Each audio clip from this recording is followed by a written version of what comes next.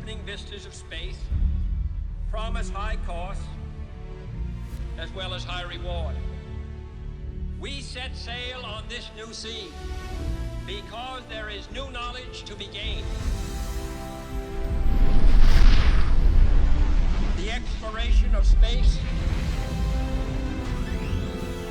is one of the great adventures of all time. And we mean to be a part of it. We mean to lead it.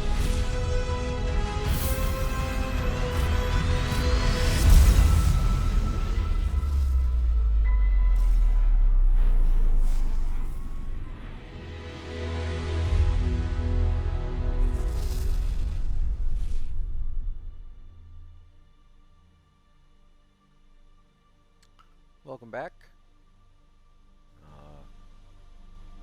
We had a small snafu at the end of the last stream. Ended a bit earlier than it was meant to. So, short recap of what happened. Fortunately, much like missing out on the events of the clinic, when I was actually sick, there wasn't really much there.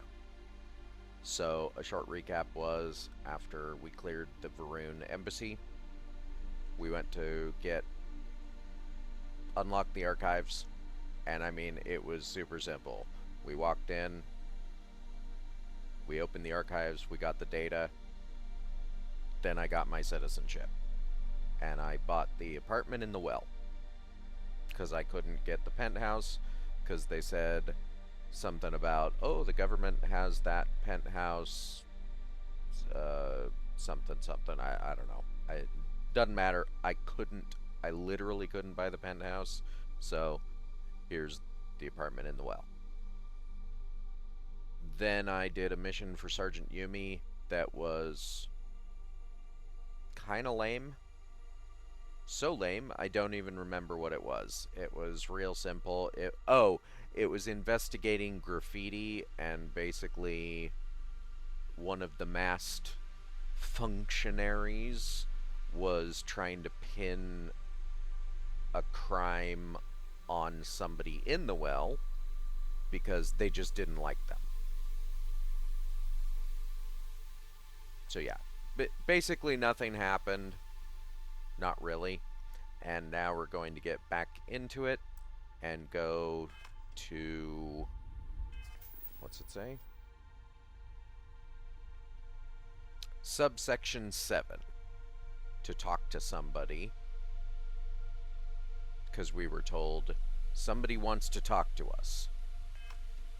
And we weren't told who, we were just told go to this place.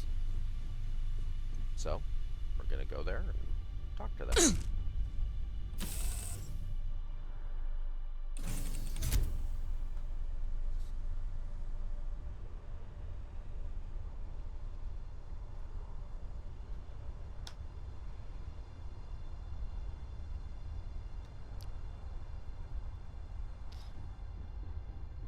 And hopefully today, the thing that happened yesterday doesn't happen ever again. But, you know, that's the problem with being so casual. Sometimes stuff happens.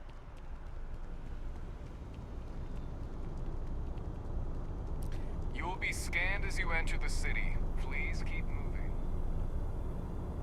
Okay, no bounty. You're clear. Oh, and we basically will never get to work for Sergeant Yumi again.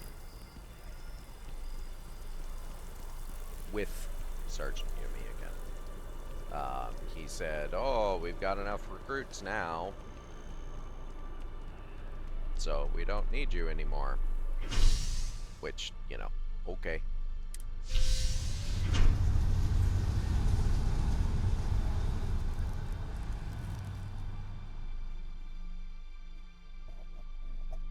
Not a big loss.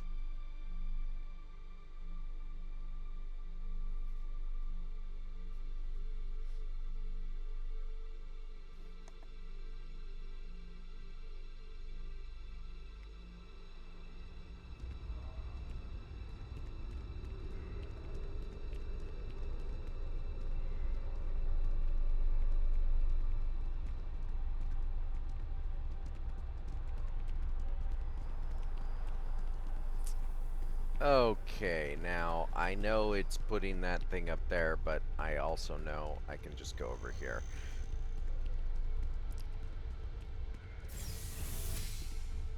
Sometimes quest icons can be a little misleading.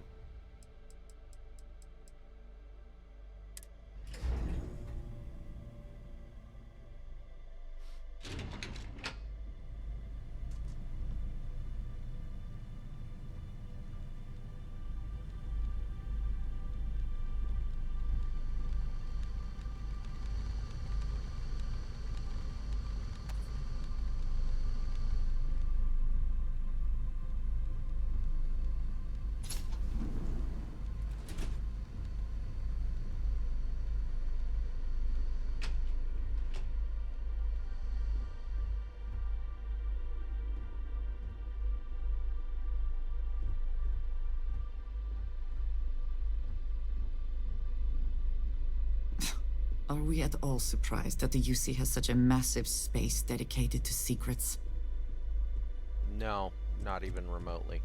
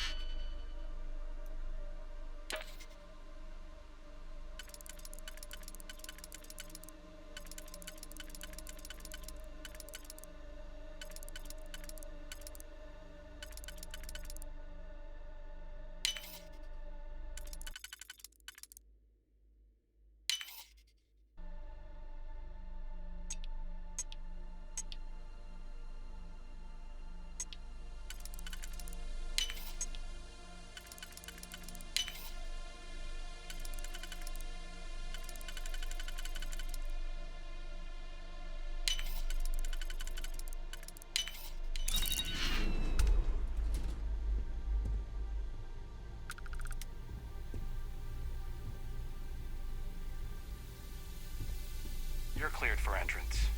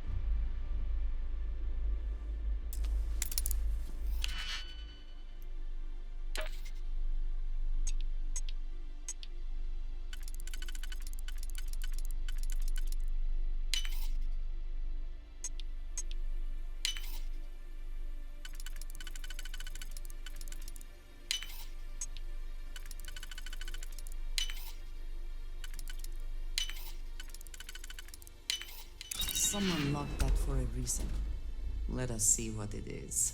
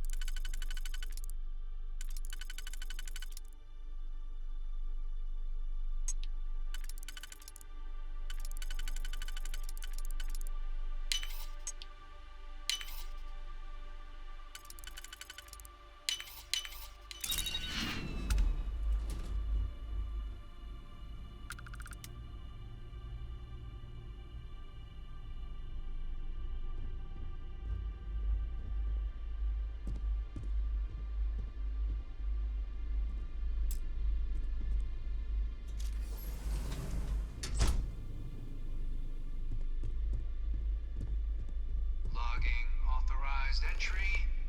Unsealing access. You may proceed down the corridor. But there are no additional visitors permitted. Your friend's gonna have to wait out here. Very well, I will wait. You go on.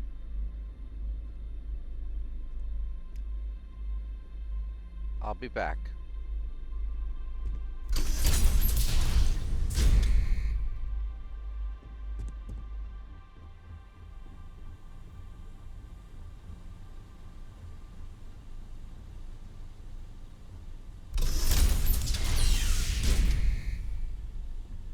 Welcome, Captain.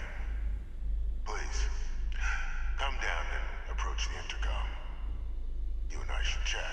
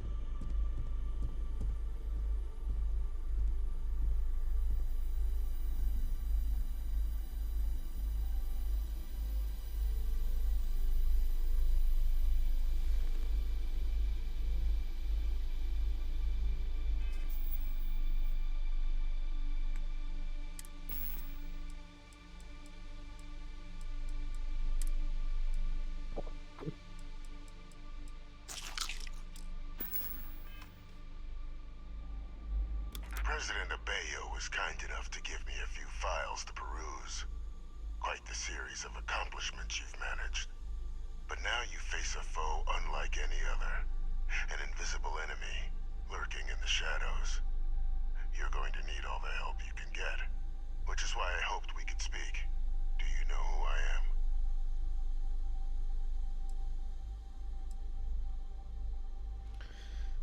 Given the amount of security, I'd say you're someone pretty important. Or dangerous. Or both. Perceptive. I like that. I'm Francois Sanon. But most know me as Victus. I was an admiral during the Colony War. One of its great villains, if you believe the slates. I was to be executed for my crimes.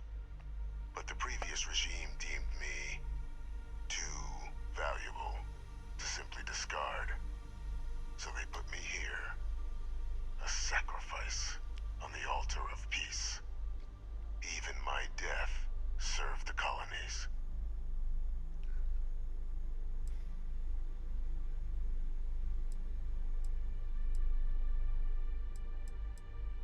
Definitely one of the chattier ghosts I've met, except about what you actually want.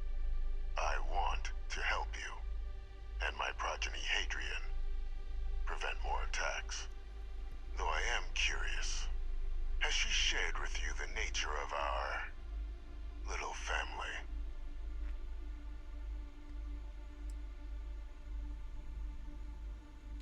Kind of a stretch to call what you two had a family.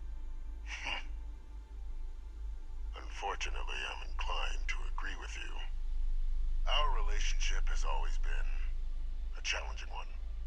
The Major was born to become a great leader, carry on the legacy I established, and was given all the finest training to support it. And she excelled. But the universe cut all that short. Now, though, it's placed even more crucial work in front of the two of you. And I think I have a part to play in helping you accomplish what you've set out to do.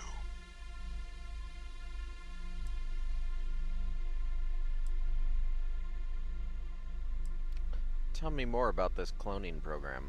It was an attempt by the United Colonies to solidify its own legacy, forging a new generation of great leaders. They were raised by adoptive families made up of scholars and tacticians, trained at the United Colonies' greatest scientific and military academies, displayed incredible promise. But by the time the Colony War came to a close, there was only Hadrian.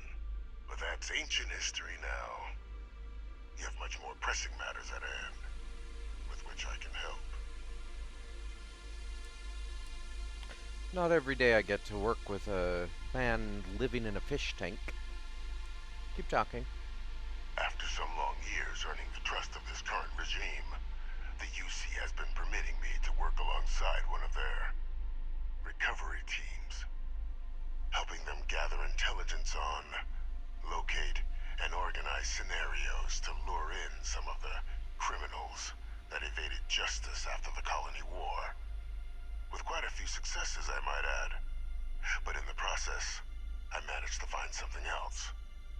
The names and locations of Hadrian and Percival's old research team. Valuable manpower for the effort you're about to embark on. I'll tell you where they are, but in exchange, I need something dealt with.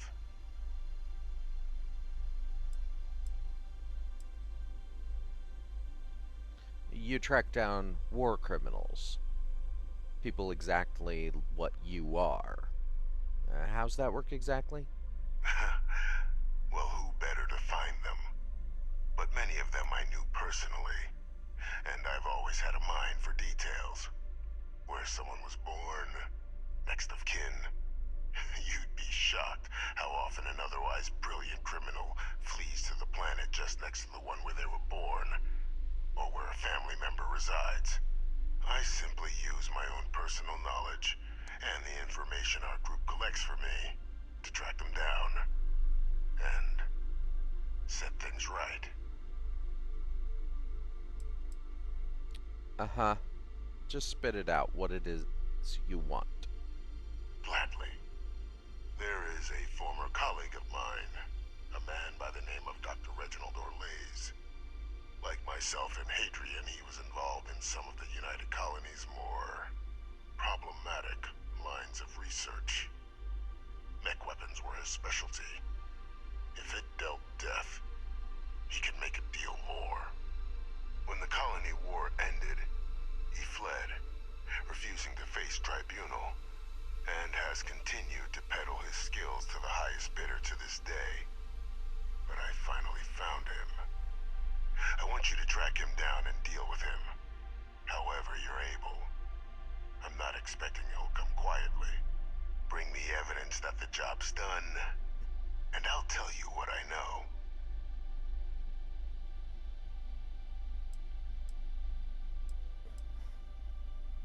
And why have me do this? Why not hand this over to one of the members of this recovery team you mentioned? Captain, your files indicate a track record of unlikely successes. It is my genuine hope that, perhaps down the line, you might become a part of our team. And this might be something of a tryout. How do I know you're not asking me to kill some innocent man that you just want dead? Speak to Deputy McIntyre. I'm sure she'd be happy to hear that someone might be tying up this loose end at long last. Though I would ask you, do not make the mistake of confusing me for a simple cutthroat. Oh, I never considered you were a simple cutthroat. How about I just arrest him and turn him over to the UC? You can certainly try, but the man's been out there 20 years. He's likely gone feral by now. Easier for all if you simply blow up his ship and be done with it.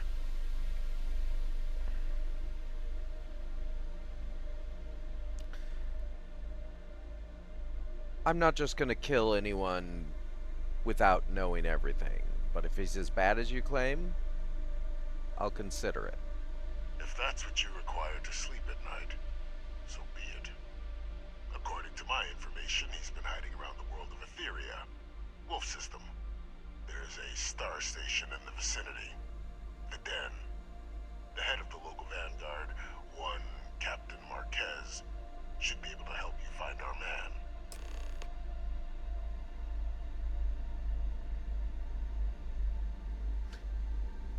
I guess we're done here then.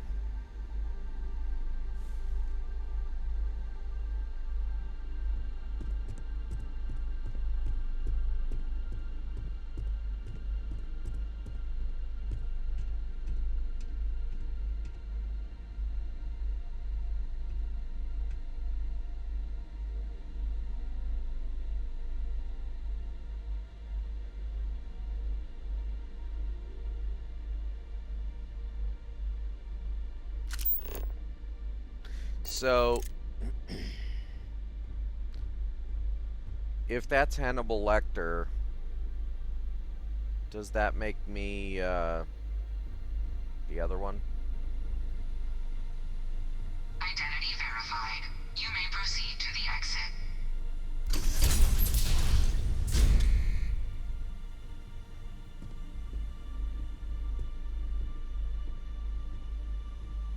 Something important or just conversation?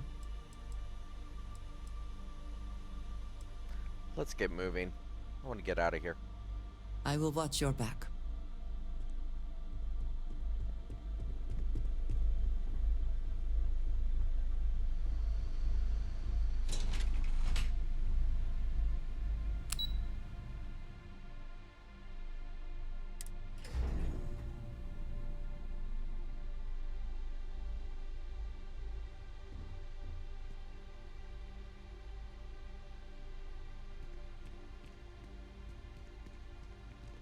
So Yes, what? here's a dumb question. If I'm not a UC citizen,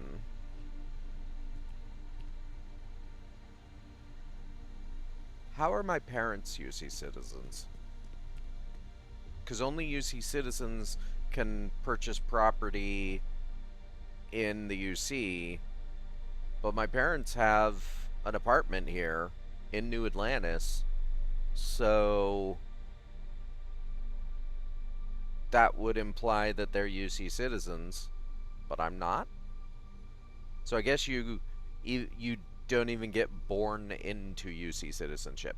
And even more so, there's an implication that you have to earn your UC citizenship, right? So what did they do to earn their UC citizenship? Because they weren't living there for very long. The backstory of Kid Stuff is that you only recently moved in there. Now, recently is a very rough term because it doesn't get too specific on how long they've lived there. There's an implication that you lived there that you, the main character, lived with them for at least a year or two, or 3 or 4. It's real vague, which good. That's the way to do it. That's how you do that kind of a backstory, but lets the player fill in the gaps, etc.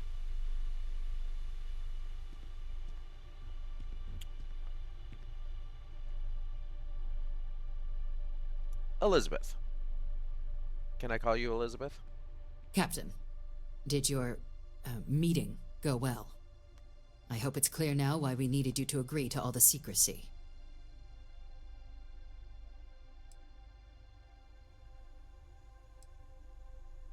I don't see what the big deal is. Some old guy living in your basement. I could do that. Exactly. Just another prisoner.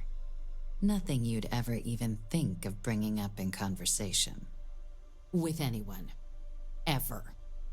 We understand each other?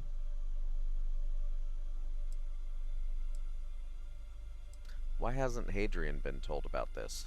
The Major doesn't have clearance for this sort of information, and she certainly doesn't need a distraction from her current, very important work. Which is why I need you to keep this to yourself. You can't keep me from telling her. Short of jailing you? No, you're right. But in this moment, I think it would be a big mistake to tell her. Though I presume he didn't call you down there simply to discuss his daughter.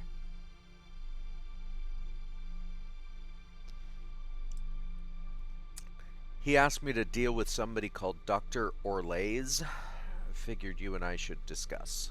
Dr. Reginald Orlays? He's finally found him. Of course, killing Orlays is completely out of the question. But bringing him to justice... He's been on the lam for years. That'd be a huge win for the UC. What's being offered in return? What else? Information. The location of Hadrian's old research team members. Really? He found the members of the research team. We'd already initiated a search for them, but it'd save a lot of time and manpower if he just gave us that information. Captain, if that's the deal, you have my endorsement. Just so long as you make every effort to bring the man in alive. Now, was there anything else you wanted to discuss regarding your meeting?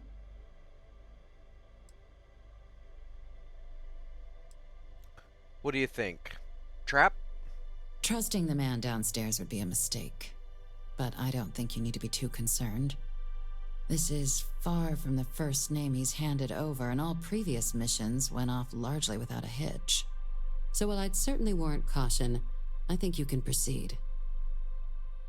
Well, the way you said that indicates you don't trust him either. That gives me slightly more trust in you. He said I'm supposed to go to the Den. Anything you can tell me about it? The Den? It's a star station, orbiting Wolf, the second star station actually to bear that title. The first one was blown to smithereens by House Varun during the Serpent's Crusade. The place has always acted as a remote strategic hub, primarily for repairing and refueling UC military vessels. But because of its distance from the rest of the UC, things there have always been a little more lax. Patrols included.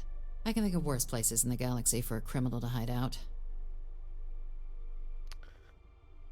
Well, I guess that's, all there is to say. Then I'll bid you good day, Captain, and remind you of the importance of discretion. Yeah, I'll consider it.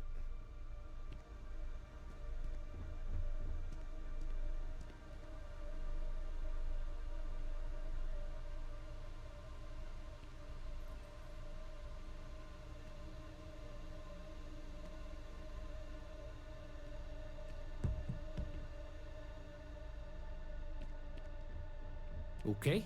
Hello. Okay, goodbye.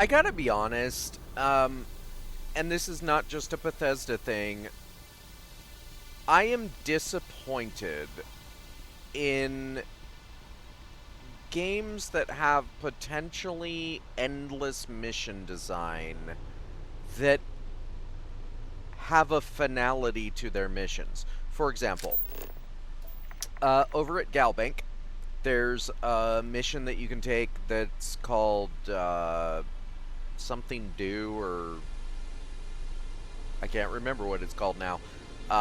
But the missions are pretty simple. You go and you collect credits from debtors. Usually you kill them, sometimes you save them, you know. But here's the thing, there's only 3 missions. Like, period. You do one mission that kind of gives you a taste for it, that gives you the option to either kill or not kill the guy that you're trying to collect from. You get another mission where you're not given a choice because the person just wants to kill you and there's no debate, there's no talk. You just blast them, either destroy their ship or board their ship and kill them. It doesn't matter. Mission resolved. And then the third mission, you save someone. Technically, you have the choice to kill them too, but you save them. That's kind of the point of the mission. You get these 3 tastes of how missions could go if you were to continue doing them.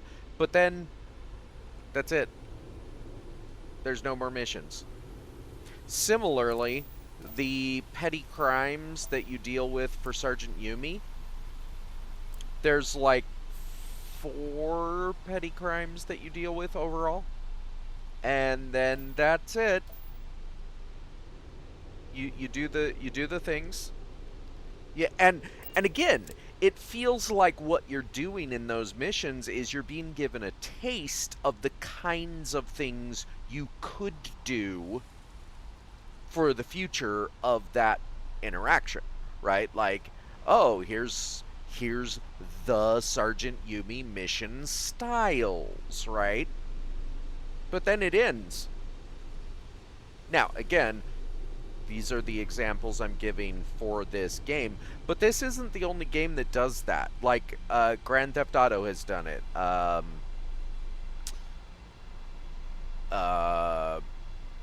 Various Assassin's Creeds, especially the more recent ones, have done it. I can't think of any other games off the top of my head. Cyberpunk, I think, does it as well. The point is, you're given this taste of what could be endless mission design, right? And it doesn't seem that hard. You randomly assign an NPC to be the target. You randomly assign them a location to be at, either a ship or a station or a point of interest on some planet or moon somewhere. Assign a random debt to them. We're talking specifically about Galbink in this case. And you just have endless debt collection. That's similar to how they do have endless Crimson Fleet hunting. They have endless hostage negotiating. Well, negotiating isn't really the right topic. They have endless bounties once we get to that particular point. They could have done it so that here's a taste, and then just keep going. Why didn't they? Like, why don't game designers do that? Like, don't they see that it wouldn't be that hard? Again, from a coding perspective, I'm sure there's time and effort involved. But, like, come on now. Give us more of that. Give us the players more of an opportunity to keep doing those missions. Why not? It's easy. It's fun. I would continue working for Sergeant Yumi or doing the Galbank missions or any number of obviously random and relatively pointless side quest like activities. You know, that's what makes these kinds of games fun. Don't limit my opportunities in that regard.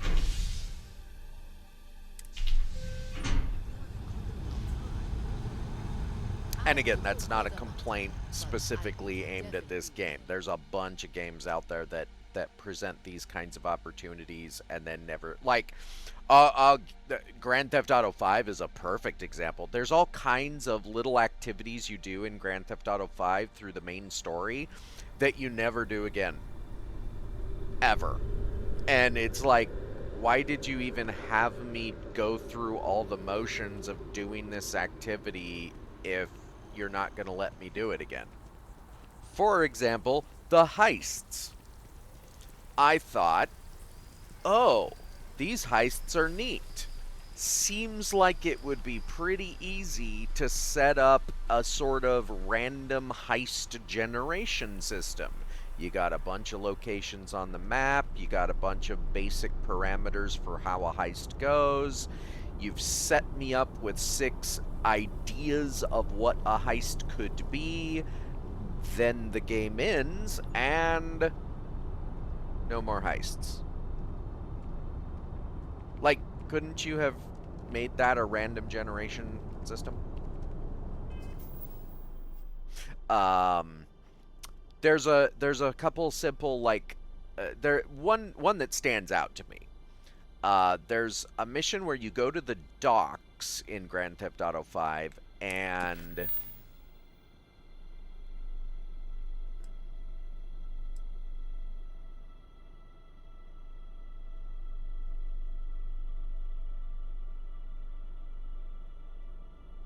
anyway, there's a mission where you go to the docks and you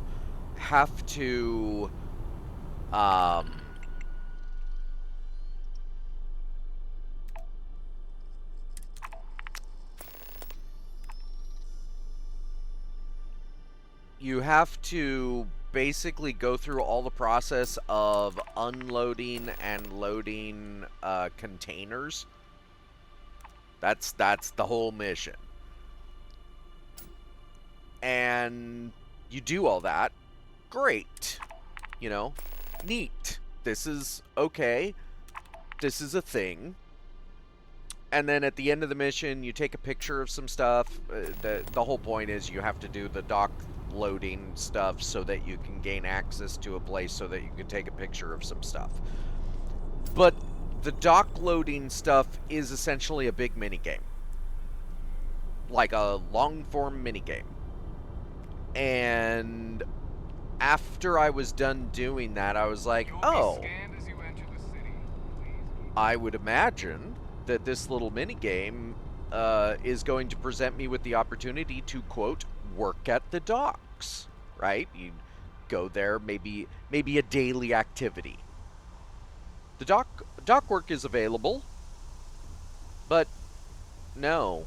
You just did it that one time for that one mission, and it never comes up again.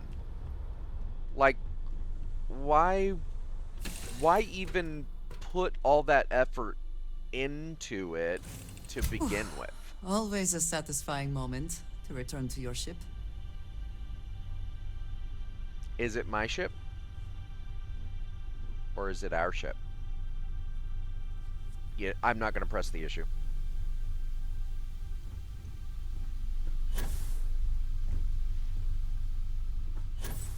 And in terms of, like, the heist thing, so the game Payday, or Payday 2, has what amounts to random generated heists. That's the whole point of the game. Here's a bunch of basic heist concepts. Go do them over and over again. Grind them heists, baby. But then you get to the in Grand Theft Auto 5, you get this sort of setup for, oh, are we going to do that here too? Nope. You get 6 heists, and technically you only get 3 heists? Because one of them fails miserably, another one you have to turn over the rewards to somebody else for some reason, and a third one, I think you're not even doing it for you, you're doing it for the government or something. So when it comes to heists and rewards, you get 3 out of the 6 that you actually get a reward out of. It might be 4. It's been a while since I did it.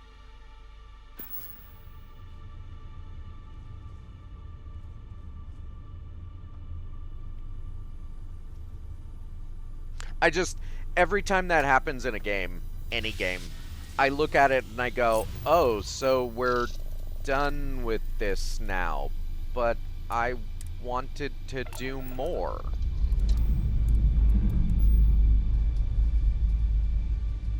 And I have liftoff. Truly don't, and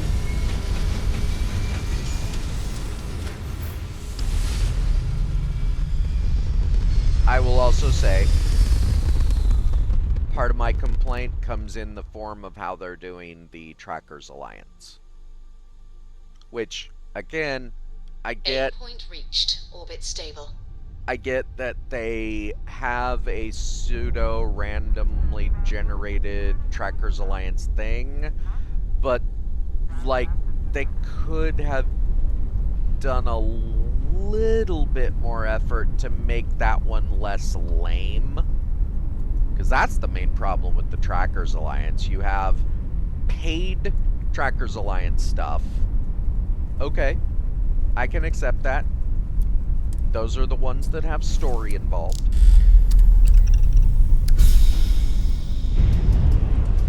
And then you have the random bounties, which are lame.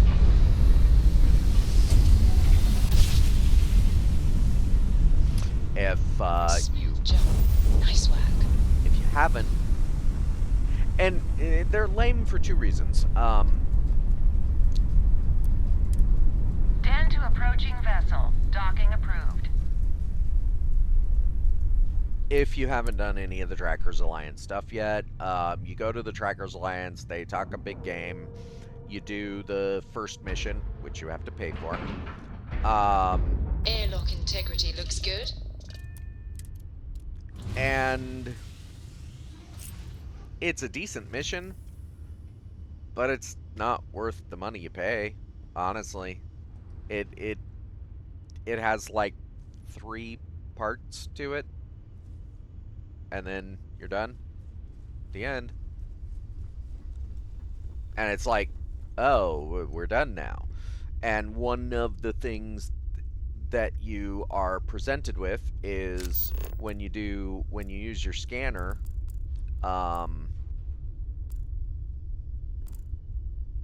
you'll see red highlighted people. And you can either kill those red highlighted people or you can stun them. If you stun them, you get credits for it. If you kill them, you get credits for it. And I don't even think the amount of credits you get changes based on how you do it. But there's no... That's it. There's no, like, interacting with the person. There's no, like, bargaining with them. There's no, like, let's pretend for a moment that this person came up red on your scanner. There's no Curse the speed of light. talking. I hate not being able to communicate with the people I care about. There's no talking to that person to, like, what did you do? You know, all it says is wanted, dead or alive. I think it gives you like a real basic bio of what they did, you know, oh, they were a smuggler or they're a murderer or something. But that's it. That's the Trackers Alliance in a nutshell. That's your whole It's always a good day when we get element. to chat. And it feels like that's even more lame than what's already available that is hinted at being Trackers Alliance missions, which is the bounties that you get for Crimson Fleet and Spacers from the mission board. Like, it's more interesting to take a mission board mission than it is to do the scanning thing and take down random whatever. Anyway. Marquez? Looking to lodge a complaint? Then you want UC security, not the Vanguard. No, I need to speak with you specifically. You're here for me? Did I miss a briefing or something?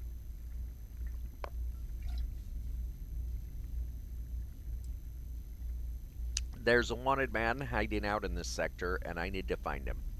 Think you got some bad information. If there was a wanted man in our skies, he wouldn't still be out there.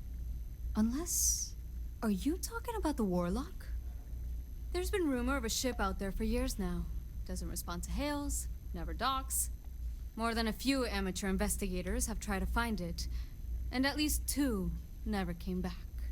Aetheria's debris fields are plenty dangerous if you're not used to flying in them. But if you're suggesting it might not have been the fields that got them, well, I can give you the coordinates of the Warlock's last sighting. And what's so dangerous about that part of Aetheria's orbit? Well, the original Den Star Station was destroyed decades ago during the Serpent's Crusade by marauding House Varun zealots. Big part of the remains from those battles ended up gathering around Aetheria, forming a nasty debris field. Every now and then, some headstrong scrapper comes limping back because they hit an 80-year-old mine. Or sometimes they don't come back at all. Though, maybe it's not just the field that's been picking them off. What else can you tell me about the Warlock? I mean, I honestly thought it was just a story board haulers told to amuse each other. But if the pilot of the Warlock really has been dusting our people, well, hopefully you're about to make our skies a whole lot safer. Anything I should know about the Den? Things you should know? The Den's not really that kind of place. This is a quiet assignment. Keep an eye out for pirates, make sure smuggling's kept to a minimum, occasional rescue job out in the debris fields. Otherwise, it's mostly long haulers and staying ready for the day the Collective wants another round, or House Varun comes back in force. I was actually talking about the other Den in relation... You know what? Never mind. I'll take those coordinates. Sure thing. Here. This should get you pointed in the right direction. Good hunting. And stay safe. Supra et Ultra, and no, I really mean it this time.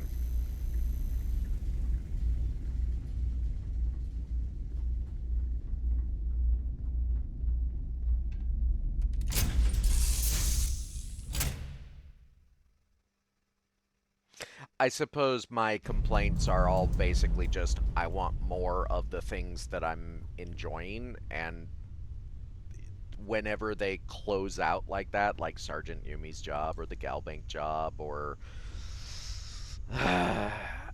I suppose technically the Trackers Alliance doesn't close out, but the Trackers Alliance is... could be a little bit better, you know? I find them fun and I want more.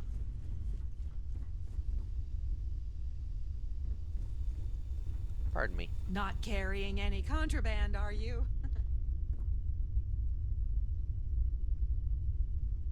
You don't want to know.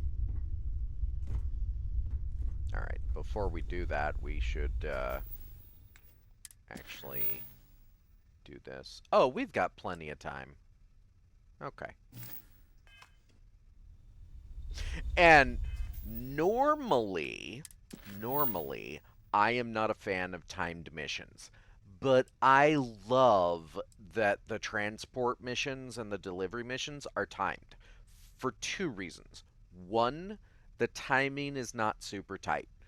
You have time to do them. You're not being like restrained in such a tight capacity where as soon as you take it, you've got to go now. You know, you can take your time. But 2, they're the kinds of missions that feel like they should be timed, right? Now, here's what I'll say though. It would be neat if the missions to hunt down Crimson Fleet and Spacers were actually timed, but not in a way that you know. Let me put it this way. It would be neat if there's a background timer randomly generated every time you take one of these missions where basically you're not the only one taking the mission, right? And it would be neat on multiple levels. Think about it this way. One, you take the mission, destroy Crimson Fleet, Phantom, blah, blah, blah. You don't do it for a while. And then the mission suddenly comes up as failed. And the reason it's failed, will tell you, is mission already completed by another vendor. Right? Now, what that tells you is that you're not the only one hunting these people. Because of course you're not. You're not the only bounty hunter. There's other Trackers Alliance, there's other bounty hunters, there's mercenaries out there, maybe Ecliptic. Maybe they just blew up on their own. They're Crimson Fleet after all. Somebody probably shot them. So, the other thing it would open up the possibility to is when you actually get there, let's presume you get there in time, and make the timing fairly big, don't like make it so restrictive that similarly to these missions you have to take it and within 4 days, make it like a couple weeks in game time, or whatever. The point is, you could get there, and when you get there, there's another mercenary there depending on how long it takes you to get there. Because, again, these missions should be going out to anyone that wants to do them. That would be neat. At least I think it would be neat.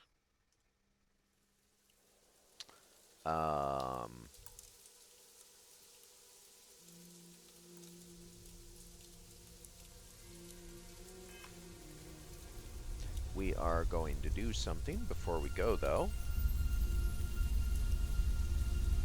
Which is why I came down here. We're going to make some EM weapons.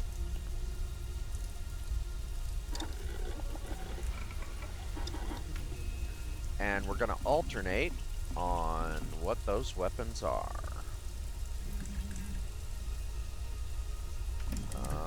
We also need to... Oh, we're actually right here. Let me go do that right now.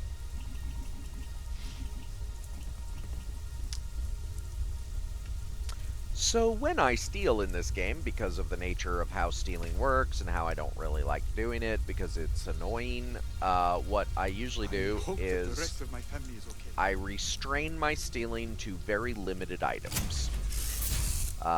Quest-related items I will steal. That's why I have a bottle of whatever that booze is. I will also steal credits because they go into the pool of credits and they don't, end up anywhere else.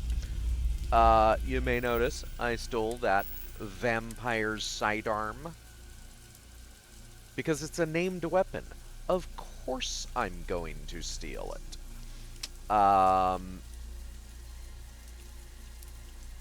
Basically, if it's unique enough, I'll steal it. If it's credits, definitely. May I be of service? Otherwise, generally not. If there's anything I can do for you, please say the word. Let's talk business. By all means.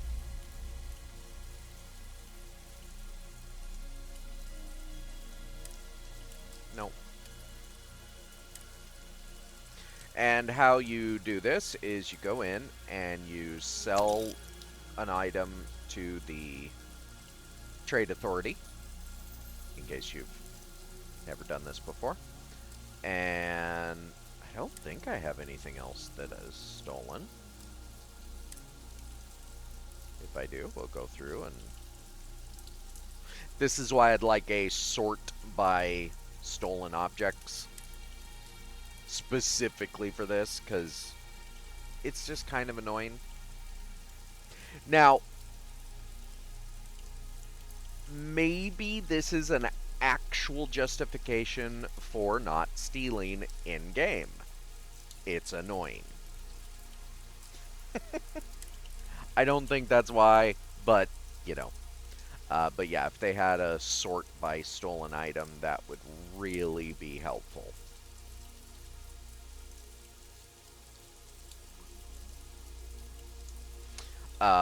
And there's sometimes some weird items that you have to steal. For example, swimsuit. You have to steal a swimsuit from Porima 2 because they don't sell the swimsuit at the vendor that sells the resort wear. Now, why they don't sell the swimsuit at that vendor, I don't have a clue, because that seems like the perfect place to sell a swimsuit. But they don't.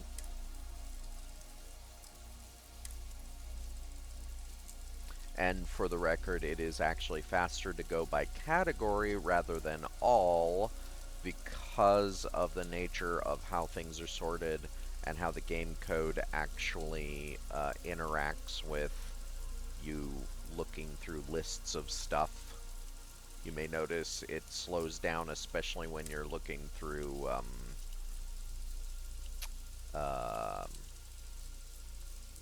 apparel, because it every time you look through apparel, it wants to make that apparel appear on your character,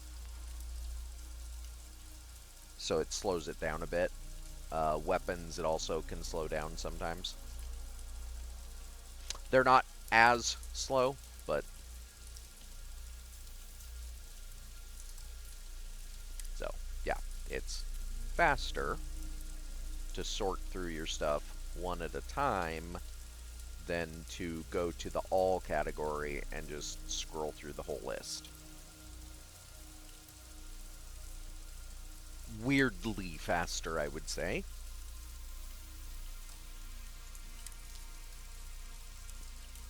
Oh, and this is one of the places you can actually sell your contraband. Now, I'm not here to sell contraband. I hoard contraband.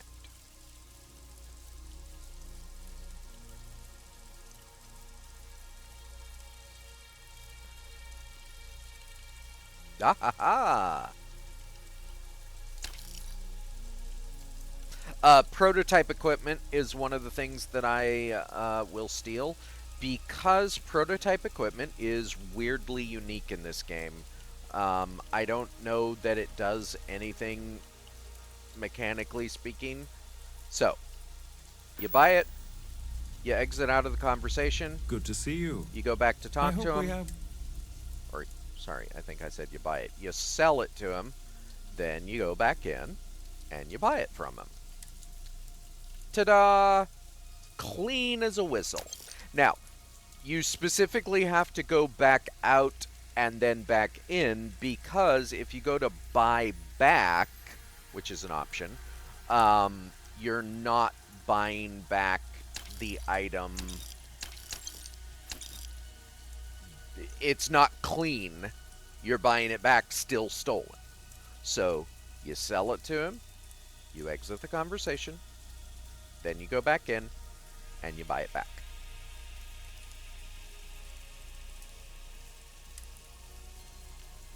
I doubt he'll have anything I don't have.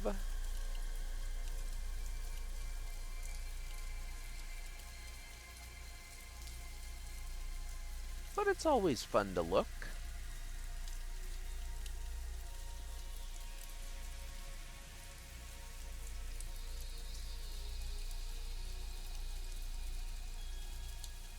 Gotta say, I really like the this mod that added all these Modern Warfare weapons.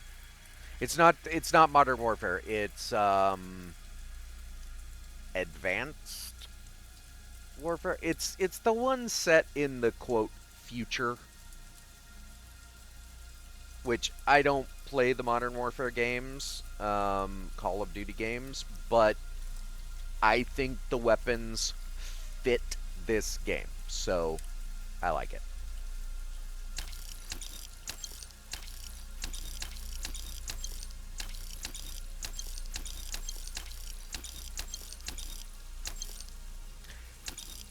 Could be better, but I'm not going to bash on a mod that adds a whole bunch more weapons to this game that I think are fitting and work well. I don't think there's any more spacesuits that I don't have.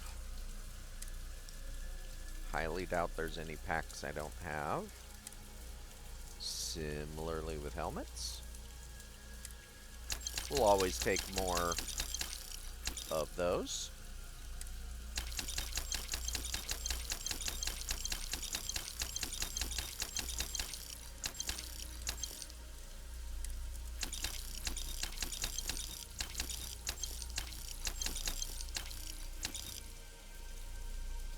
Alrighty. Thank you. Have a nice day.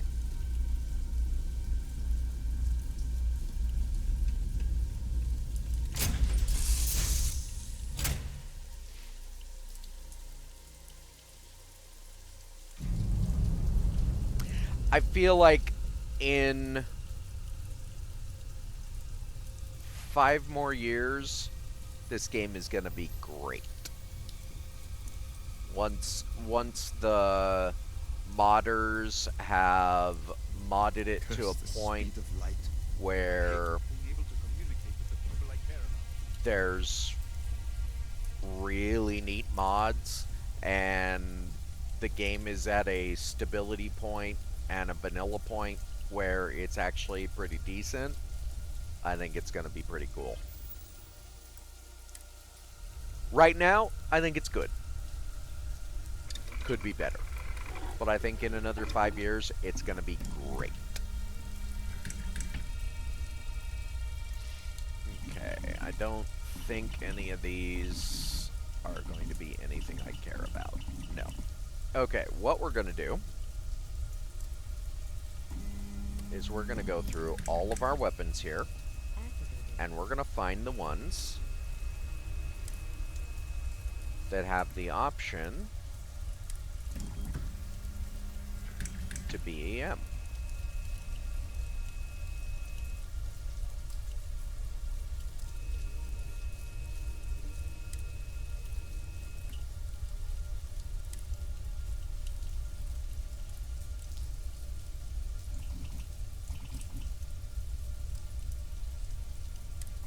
And we're going to make EM variants of any of those guns.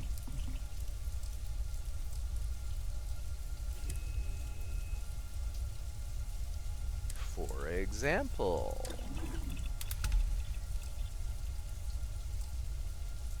and then we're going to rename this as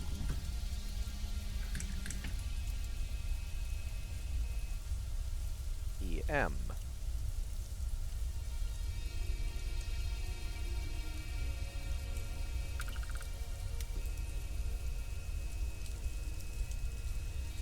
Yep.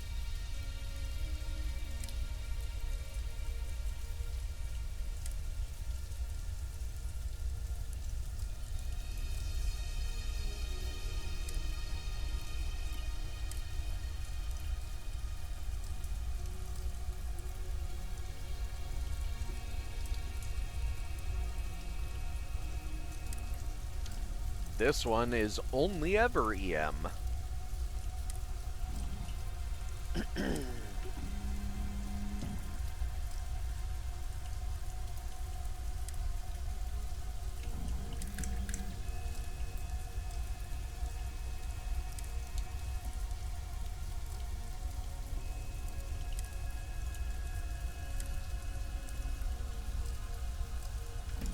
And I'm looking at every weapon because there's a couple that surprise me.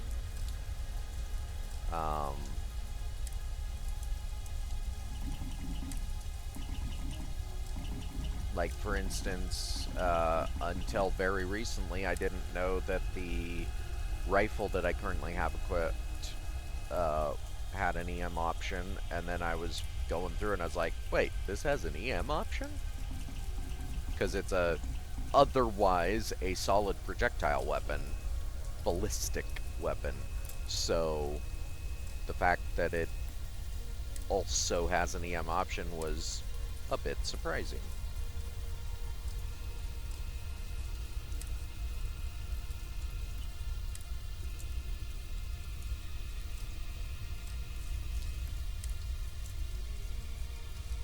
Most of the energy weapons have an I hope EM you find option. that change to be more effective.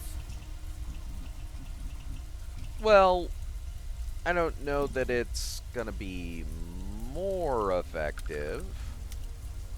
It's going to be differently effective, depending on the situation.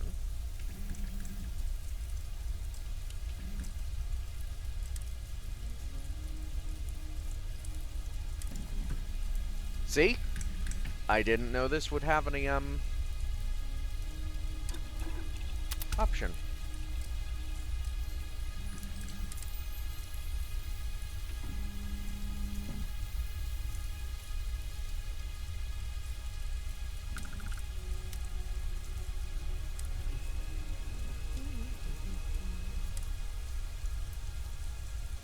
Fortunately, it's relatively easy to find because it's always in the magazine and battery options.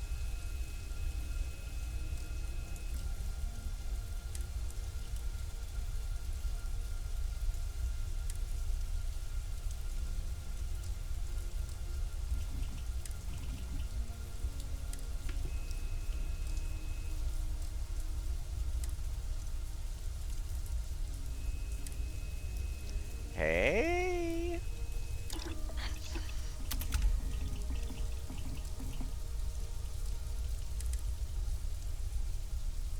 This just happens to be one that I'm actually equipped with currently, too.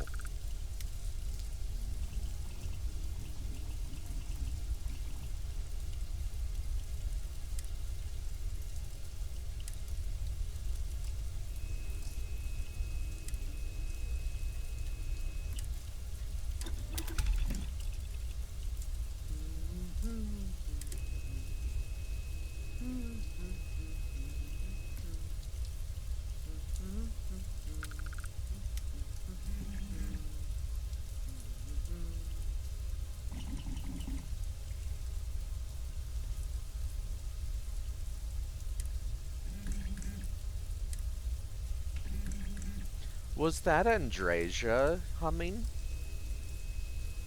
I honestly don't know. If so, that's super cute.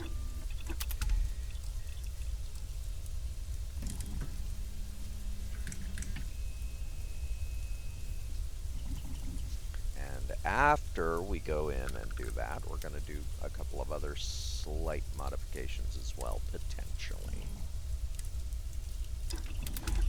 It looks like all the shotguns have the option to have EM variants. Good to know.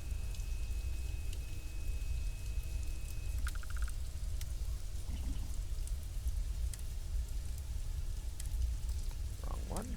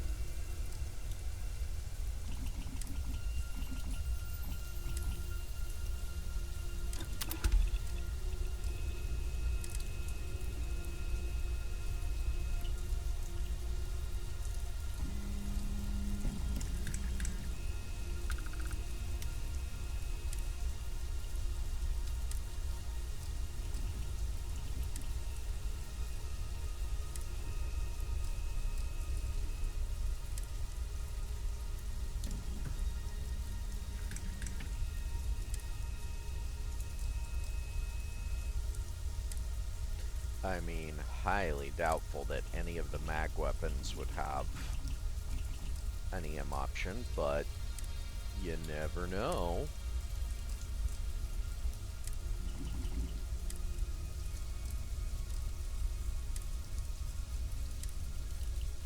Yeah, I didn't think so.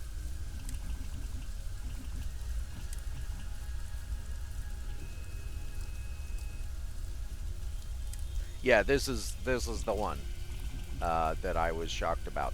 So for this particular one, I'm going to change it to a non-EM, and then I'm going to rename the one that isn't to EM.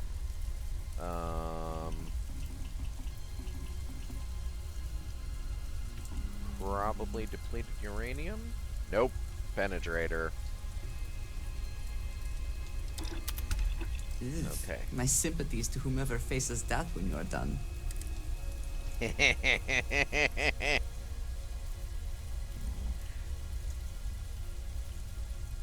Well, that's kind of the point, Andreja.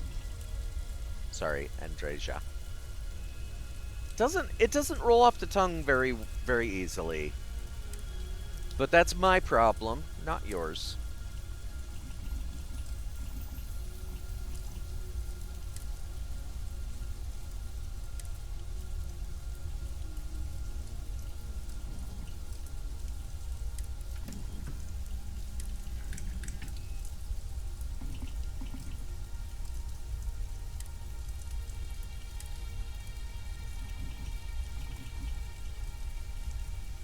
Ah, interesting. They did not, this is a modded gun, but they didn't choose to give an option for EM with it.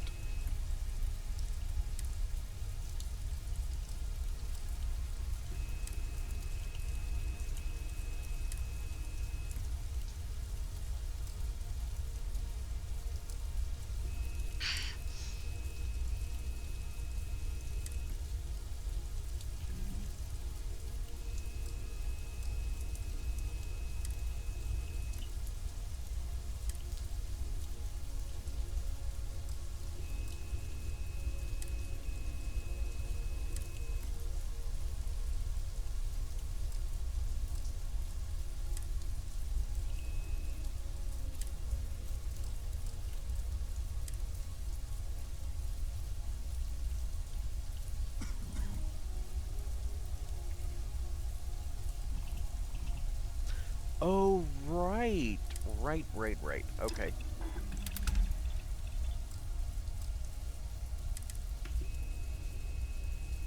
That's fine. I'll keep both in my inventory.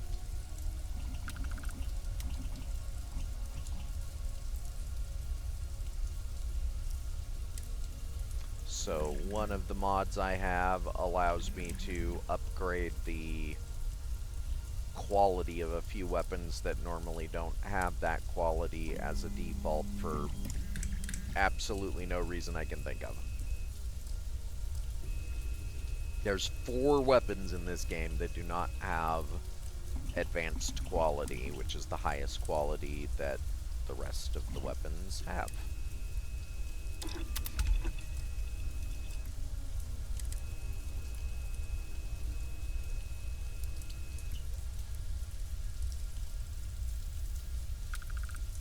There's a bunch of spacesuits that don't get to superior quality for some reason.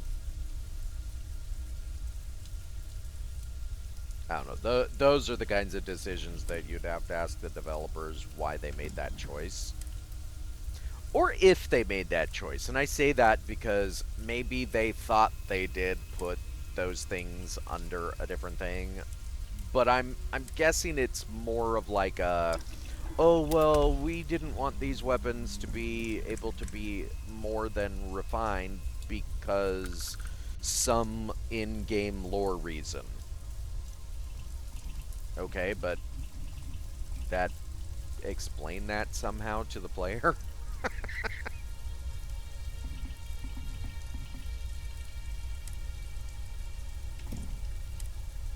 Because from my standpoint, it just looks like you either forgot or you're a dick.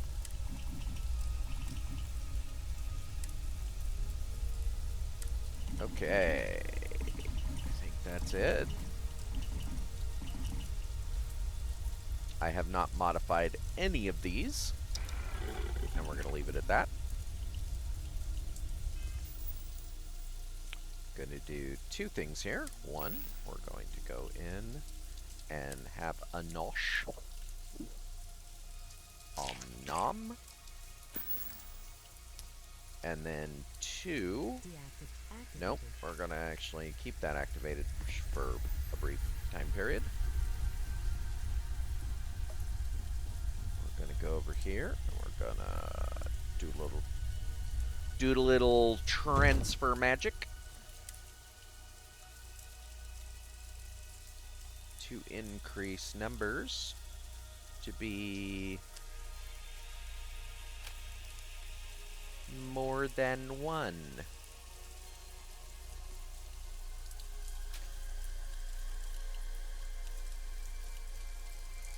Whoop.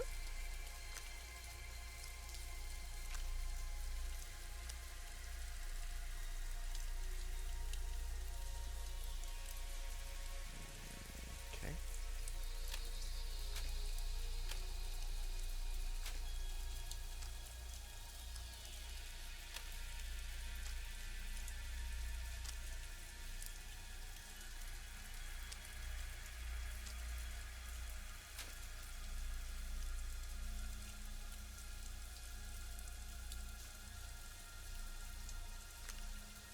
Oops. Well, that doesn't matter. Okay. So, did I get the side star in here? I did not. I actually did not. Okay. So, go back in. Advanced side star.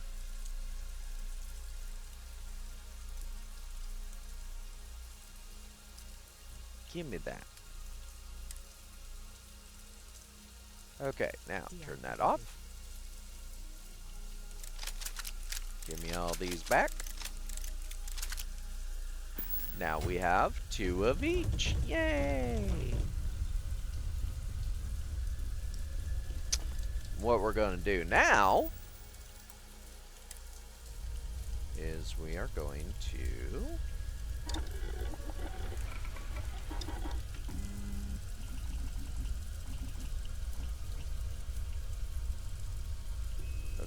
so our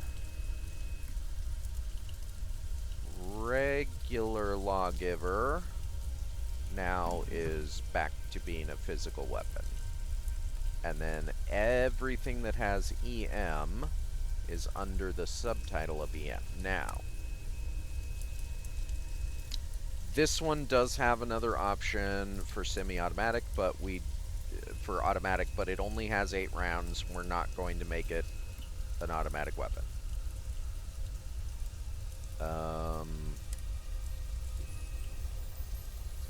Does this one even have? No, it doesn't even have an option for the trigger. Okay, this one we are going to leave it fully automatic. This one doesn't have an option.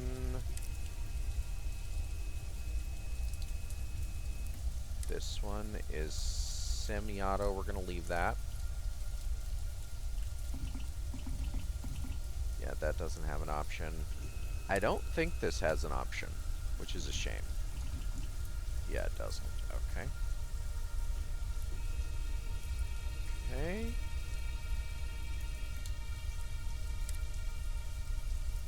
I don't believe this has... Oh, it does.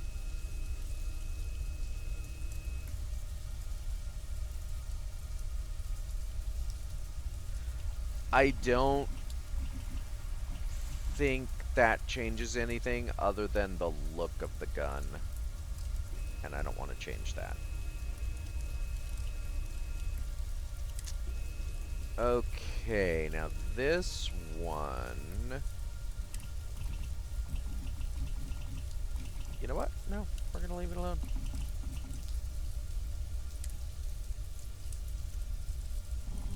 Aha, this is the one we're going to change. Yes, we are. Okay. I too like to get the most out of my weapons. I'm gonna change it because I think it's going to be better in this particular variant.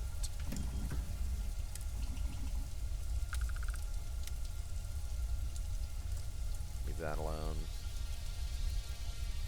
Okay, that's it. The irony that the Nova Blast Disruptor, we're not changing anything about it because it's only an EM weapon. So we're not even changing the name to reflect that, and yet it still falls under the various categories of EM weapons in our naming conventions, because the next thing is Q-edged, and before that is various tools.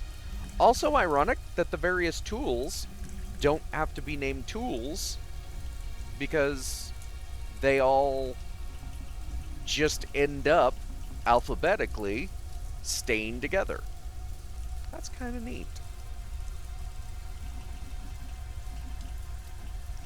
Okay. Now, when I'm looking for some potential in a particular thing, turn that off.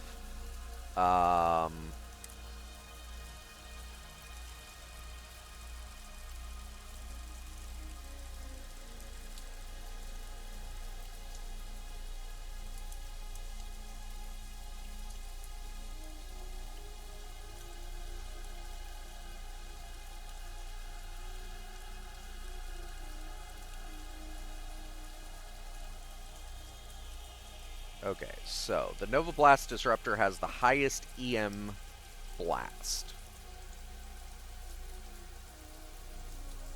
The Shoddy's not bad.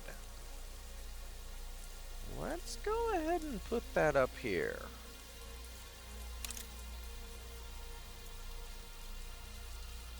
Oh. Oh my. No, because I want the automatic capabilities of the Shoddy.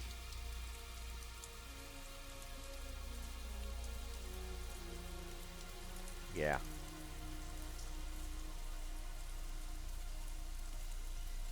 Yeah, I think that works. And then, I think we're gonna swap out our, well, no. I think we're gonna leave it alone. Yeah.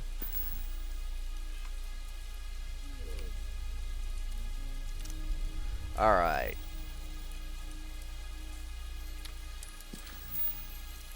We've got 4 days for that, so we're gonna do the Warlock first.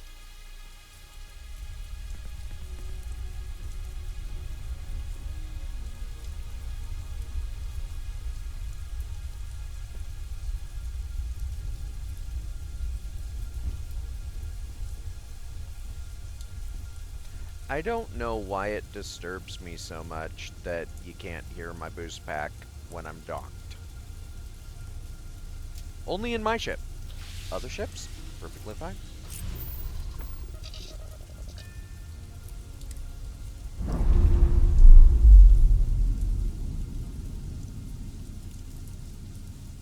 We're free and clear for flight.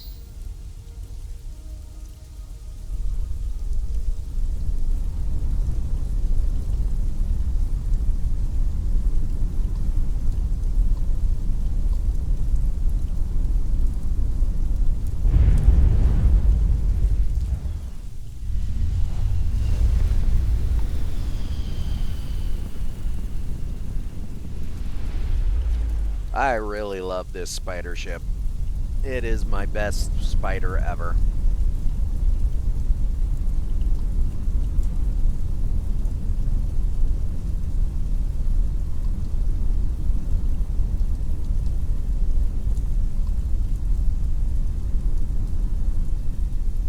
Endless boy, who is this you've brought me? More scrap for the field. Savor your last moments, moat.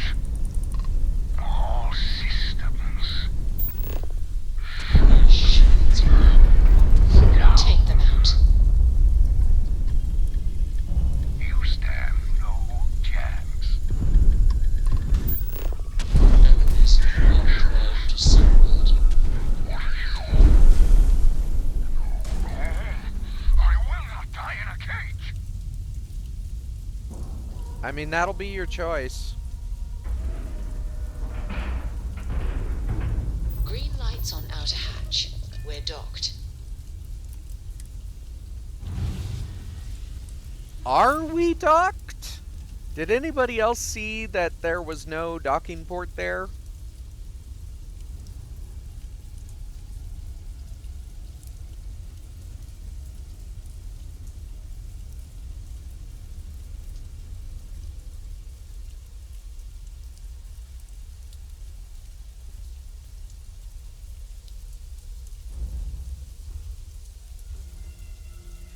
If you say so, I'm not so sure.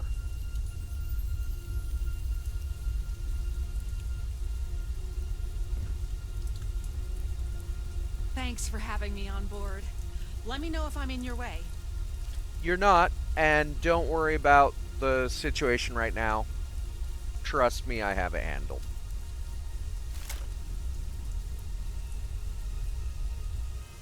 I'm actually going to quick save here because, I mean...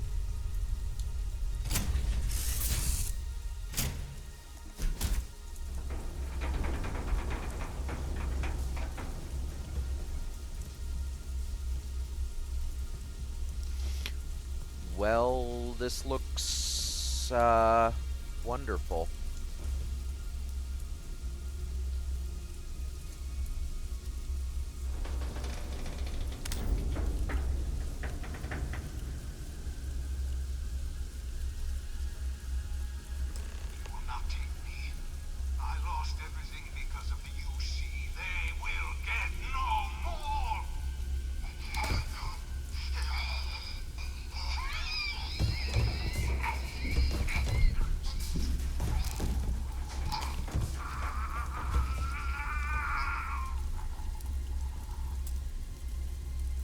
Pilot emergency detected. Hatch override engaged.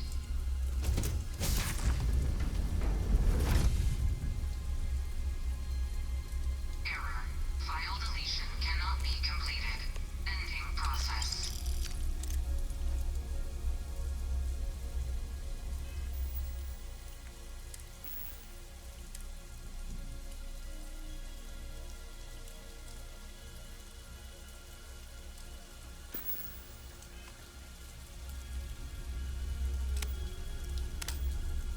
So, I don't know if this is my system and the settings I have this game at, or if this is a problem with the actual game itself, but there are certain areas where your flashlight basically is completely ineffective. Flashlight on, flashlight off. Like, it's barely doing anything. Now, this might be my system, because my system is running a Titan X, but it's old. It's a GTG Titan X, not an R. It's not modern. It's 10 years old. So, you know. It could just be because it was made with modern systems in mind. The lighting is better in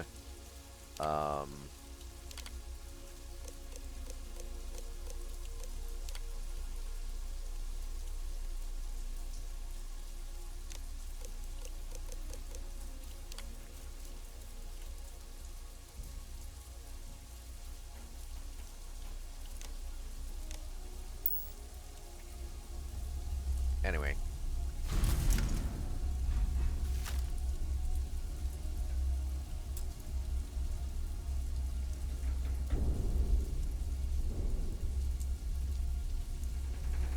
But yeah, there's just some habs. It's almost exclusively the certain habs where the lighting is perpetually dark. It doesn't matter whether I have my light on or not.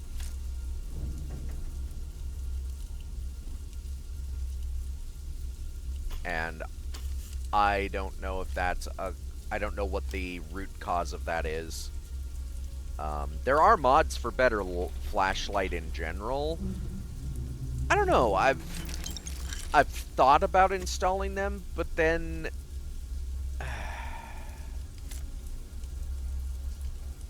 there's a part of me that feels like the way this light works, or doesn't, is better aesthetically speaking in a weird way. Like, it's not good, obviously, but for the aesthetics of the game and the concepts presented, it's in some way, it just kind of feels better to be a crappy flashlight. I don't know, maybe that's just me.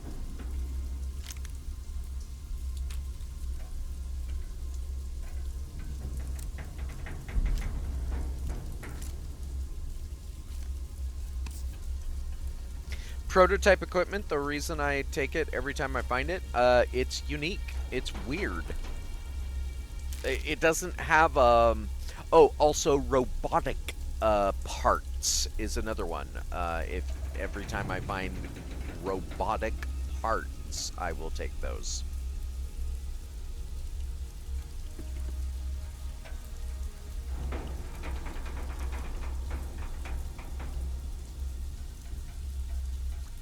This ship feels like it's going to tear itself apart. My word. And yet, I'm not rushing.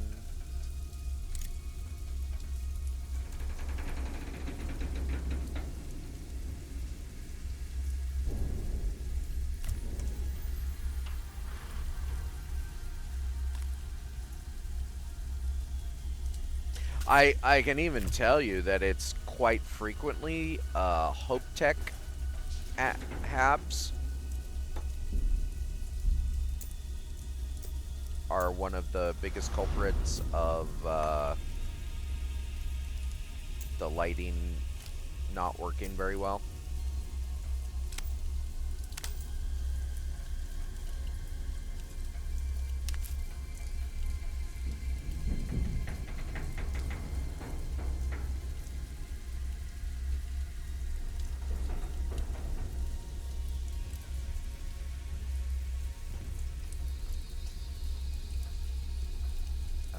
These appear to be Deimos? I'm not sure.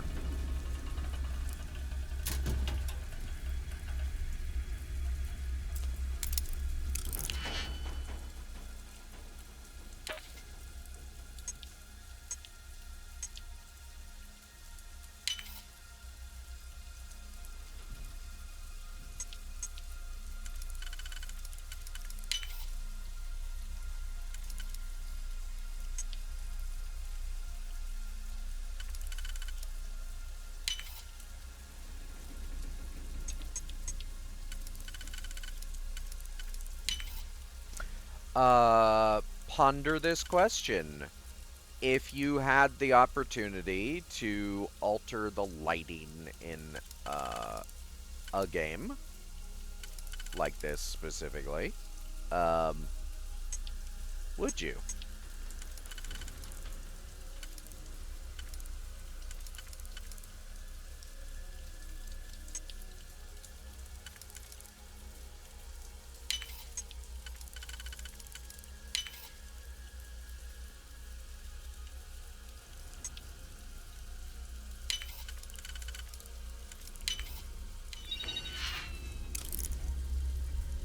Your skill with logs is admirable.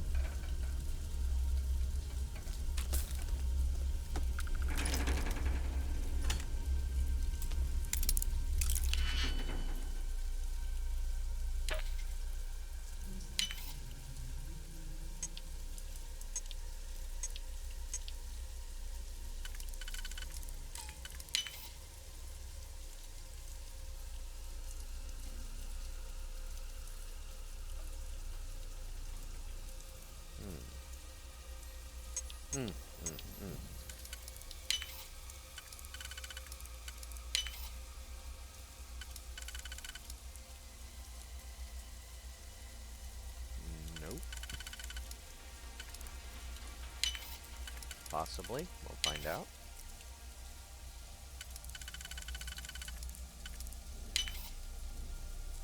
Nope.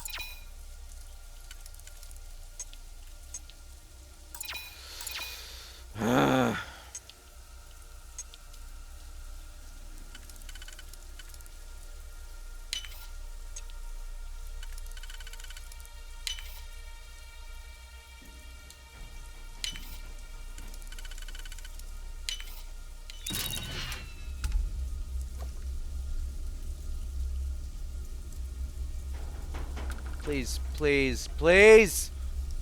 Good grief. That's one that very, very, very much annoys me. I don't know why they made the collision box or whatever you want to call it for the... Hello? For the credits so small. Like, every single other collision box for all objects is big enough where it doesn't require much effort to... You can be nearby the object and it will select it and you can take it. But credits? Nope. You have to be right on the graphic of the credits.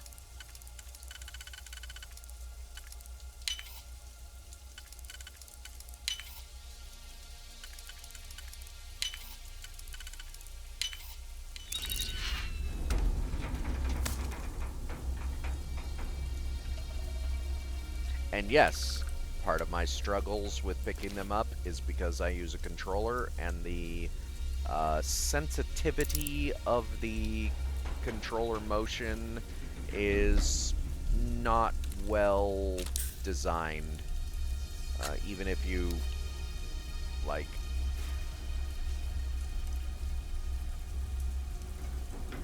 Even if you're using... even if you adjust it, it's still not well designed.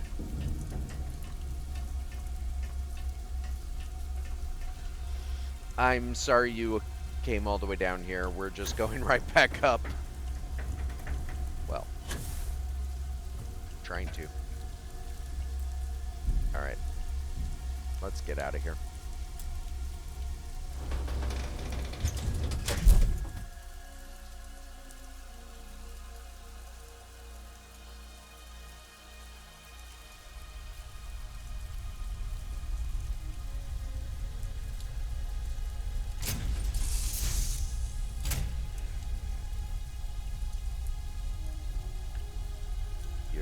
Being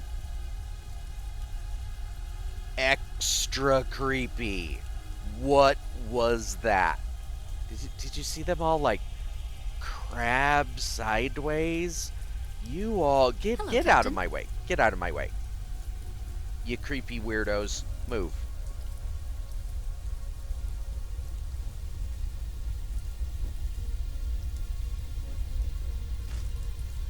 Legit, I'd like a mod to fix that.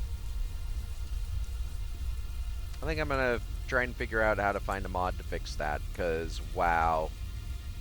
Those creepy weirdos need to stop being creepy weirdos in my ship. They need to find a place, sit down, work at a station, not just stand around like creepy weirdos.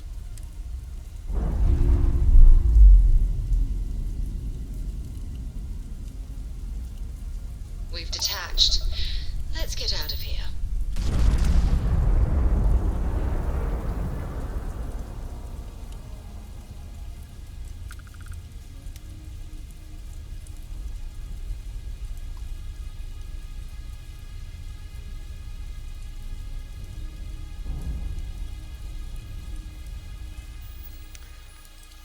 I agree. Let's get out of here. But what we're going to do is go to Gagarin and transport some traders.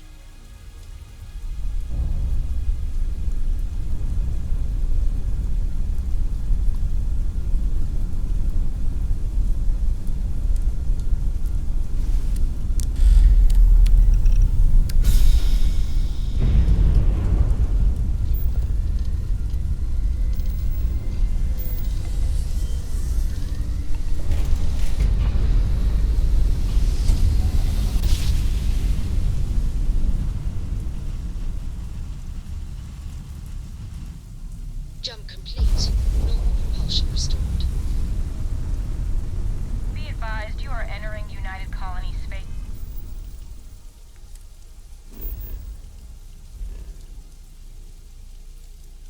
Whoops-a-doodle.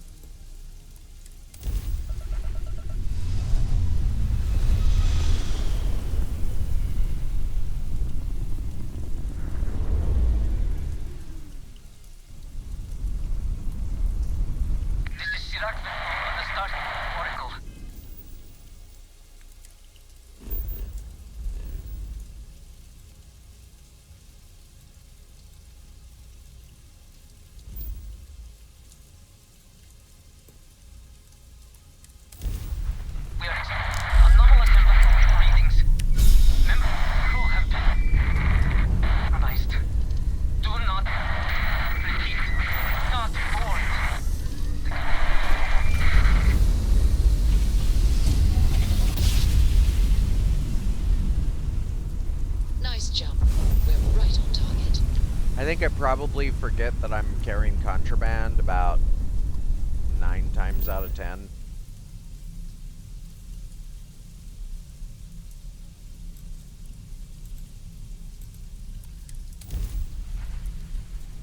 And it definitely does bug me a little bit that,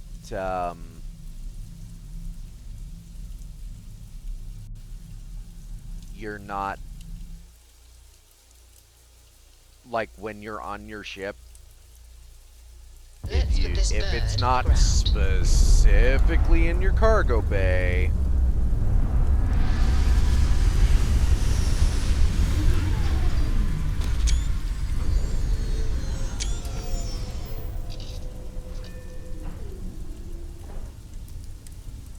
like, that's why that happens. If it's not specifically in your cargo, then you don't. The chance to evade is 0%, which,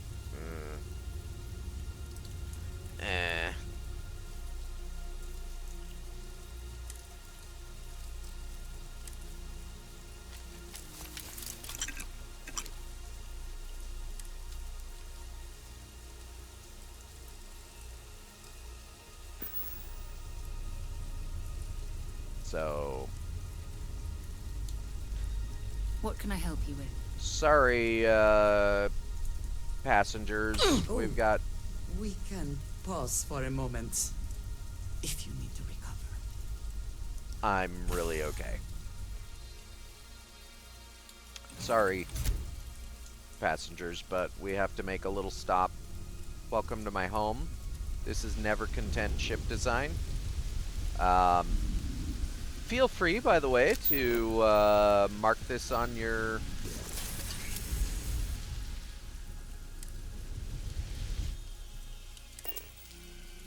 Mark this on your star map somewhere. We offer all the best design possibilities for you to design your dream ship. And trust me when I say you can just keep coming back and redesign your ships. I do it all the time.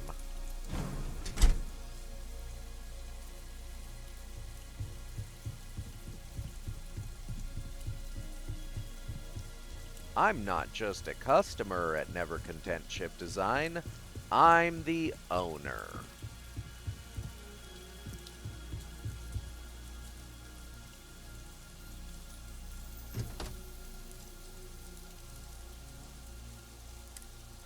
At least it's relatively easy to find contraband by just going in and sorting by value. The only minor issue, the only very minor issue with that particular situation is that contraband comes in 2 categories. And one of the categories is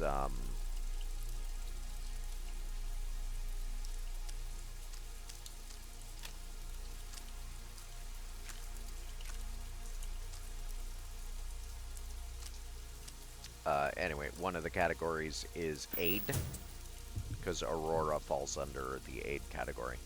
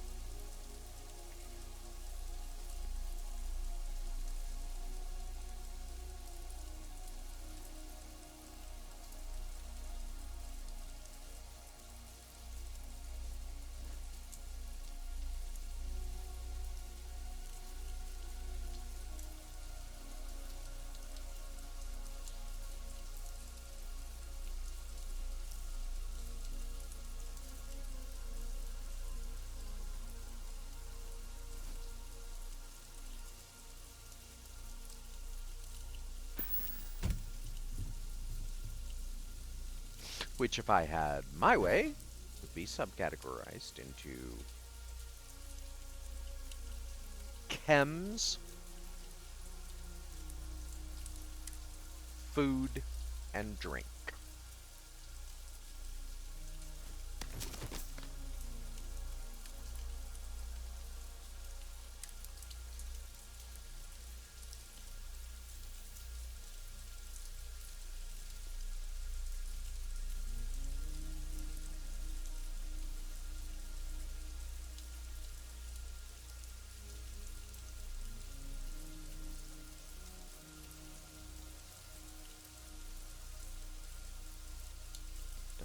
I think I accidentally did that, but I might have.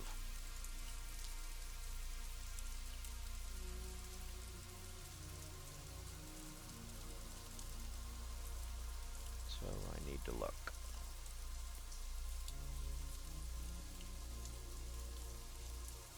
I may actually just have an extra one of those. If I do, I think I'm gonna fully ditch it instead.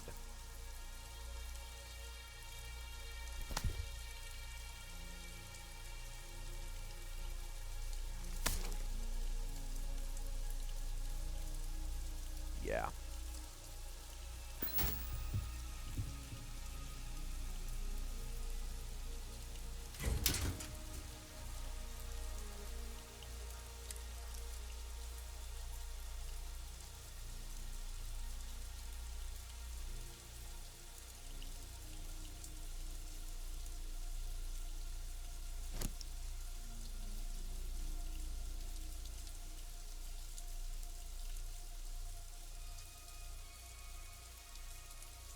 Yeah, that's what we're gonna do. We're gonna fully ditch that.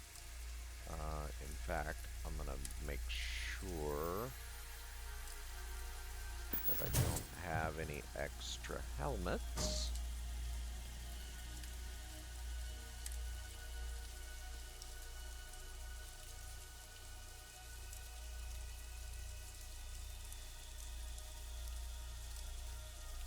Okay.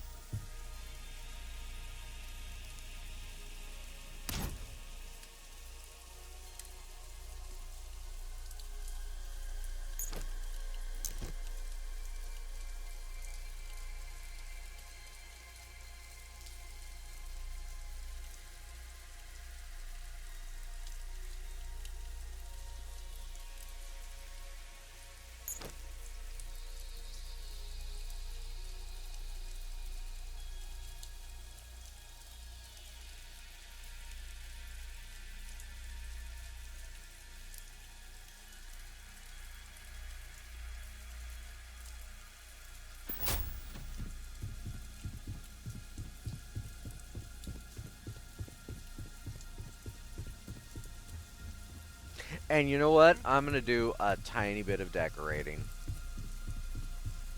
I'm here. It's time.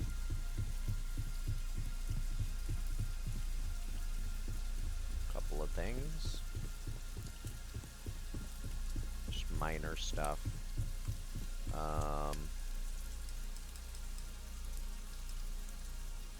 like putting a bed in here.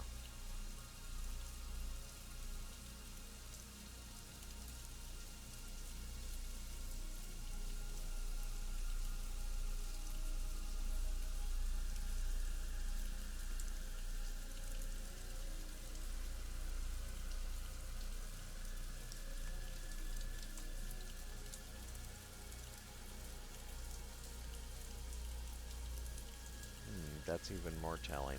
Okay.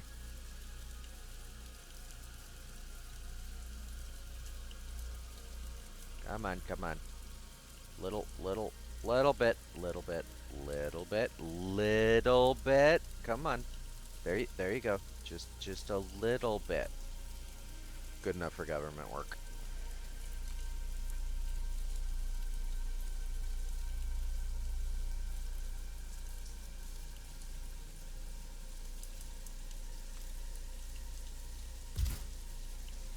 Okay. That's it. Just a bed. Nothing else.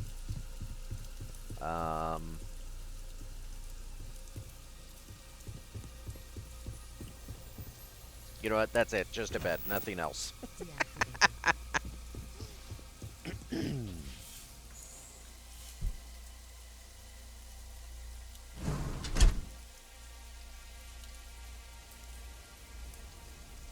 All right. We've got traders to transport.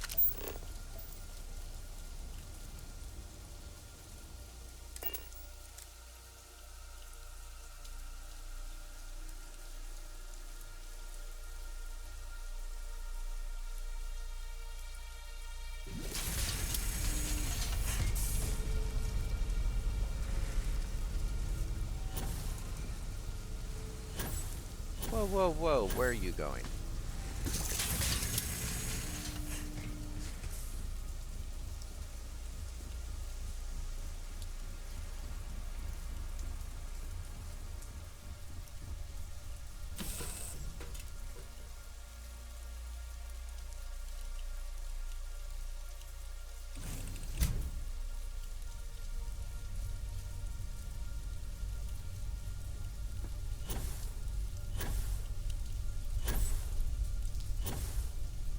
Up.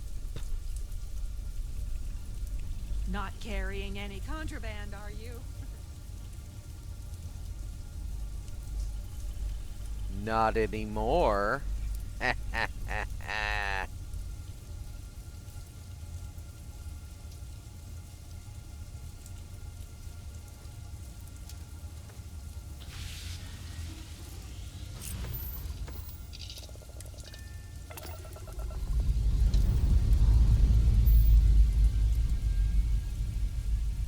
Lifting off now.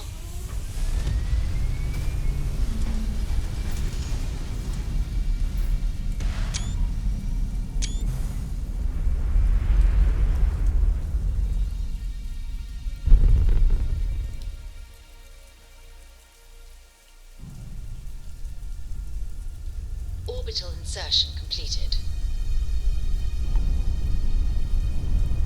So let's try that one again. But let's not go straight to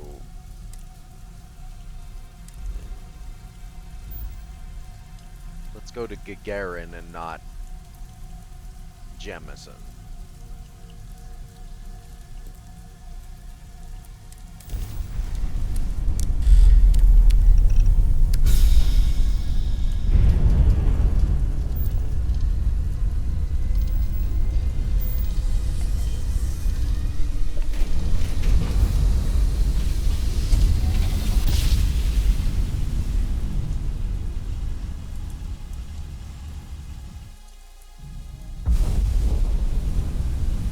Jump complete. This is United Colony Space. Maintain current course while we scan for contraband.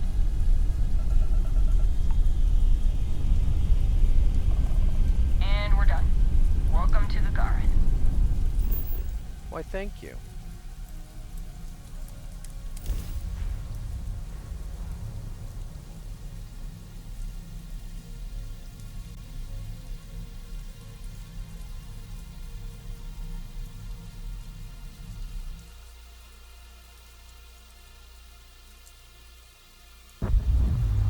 initiated. Watch your flaring.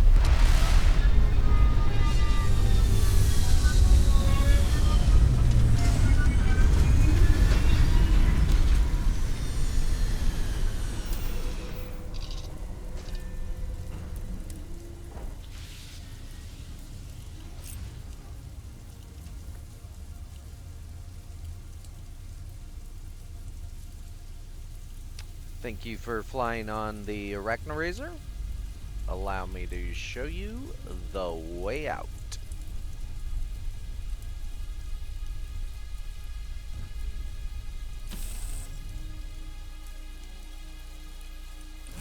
Right this way? There are always credits to be made from mining, even if they are barely enough to get by.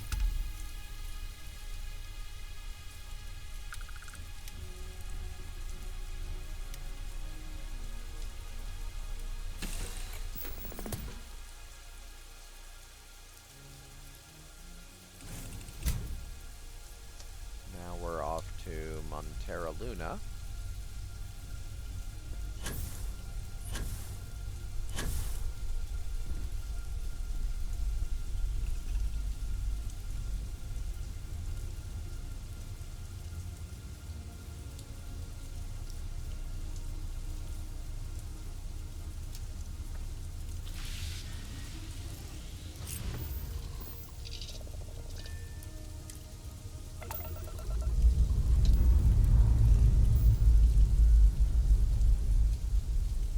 Struts retracting. Let's get out of here.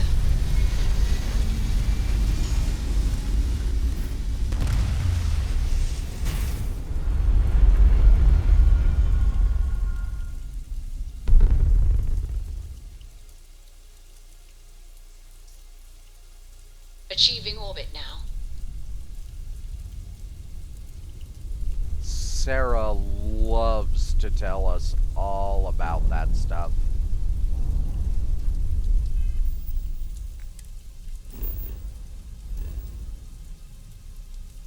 I believe Montera Luna is in Sol. Could be wrong.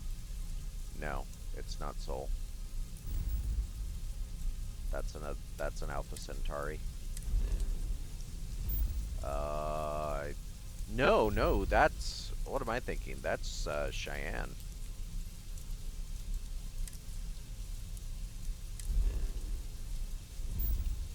Yeah. There we go.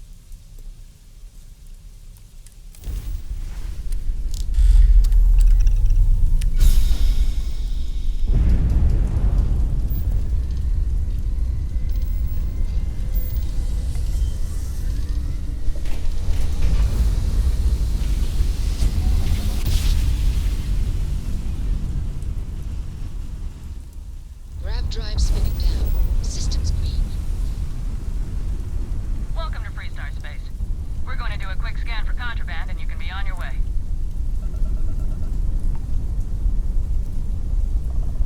And that's it. You're cleared to land.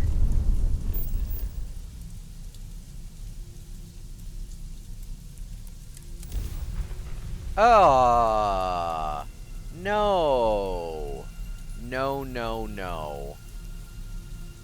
That was wrong.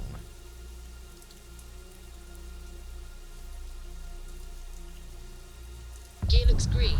Ready to land.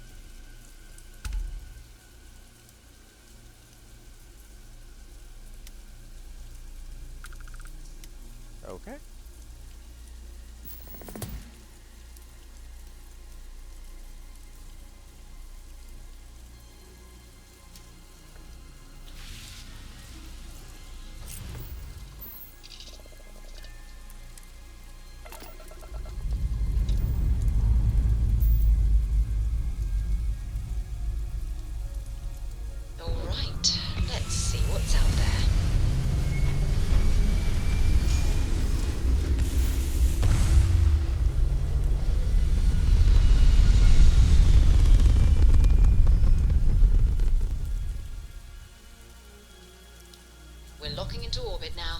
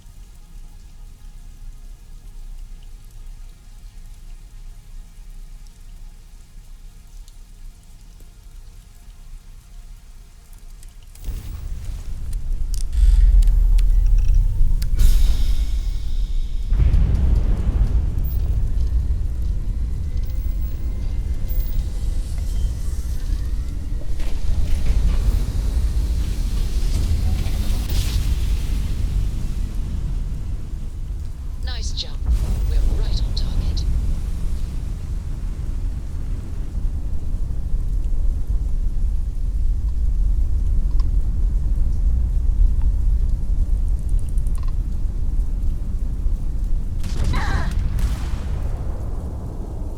The Mantis. We take it down, we're rich.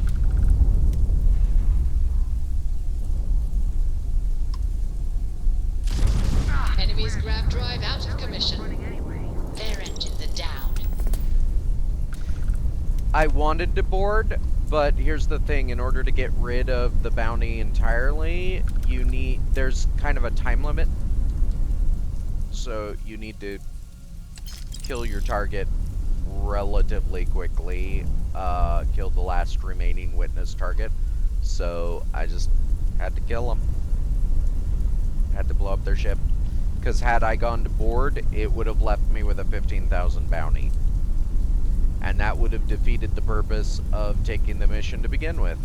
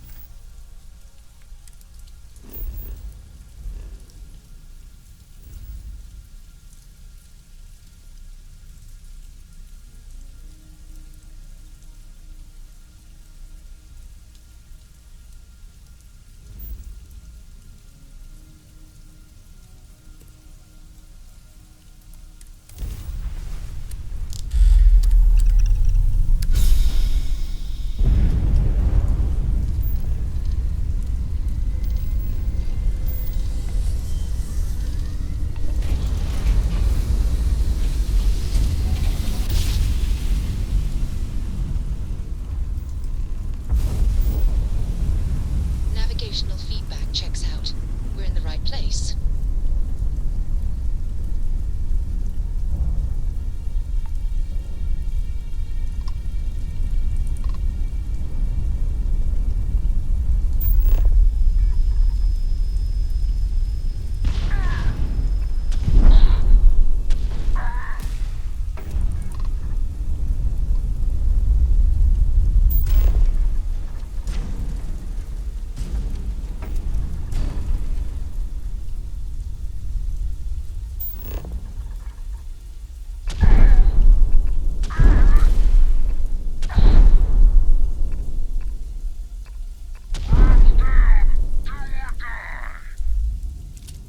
Target's jump system down.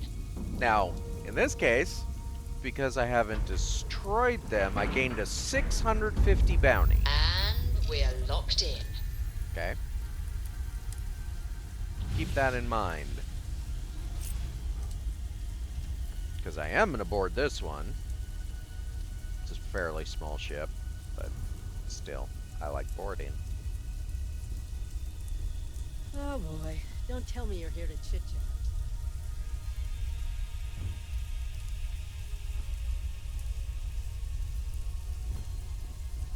Then we're going to go...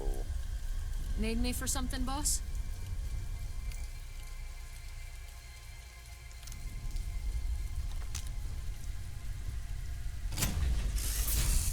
We aren't here to take them alive. No idea how well armed they are. Assume the worst.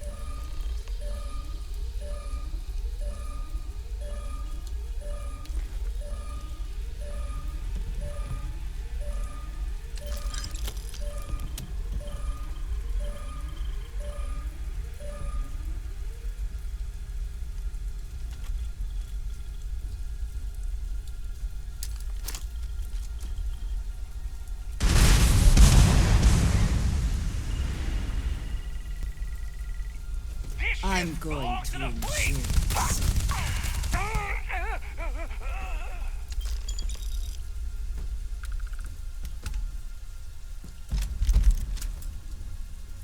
Now, because I boarded, I did not lose the bounty of 650 for the Crimson Fleet. However, I just made 2650 from completing the mission, and I grabbed a bunch of stuff off of them. Okay, now, that means I'm also getting the credits that are inevitably in their cargo hold. They usually have credits also in the captain's locker. They usually have credits on them. So, the net result of taking a bounty mission and boarding a ship, especially, is that you gain more than you lose overall, because while I still have to pay that bounty for the Crimson Fleet, I gained more credits than the bounty I have to pay. I can show you how much you have to pay. You don't have to pay 650. Something you need? You have to pay 710, I think it is.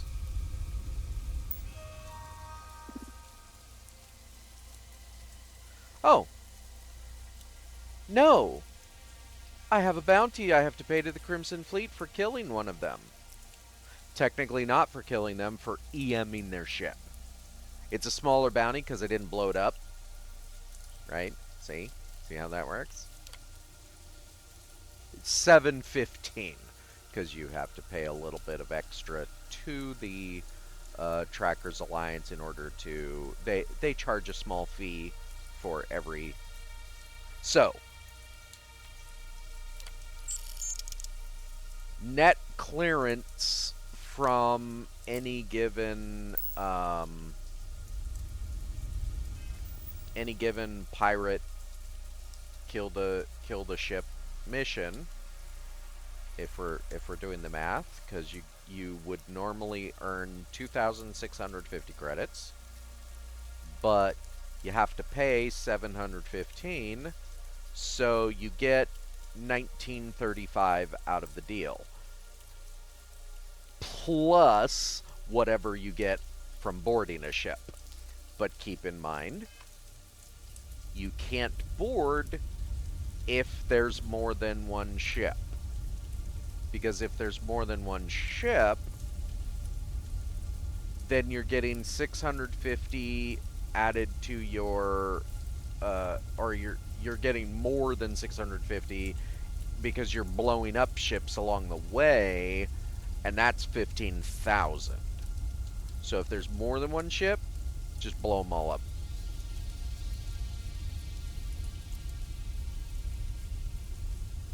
But if there's only one ship, which frequently happens, board them.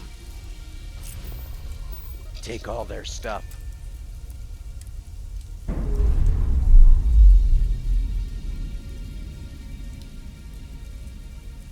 Docking seal released.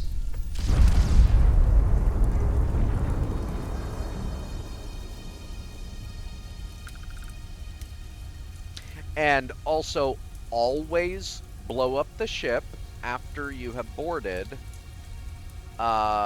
especially if you're going after, if you're actually doing skills legitimately, because some of the skills, you need to board for unlocking the skills. So you need to board, you need to blow up ships. So once you're done, always blow up the ship. And even more so, one thing I don't do very often, but you should target the ship. You should go into the targeting and then blow it up, because there's also an unlock for targeting a ship and blowing it up. So if you can do both, and since it's basically a disabled ship anyway, You can get even more things like, for instance, do more damage with EM weapons, which is another skill thing you can unlock. Okay.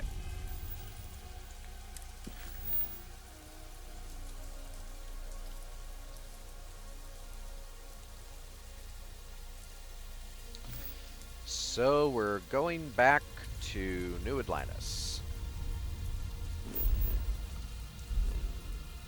Navigator?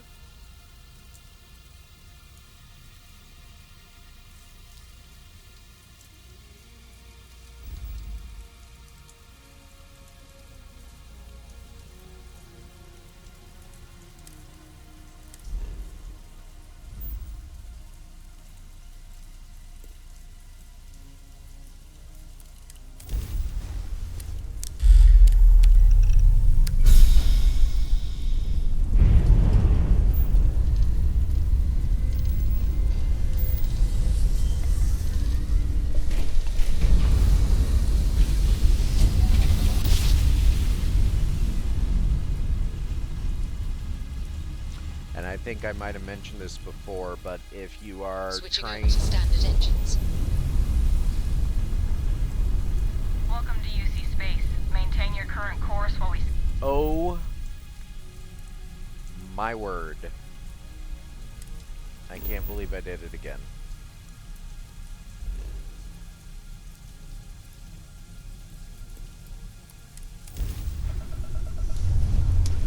If you are trying to raise your affinity relationship status with a companion, This is Sirac on the Starfield Oracle. We are anomalous readings. Member crew have been... you want to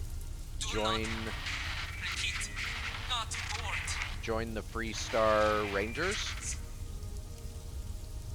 and you want to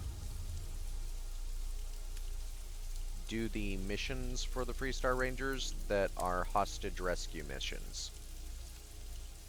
And of course, you want to rescue the hostage. Every time you rescue the hostage, your companion really likes that.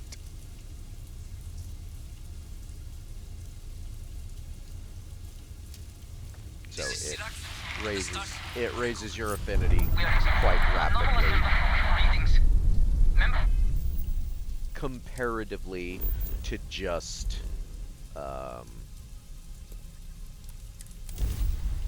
going about doing stuff with them. You know, if you're looking to seal that deal quick, just go rescue a bunch of hostages, and they'll be all for it. You're entering United Colony space. Maintain course and prepare to be scanned. Oh, you got it. I'm a law-abiding citizen. Scan complete. Go ahead and land. Told you.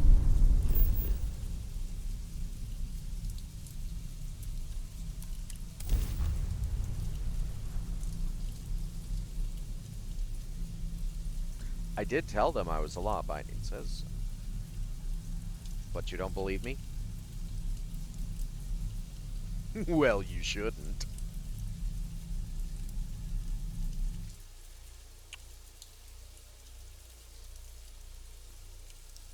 Beginning landing cycle.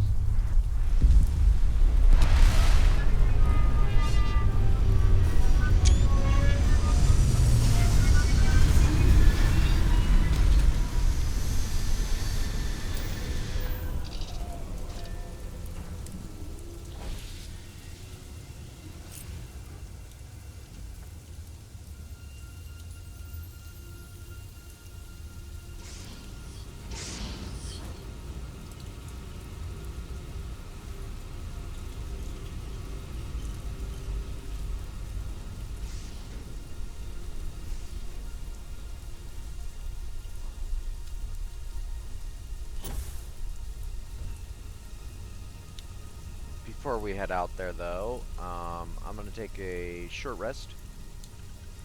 Then a couple hours. I'll be back.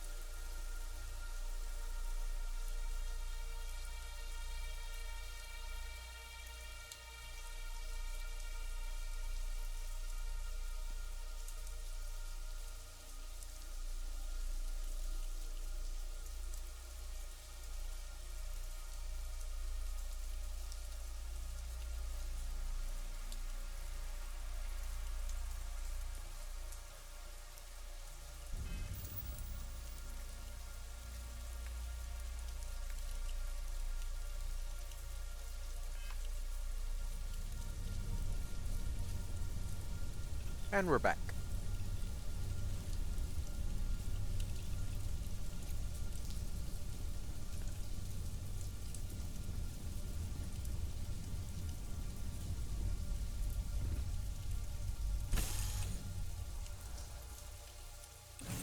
City meant to inspire or intimidate? Perhaps it depends on your reason for being here. Or it could just be both.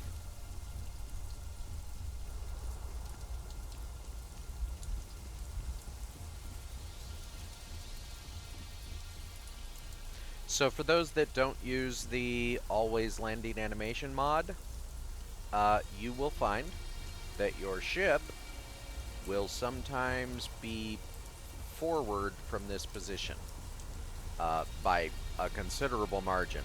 I'd say based on the edge of this landing bay, you'd find that the landing bay would be all the way out here. To fix that, it's real simple. Super simple. You should inspect your ship for heat leaching. Anything I can help you with? You can shut up. Go to modify my ships. Okay, no problem.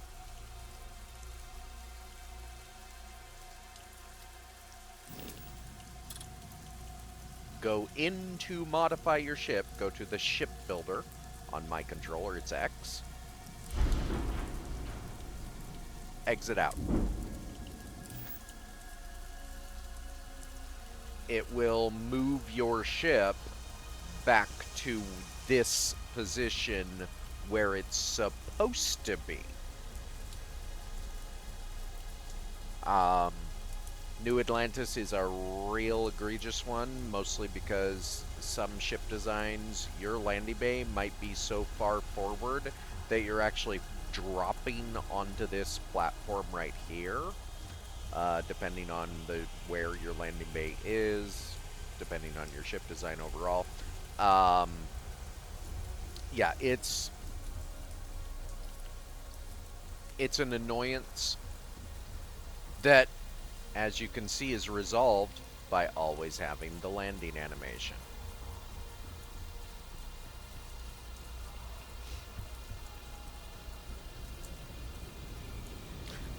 Also, if you're using the ship parts, like I am, the part flipping mod, sometimes the parts will, especially ones that are put on the side that don't normally go on the side, they'll twist a little. I don't have an example on this particular ship, but same exact fix for that. If the parts are twisted a little, just go to ship services, go to modify ship, go into modify your ship, and then immediately exit out, and all those parts that are slightly twisted on the sides will be fixed. You will be scanned as you enter the city. Please keep moving. Okay, no bounty.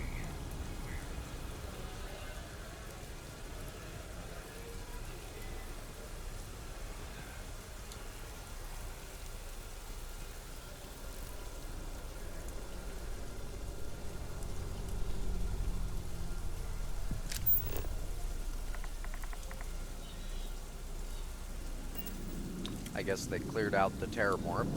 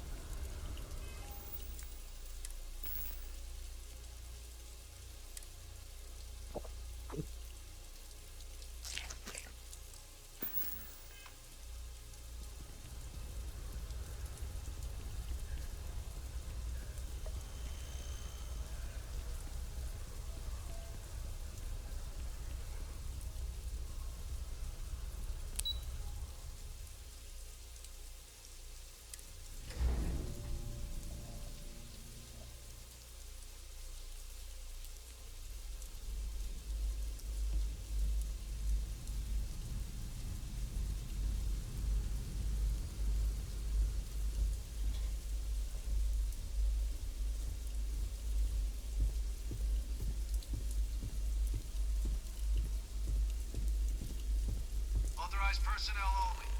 Your friend has to stay here. Yeah. I'll be back.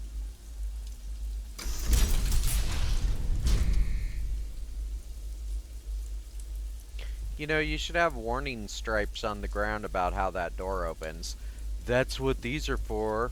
Well, technically these are to indicate, like, only walk here, but... Authorized personnel only. Your friend has to stay here. You just said that. And both my friend and I know that already. Clarice! That's one of them. The other one, I can't remember the name of. The dude, bro.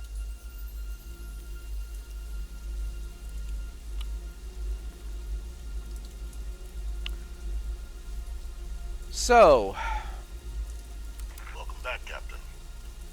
You have some news for me regarding Dr. Olays. yeah, news. That's a way to put it. News? He's dead. So he didn't come quietly then, as I suspected. I presume you have evidence of this. What if I told you it all burned up in the explosion? I'd say it'd be a waste of your and Hadrian's time to have to track down the research team on your own. Surely you found something.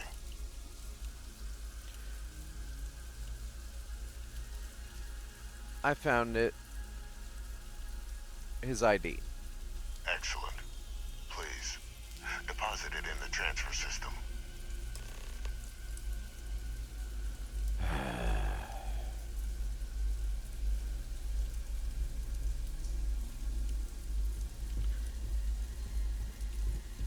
You're an annoying prick.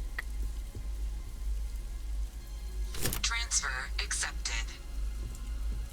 Would you look at that? Kept it all these years. Some simply couldn't let go of that old world. Uh-huh. This is fine work, Captain. I can ensure the remaining team members find their way to the Red Devil's headquarters. Except for one. That one you'll need to collect yourself. His name is Kaiser. You can find him on the Freestar world of Nira, wandering the battlefield there. The area was ground zero for xeno-weapon deployments during the war, so I would arm yourself appropriately.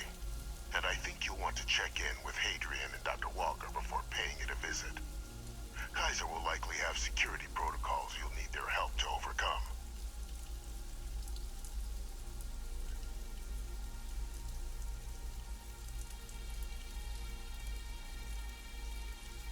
Why are you helping us? I dedicated my life to the United Colonies. Every effort of my being to their protection. I even gave them my heirs. Even if my circumstances have changed, my purpose has not. So, Kaiser is a robot? A military Model A, yes. Specifically customized for the needs of the Xeno warfare team during the Colony War. A powerful resource, if you can recover him. This better be worth it. You're saving the galaxy, Captain. What tool wouldn't you use to protect it?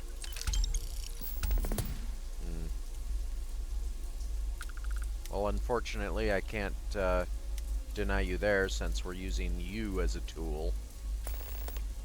And you are a tool. In every way that definition can be used.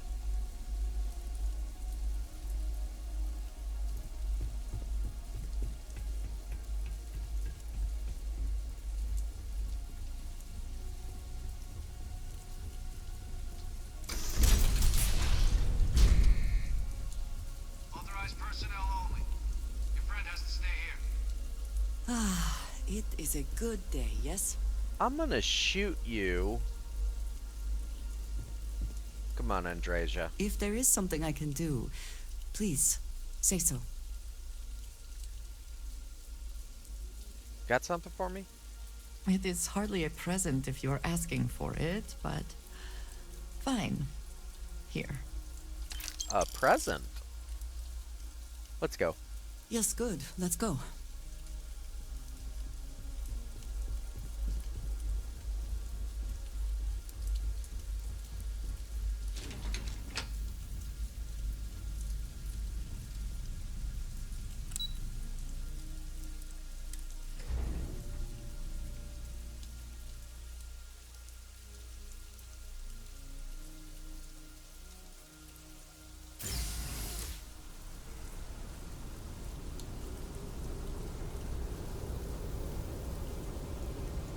Now, there's actually a mission in my,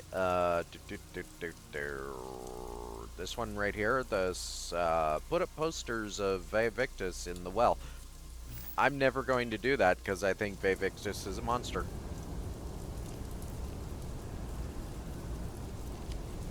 Commander.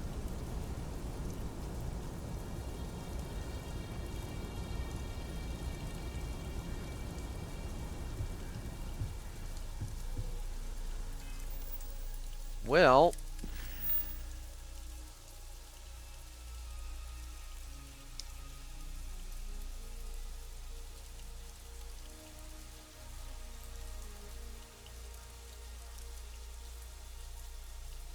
I guess we're going to,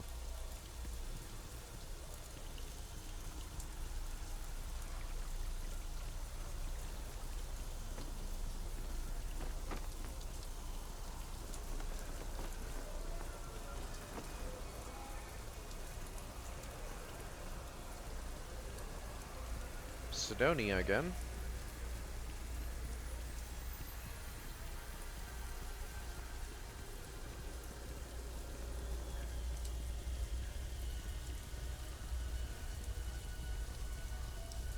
All aboard that's going aboard.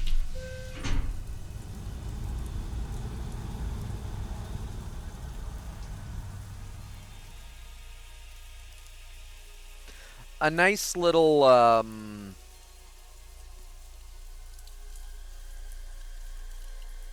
living world element would have been to actually see the gnat travel on its own from time to time. Like, obviously it's meant to just be a fast travel point to get you to various parts of the city, blah, blah, blah.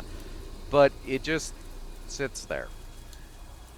And it would have been nice to see more people, like they do at the main station in Mast, walk up to it, vanish, and after, like, I don't know, 5 minutes or so, it zips off. And then another one comes sliding back in. Like, at just that fast, too. Like, every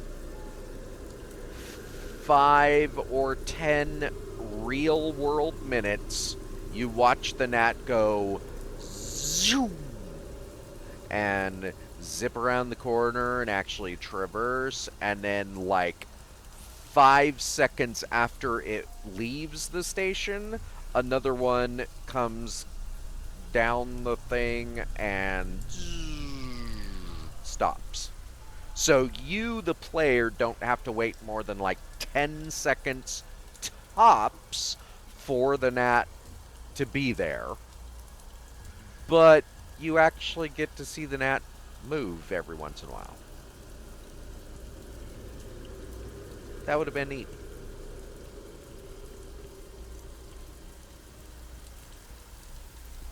I think I'm gonna take the kids off world.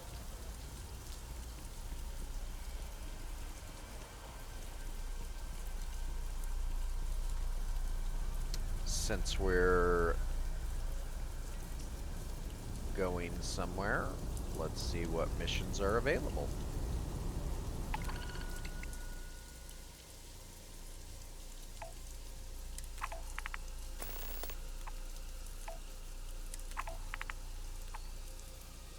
I generally don't take the missions that are on planets for killing the pirates because They're just slow.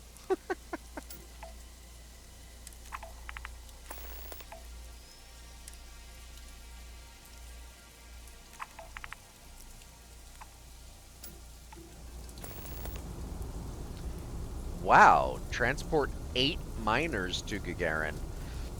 I'm actually surprised. I've never seen a mission with that many to transport before. Good thing my ship has tons of passenger space.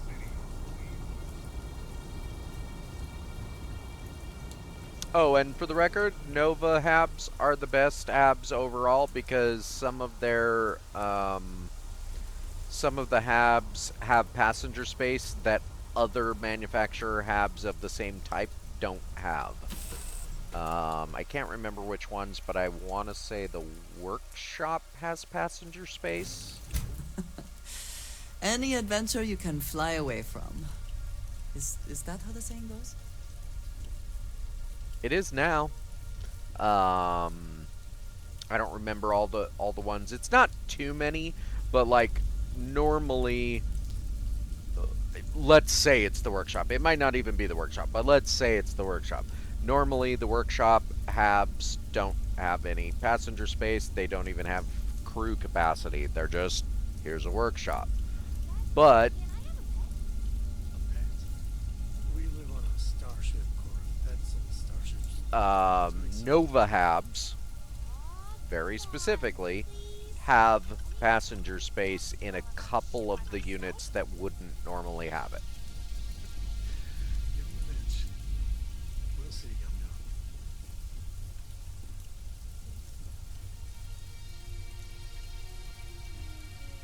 Some people don't like those Cora conversations. I do.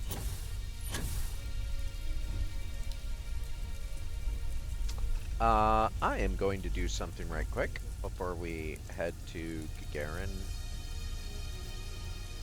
There's it. I am going to add a couple beds to the... Because these beds don't allow you to do anything with them. So, we're gonna go in here.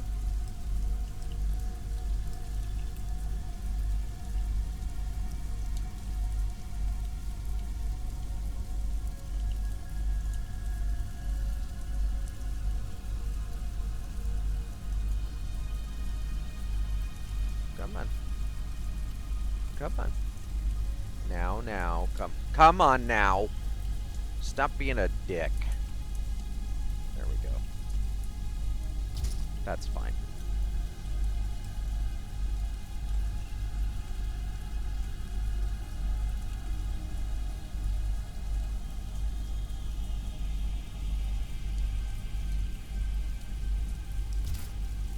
Gonna do that. And we're gonna put another one over here.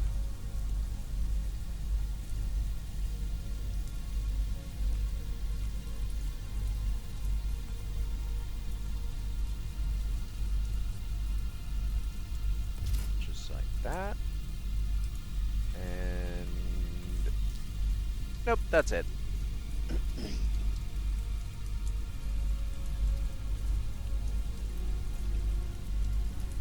And we're gonna put a chair in here.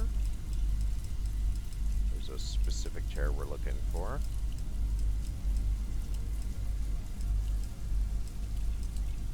There we go. As a sort of, here's where somebody sits to monitor things. And speaking of monitoring things,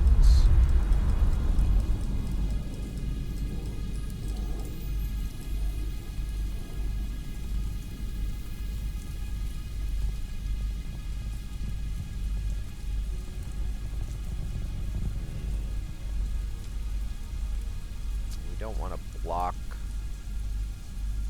anything. Suppose we could just put it right there. wow, it really is tighter than it should be.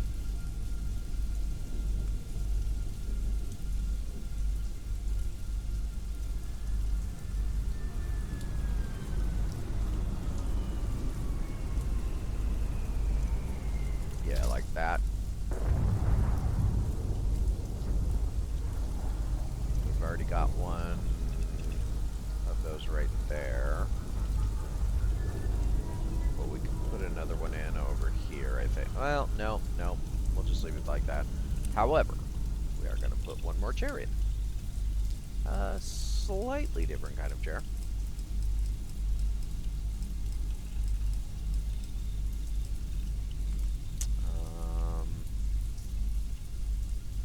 Don't want to block that.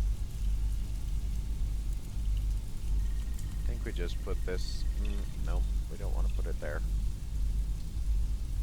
Yeah, no, we put it right here. As a sort of like...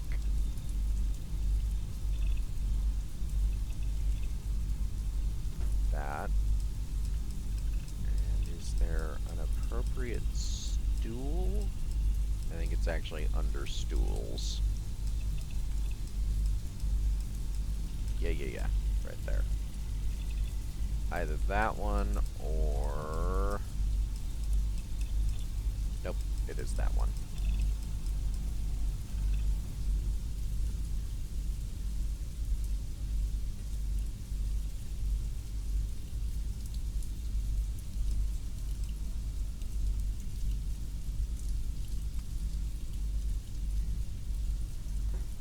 Right there.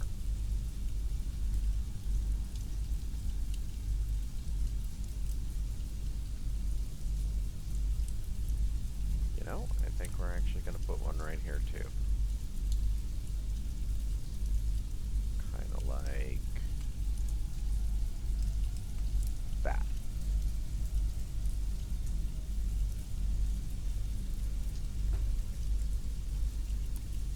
Yep, I like that.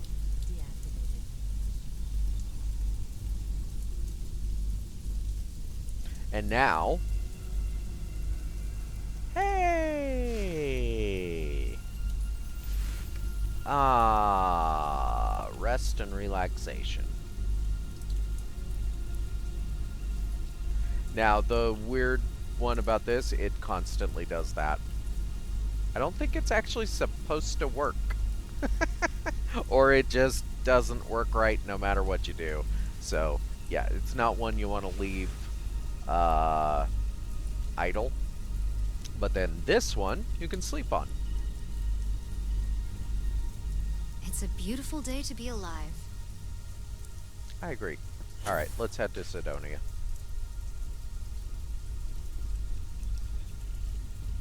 I knew you'd get bored without me.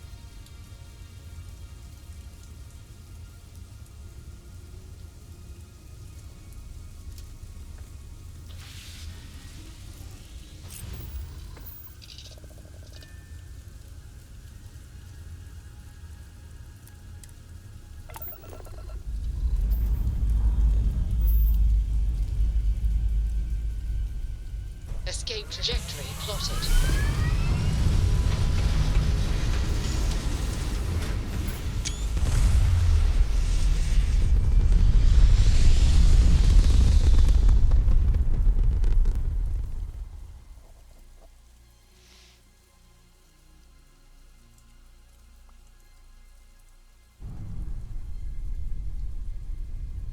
Looks peaceful from up here, doesn't it?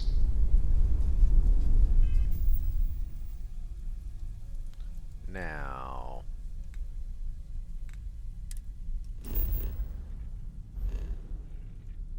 let's go to Gagarin first.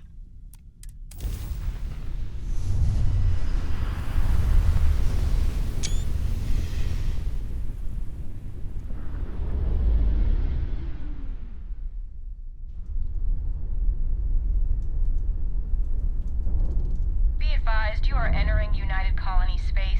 Please maintain course and prepare to be scanned.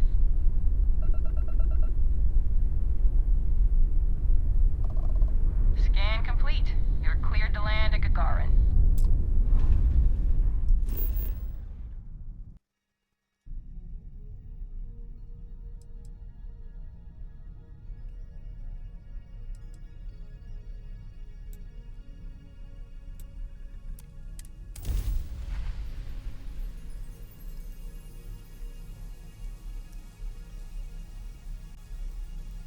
I don't remember if this is transport of goods or transport of people.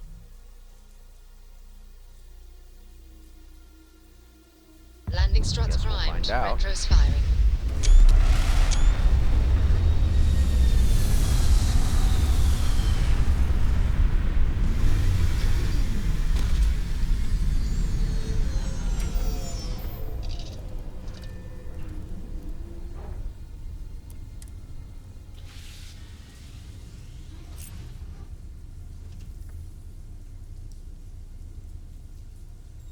If it's transport of goods, I should be getting a report on that shortly. It is not, otherwise those things would be gone. Okay. Pardon me. Alright. We are here, people. I don't know where you are in my ship. But thanks again for the lift. Time to go. There are always credits to be made from mining, even if they are barely enough to get by. That's one of the ones it took me a while to figure out. You have to exit your ship to get people you're transporting off your ship most of the time. I don't know if it's a pathing issue or if it's just faster because you've technically fast traveled between loading zones. I don't know what it is, but if you want them off your ship, get out of your ship.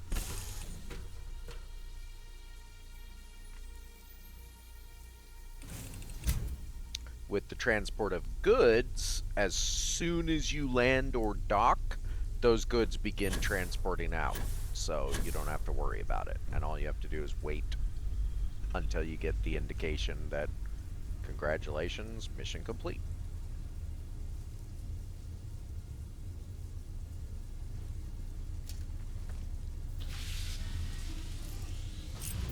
Okay.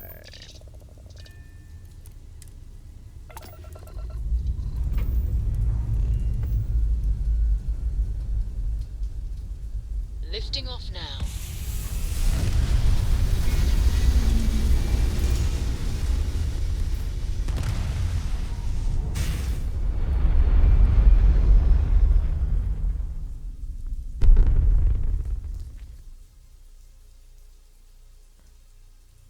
Hell of a view from here. I believe these goods are going to Wagoneer Farm, because Wagoneer Farm takes everything. Yep.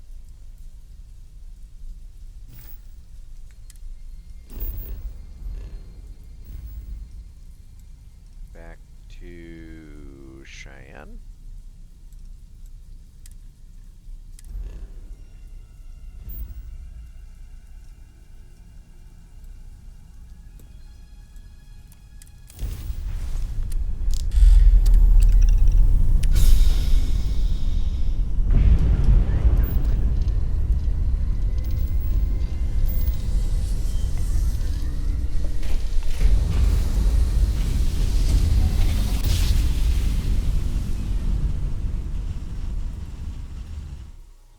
Jump complete. This is Freestar Collective Space. Hold while we scan your ship.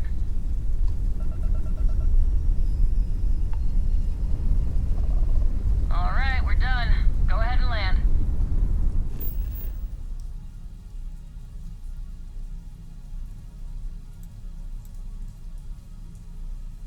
I wish I could just get rid of a landing. Like, if I created a landing zone, I wish I could get rid of that.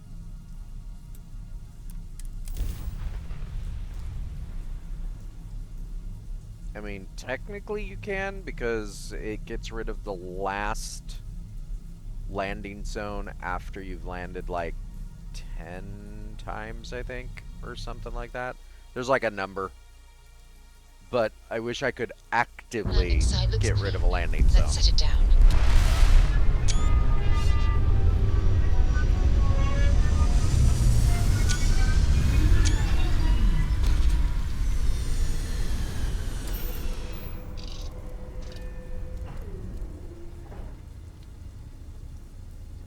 just have to wait.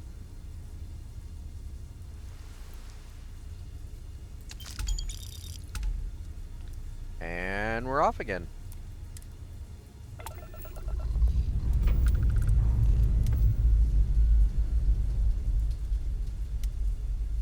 Dust off complete.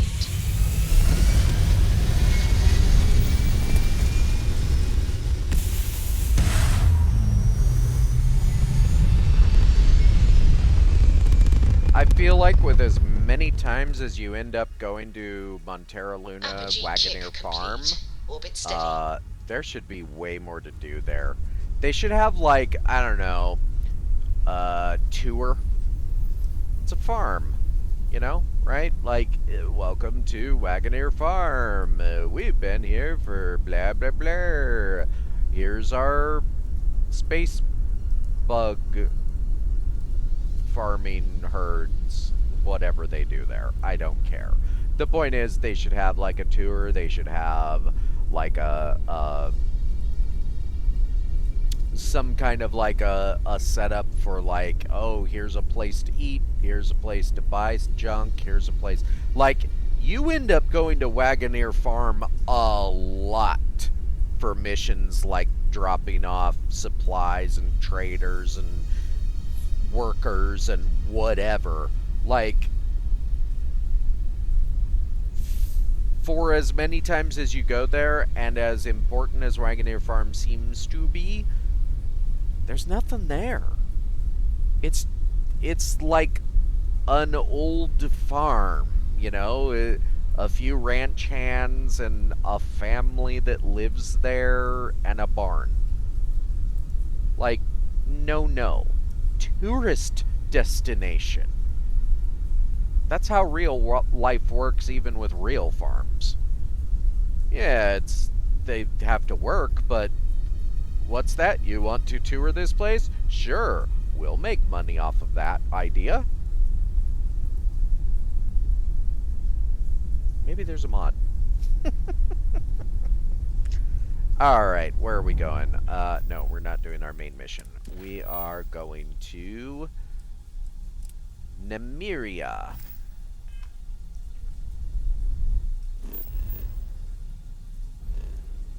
No, we're not. We are going to Beta Andraste.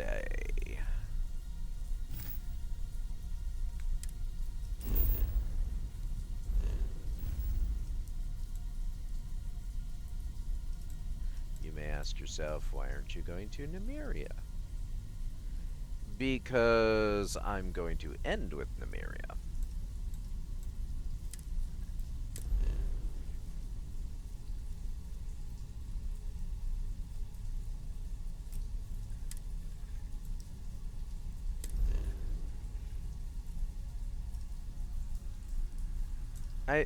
No, I want to, like,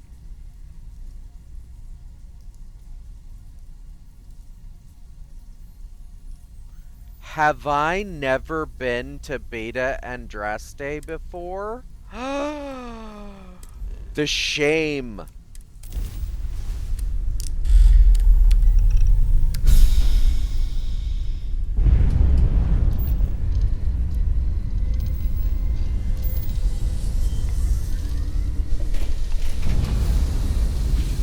I spent hours and hours and hours. I will never get tired of that.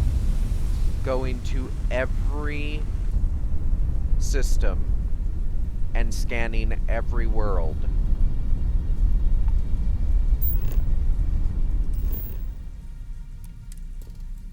And you're telling me now that I missed one?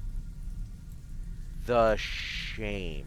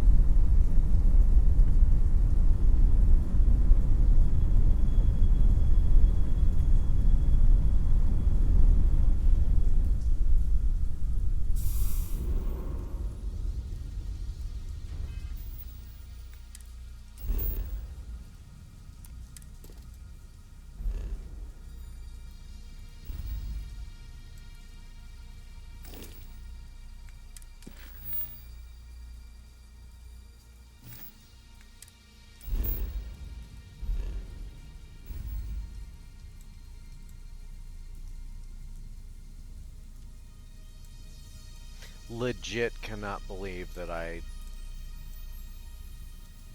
had not been there. I spent so much time visiting every single system. Well, apparently not.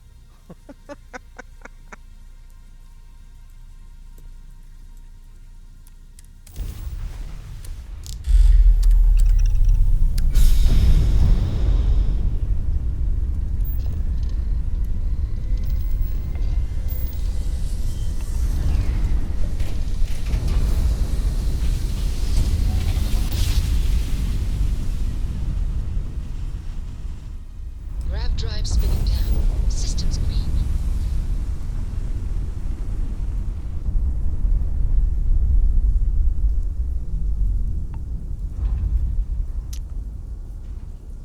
Well,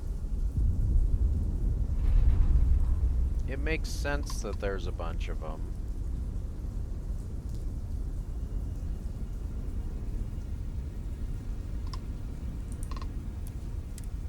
The fleet looks after its own. Mostly. Yeah. Yeah, they do.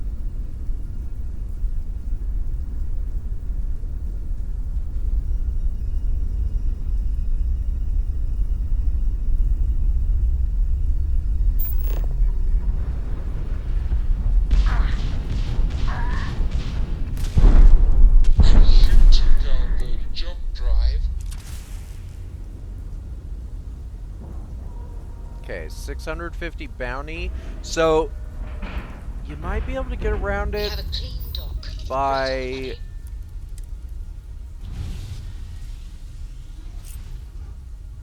just EM targeting all of them. We'll see. We'll find out, because this might get interesting. I might end up with more bounty than this is worth. I'll bet you're here for more small talk.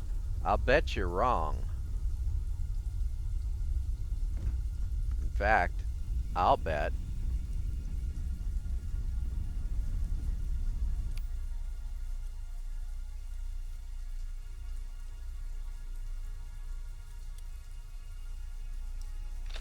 Let's do this fast.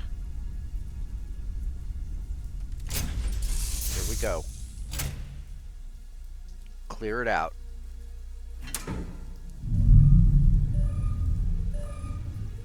Where are we at? Okay. Down we go.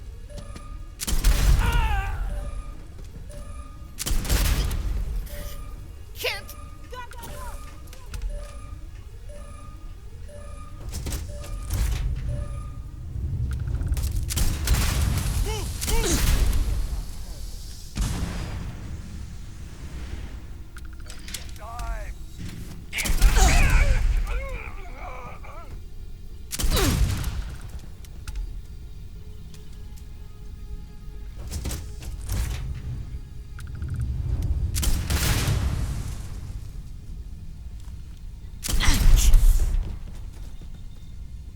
Don't you come rushing at me. Who do you think you are?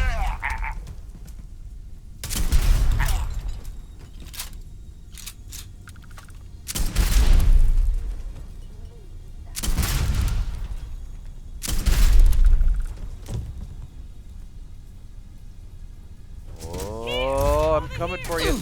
Oh, mistake.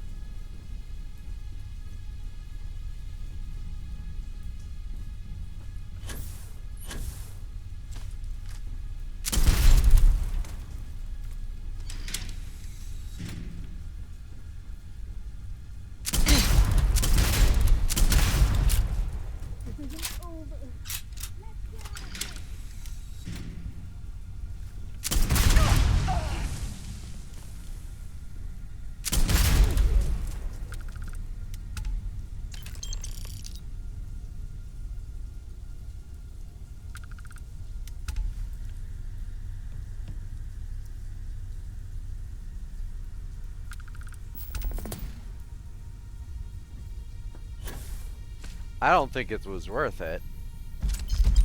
Someone or something will clean up whatever's left behind. Well, there won't be much left behind.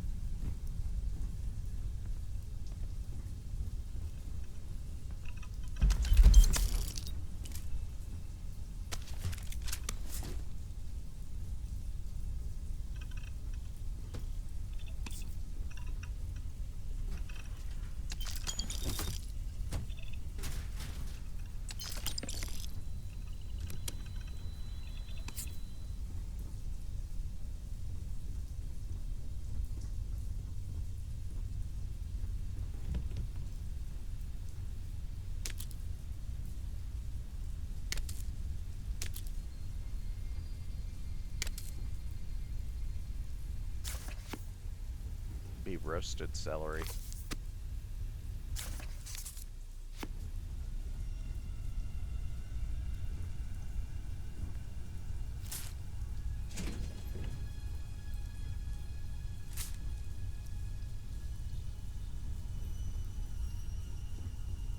Oh, so in one of the missions that unfortunately got cut off yesterday, one of the points of evidence, if you can call it that, was that the person that ran away from the scene had a book on them. And apparently books are real rare. You don't see those every day. You don't? Because I see them literally every ship I encounter. I see them all over in people's houses. I see them, like, it's one of those plot points where the writers, like, had this idea of, oh, books would be rare because they would, you know, nobody reads books on print, right? But then nobody actually, when they were writing that, told the game designers, hey, why don't you make books pretty rare in the game world? And there's even a later plot story thing where a character wants these, quote, rare books. Like, oh, I'm a rare book dealer and I really like rare books. Find me rare books and I'll give you money for them. Except, again, books aren't that rare. You find them all over the place, and the books that this person wants, yeah, I've got tons of them. How many do you want? Oh, they only want one. Like, oh, okay. You know. You can't just say that something is what it is. It's like,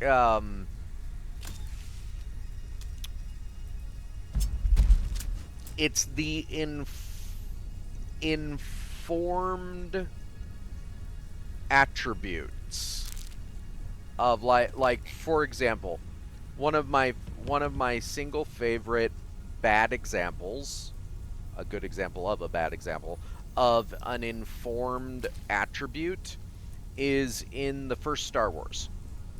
Not Episode 1. The first Star Wars. In the first Star Wars, Luke Skywalker,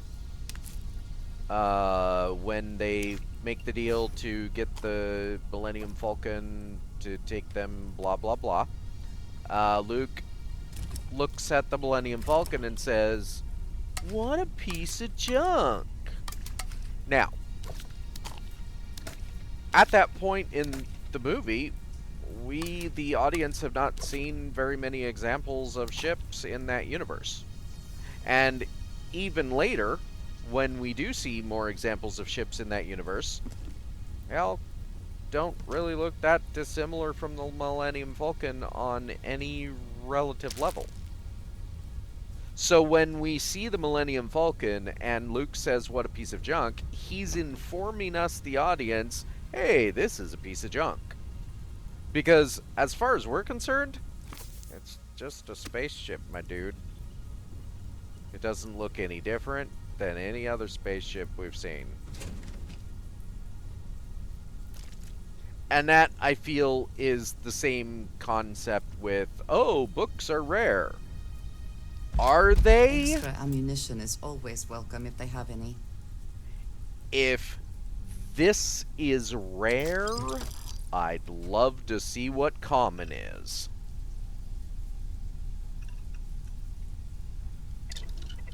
For the record, I don't find this to be a fault in the game design overall. I find it to be a fault in writing more than anything.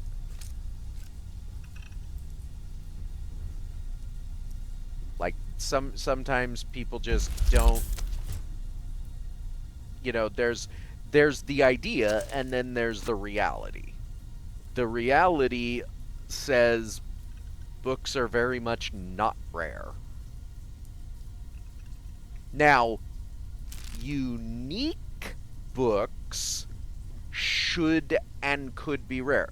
The problem is in the mission that I did where the person says that this particular book is rare. The book in question is A Tale of Two Cities. Let me just go to my notes and find out how many copies of A Tale of Two Cities I have. I have 8 copies of A Tale of Two Cities. And 1 unique copy. Because this is the version that, you know. Now, what they could have done is, A, made the book that this person had be unique. Like, they have some other really famous public domain book that nobody else has access to. Or they could have just made this A Tale of Two Cities first edition. Right? Like, oh, this is a special edition of A Tale of Two Cities. And instead they went with an alternative, you know. It's fine. You're wrong, but it's fine. You know. That's the way I look at it. You're wrong, but it's fine. There's other examples of that kind of thing in movies and TV shows all the time. Oh, another great example. We are informed, we the audience are informed that Lois in Family Guy is hot, and Meg is not. But considering the art style in that show, they both look about the same. So, we the audience just have to kind of accept, okay, if you say so.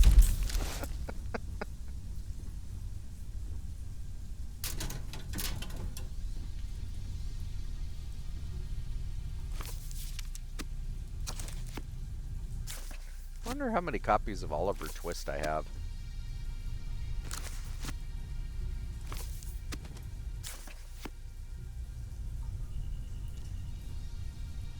And I even like the idea that all the books you find are the same, like, handful of books.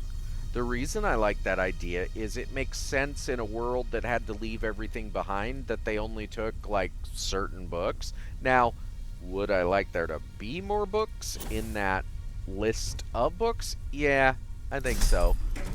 But I get it. You know, it sets a certain stage that I enjoy.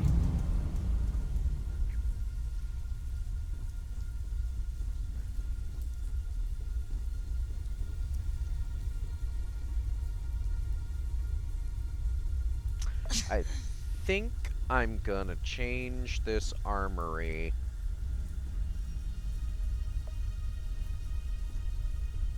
to the Hope Tech Armory. Because it has a brig.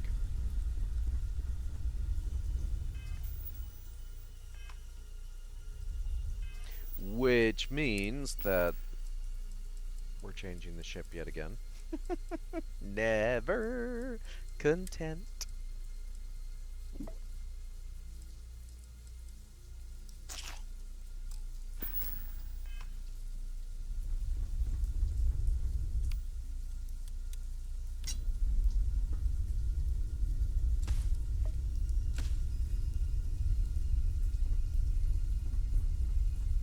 Okay, so here's what I want to do. Go here and see how big my bounty is. If I have... Yeah, I thought so. Okay, so what we're going to do then is we're going to load...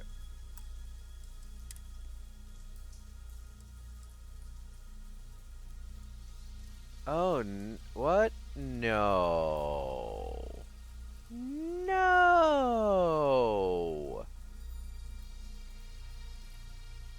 Okay, I need a mod for more autosaves. That's what I need. I mean, it's not like I can't pay the bounty. I have 1 billion credits. It's the principle of the matter.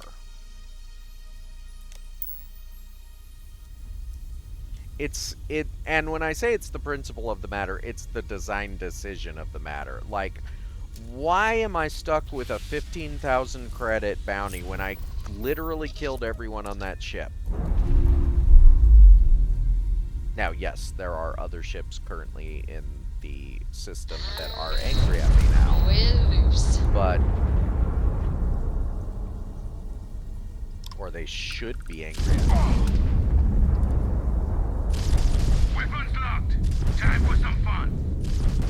Enemy's grav drive disabled. Enemy's engines are offline.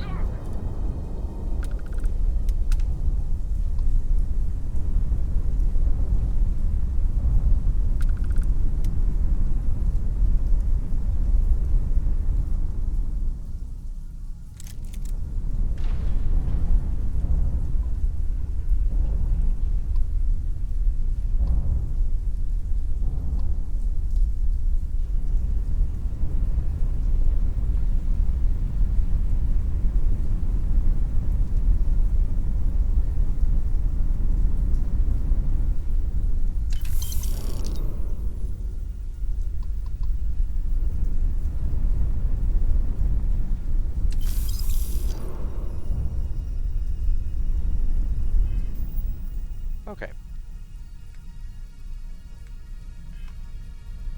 Now, before we go, since we're going to Sidonia, I mean, technically we're not. I mean, well, we are, but...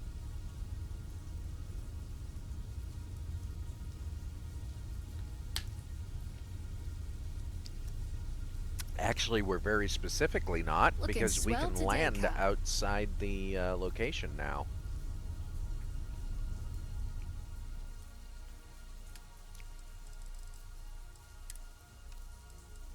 Ah! I didn't forget this time. But also, let's pay our bounty.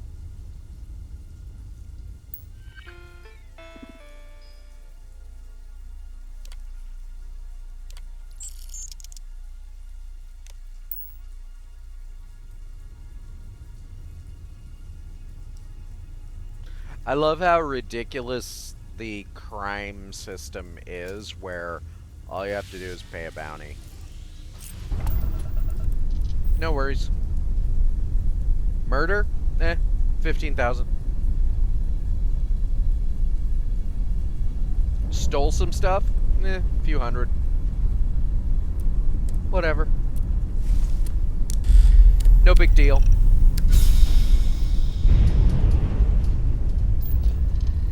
The true dystopia of a world that is run by the mega corporations.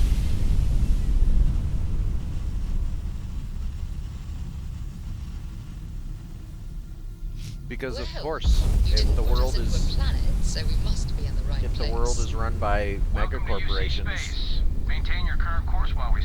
No. I'm actually not going to, because I'm gonna go to land outside the Red Devil headquarters, which are outside of scan range. Ha ha! Even without life, there is the potential for beauty. This is actually a perfect example. So, look at how close my ship is to all this place. It is way wrong. Hey, what can I do for you? So, we go Need some work to done? system services. We go to... Okay, no problem. No. No. Sure, how about it? Okay. Go into modify. Go back.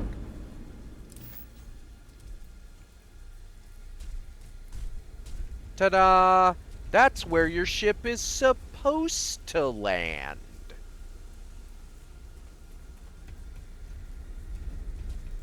God damn it, Bethesda. Fucking fix your shit.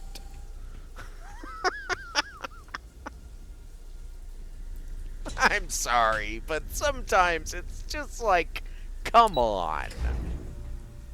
Come on.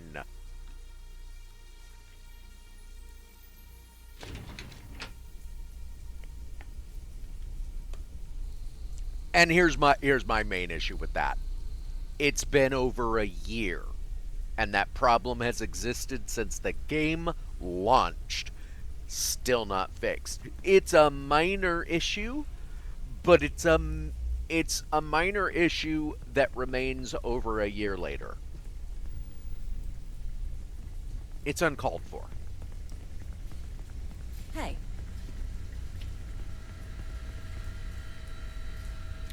This, by the way, is one of the best examples in a game of show don't tell, where if you recall this place before, it was a mess, it was mostly empty, and now it's been actively cleaned up, and there's people everywhere. That's cool.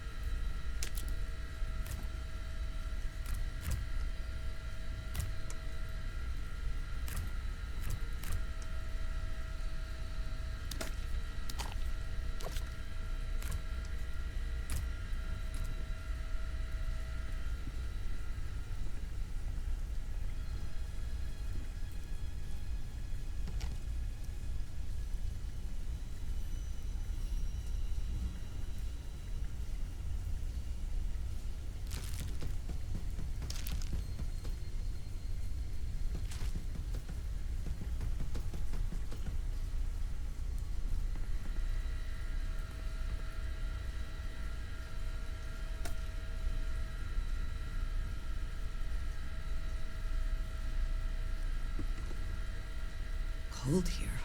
Too cold to be safe, for sure. Really? Think so? Captain, welcome Adrian. back. So, got some information. Was afraid you might have gotten reassigned. You've been gone so long. So how's it feel to be a citizen?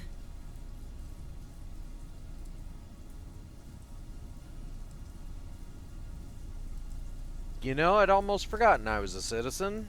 A lot has happened in the interim. Must have changed up how the ceremony works. I just raised my hand and said, sure, I'm in. But it is real good to have you here again. We've been going through the Terramorph data and, well, we're gonna need all the help we can get. These logs, they're even more thorough than I remembered. Genetic workups, population statistics, hell, even their food chain. I'd completely forgotten, for example, that there was a creature that actually ate Terramorphs. At this point, the data's given us more options to explore than we have people to work on them.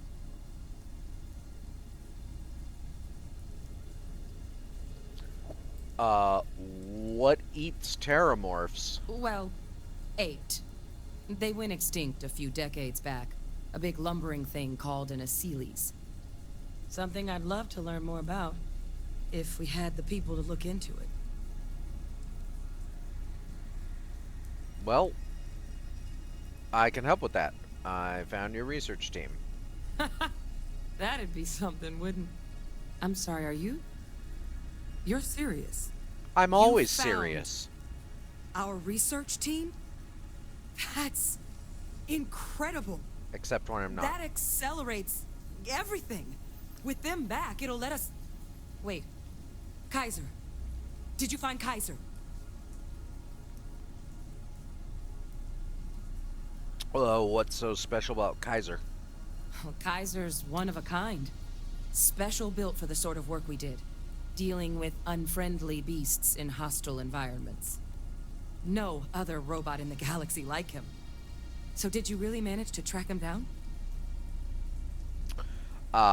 He's my next stop, but I was told I need your help to overcome security protocols he might have. That's right. You would need that. Whoever gave you these leads sure knew their stuff. Well, how? How exactly did you manage to find them? I had some help, but we need to leave it at that for now. You can't be... Oh, you are serious. Okay. No more questions. I told you. But still, I'm always Kaiser serious. Back, that gives us more than a few new paths forward on dealing with the terramorphs. But if he's been out there on his own all this time, you're gonna need something. Come on. We've already made a lot of progress getting this place back online. Some of the containment chambers were a bit on the unpleasant side, but the facility staff made short work of that.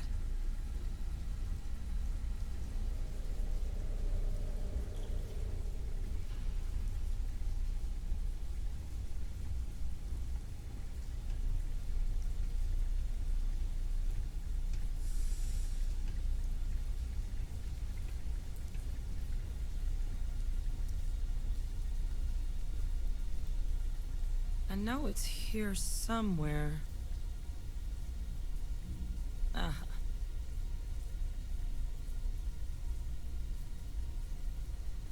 Here, Kaiser schematics. Actuators, weapons, batteries. That old robot's been MIA for a while, so chances are he's gonna need some repairs. He's also got a lock on his voice controls. You can give yourself authorization with the phrase, Nos belli machinis. Now, where exactly is the old machine?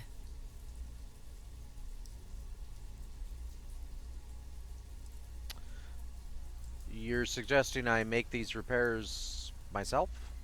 Oh, it's really not that daunting. So long as he's on a planet with some modicum of civilization, you should be able to cobble together most of what he might need. He is on a planet like that. Right? Ground zero for xeno-weapons deployments was how it was described to me. Oh my god. Are you talking about Nero? No wonder no one's found him. Xeno-weapons are just the tip of the iceberg in that place. The environment's devastated. There's little, if any, real law. Nero's got more than enough ways to make any visit your last.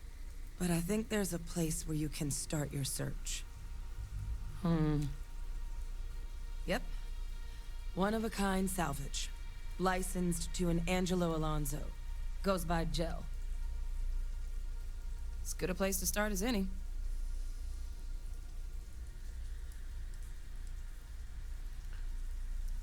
Why is Kaiser so valuable to stopping the terramorphs? Kaiser lets us do field work with a level of precision that there's really no other way to accomplish. More than a few of the options we're looking into. Detectors to uncover the terramorph transmission method, or crafting a targeted biological agent. They require highly specific materials to test against. And asking a group of Marines to accompany us for that kind of work, well, it usually ended up with ruined samples and wounded teammates.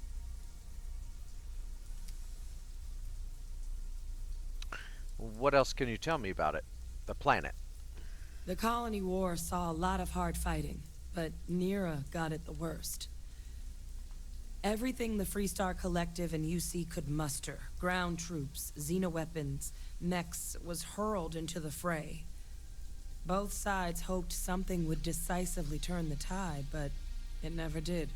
When the war finally ended, swaths of that world were so devastated they were effectively abandoned. So what Kaiser's doing there of all places, I can only guess at. All right. I'm off to Nira. And I'll make sure we're ready to put him to use as soon as you got him.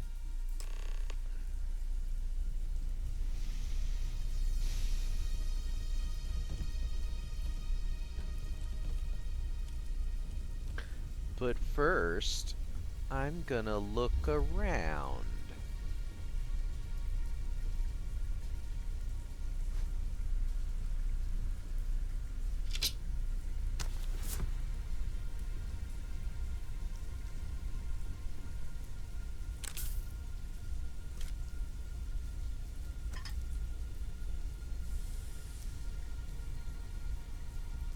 You never know what you might find.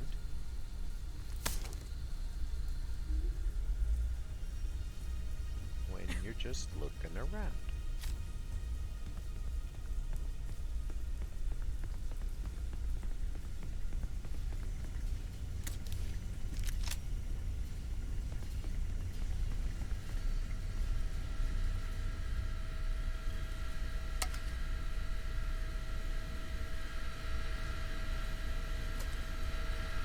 Excuse me.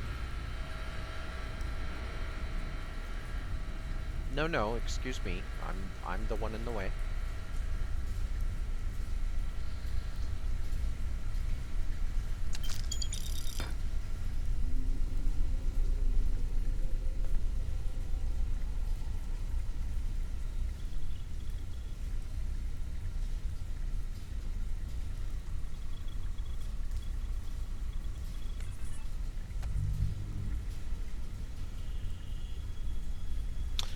There's another thing that I really, really like about this particular game. It's a little thing, and it's honestly not often used in most settings in sci-fi. And I get it, but it's something that makes me very happy in this game that they did. Human-centric. The only aliens in this game are alien creatures. No sentient, intelligent alien life forms exist. Not really. You could make some arguments for the Terramorph having some level of intelligence based on how it interacts with its whole, like, oh, I'm gonna take over your mind thing, or, you know, whatever. But it is extremely rare in science fiction for the writers to not delve into the standards of, here's some aliens. And I love aliens too. I mean, I love Star Wars. But I find it more enjoyable sometimes based on what we've personally seen in this world, so to speak, to not encounter aliens.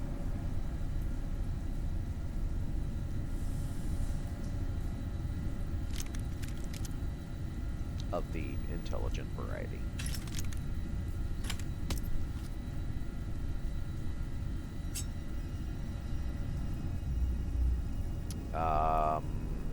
Firefly did it.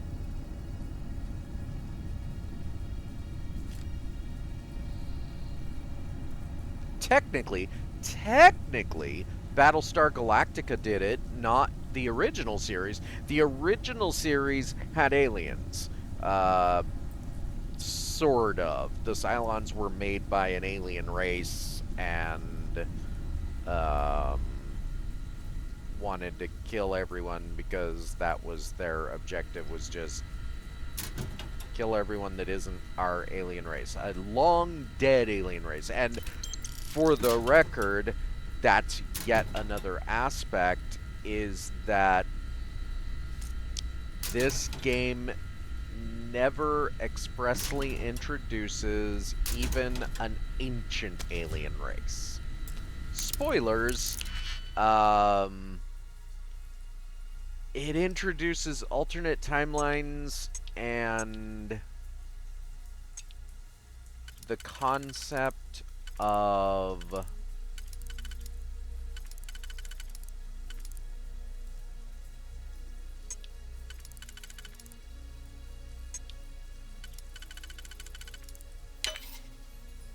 time travel, sort of. Where did you learn to do that? I imagine it was not part of your training as a miner. You'd be surprised. But it, as far as I can recall, I've only completed the game 3 times. 2 times. This will be my 3rd time. Eventually.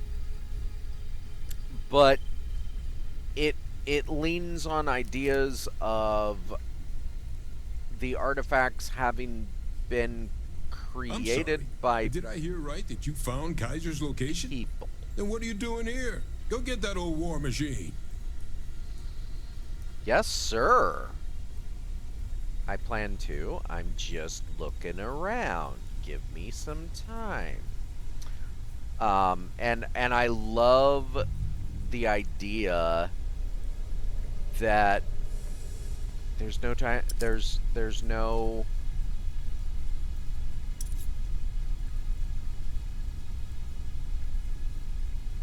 it's only humans. Because while that's, from a certain perspective, less interesting, we'll call it, it is, however, what we actually know as of right now. And there's every possibility that what we currently know is all there will be. You know? I know lots of people like to say, well, with all the stars and all the blah, you know, with all the space, why wouldn't there be other sentient life out there? And that's a possibility too. But we don't know that.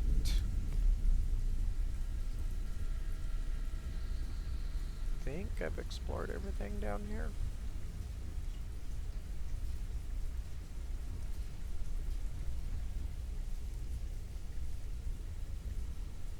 Well, maybe not.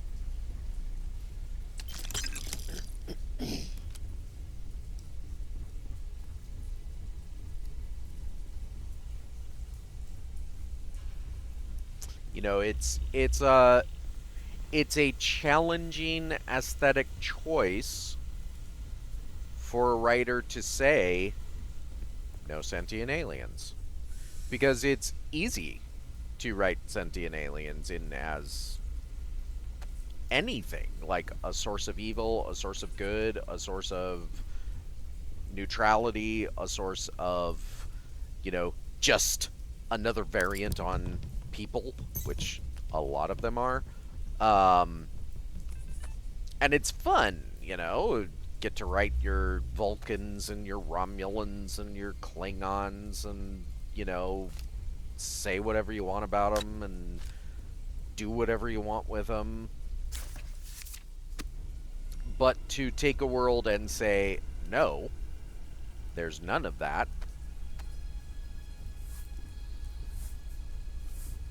Whole place? Hello. All humans. That's a statement. And it's a statement that not many people are willing to make in science fiction. So, it's a statement I enjoy. Okay. Now I just have to figure out how to get out of here. Oh. Never mind. I'm still exploring, apparently.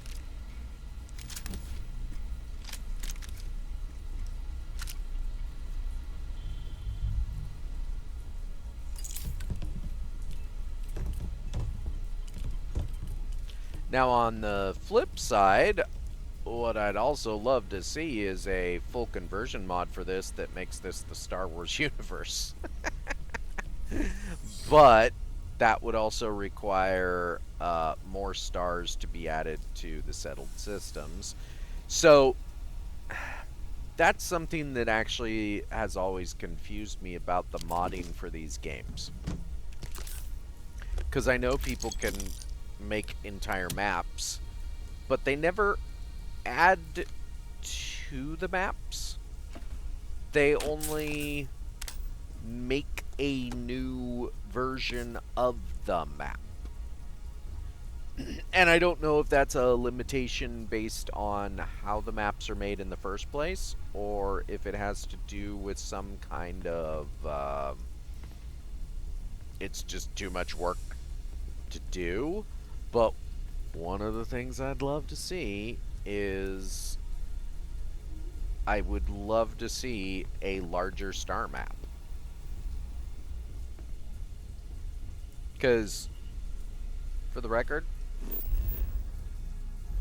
settled systems, tiny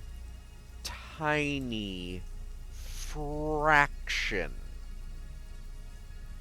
of the galaxy.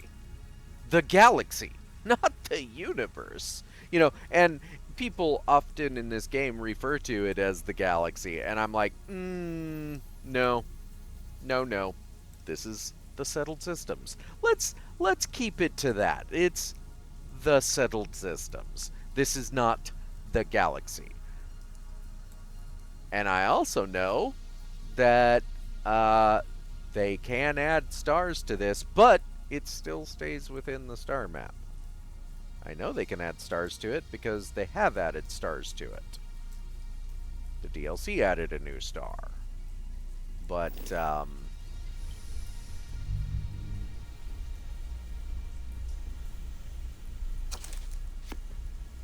yeah, I would love to see two things, though. Two things. More stars, period. Like, lots more. And yes, I know that would probably be fairly hard. I don't know how to do it. I'm not... But more stars, but also a better map for getting around with the stars. Because with the systems in the settled systems, this is fine. I still don't like it. I'd like to zoom out farther, but this is fine. But if you're going to add vastly more stars, you're gonna need to be able to zoom out a lot farther than this and not have to scroll around like this map does. Pretty limiting. Okay.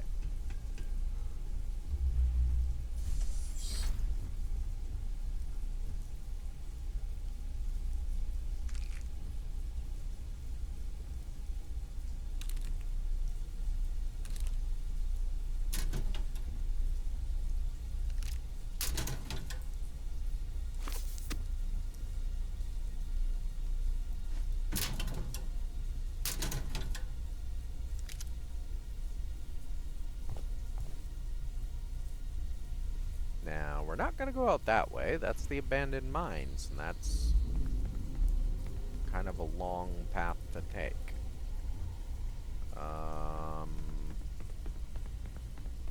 I don't think we want to go out that way either? Or is that the way we want to go out? No. Yes? Yes, that is the way we want to go out.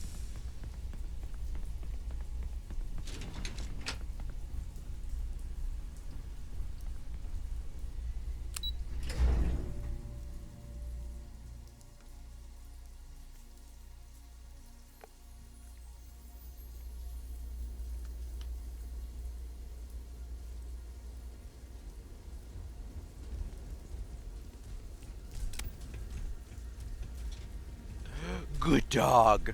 Who's a good dog? I so want that as a companion. Not as a companion. As an add-on. I want the robot dog as like a pet.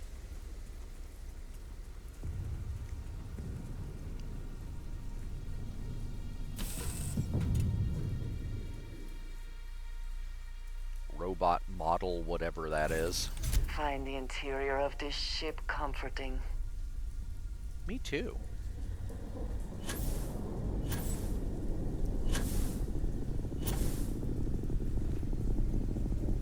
You know what? You know what? Hold on. While we're here.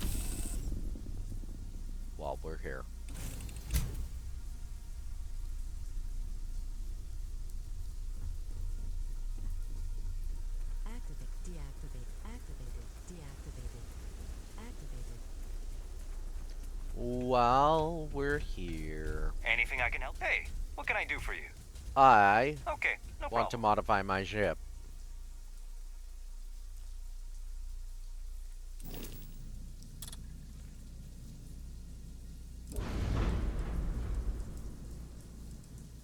We are going to modify. Goodbye, Nova Galactic Armory. Okay, so the Deimos Armory. Let's actually see what it looks like. I don't remember. It's been a while.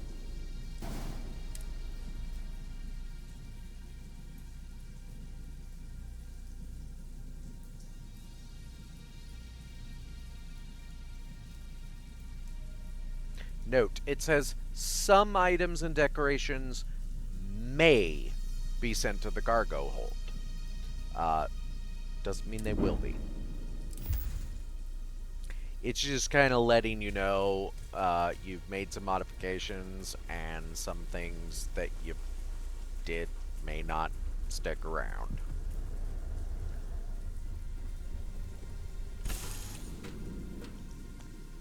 Legitimately don't remember what the Deimos Armory is.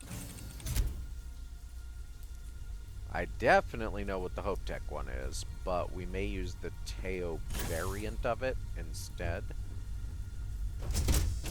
Depends on what this looks like.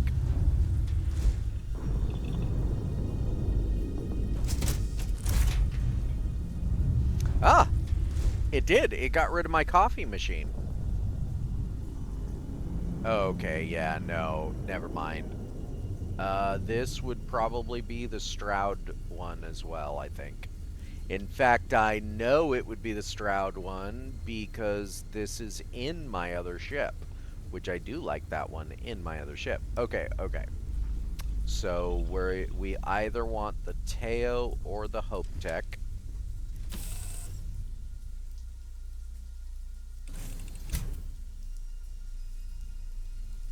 Probably Hope Tech. I'll be honest. Because I think, well, maybe. We'll see. Need some work done? I do. Sure, have at it.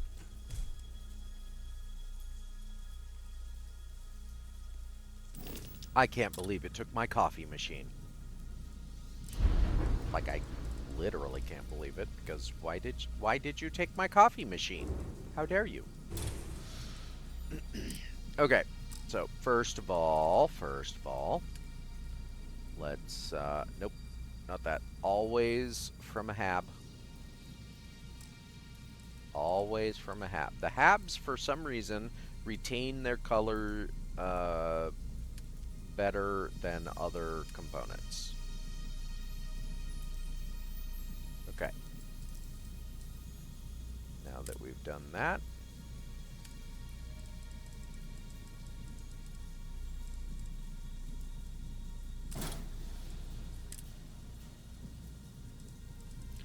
I think if we do a Hope Tech, or Teo, it's definitely got to be a bottom.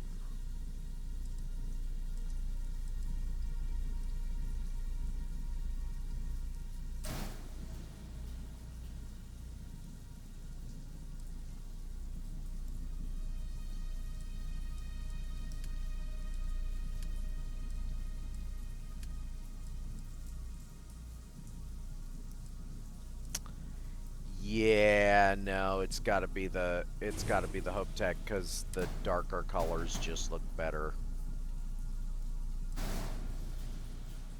Yep. Okay.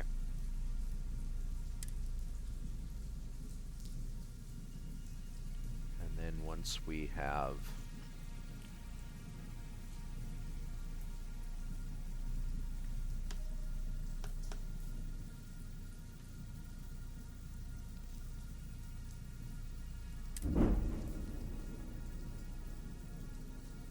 yeah. Okay.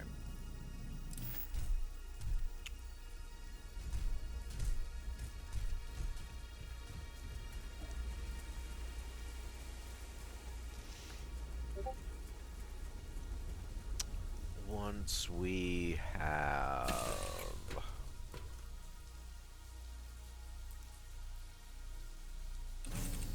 to be back in our own ship.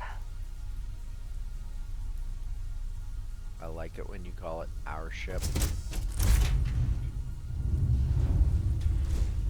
Okay. So there should be only one more change I'm going to make to this thing. And that is not going to happen until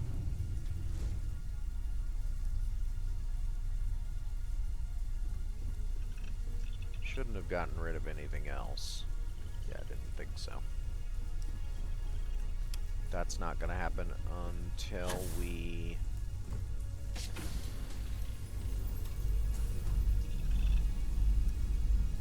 modify. Wait.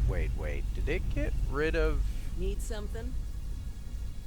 Did it get rid of all of my coffee machines? No.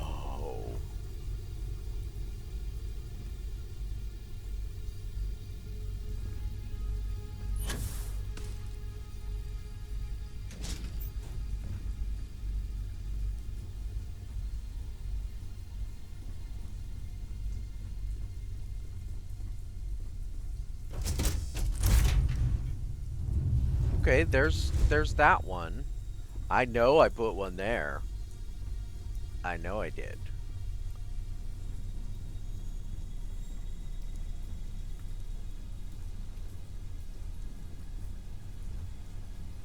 Okay, my drinks machine is still there.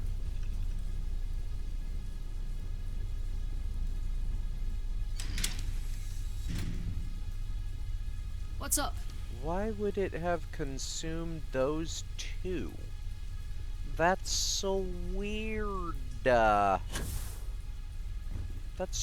just that's mean, man. Okay, look.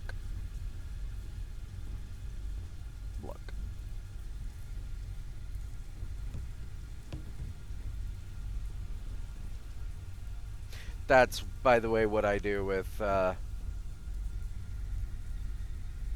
stuff like that anymore. I let things that are technically movable just exist until somebody bumps it in a way that it gets in the, you know, that it becomes a nuisance. Then I just dump it behind a couch.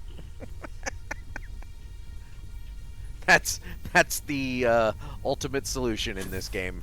Just dump it behind a couch.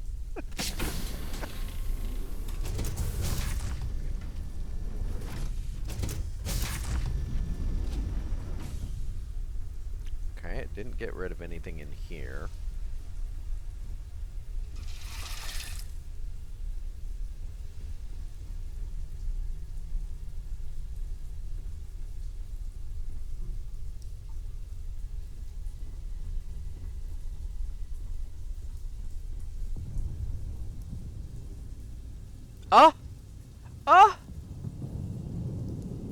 Why? Why?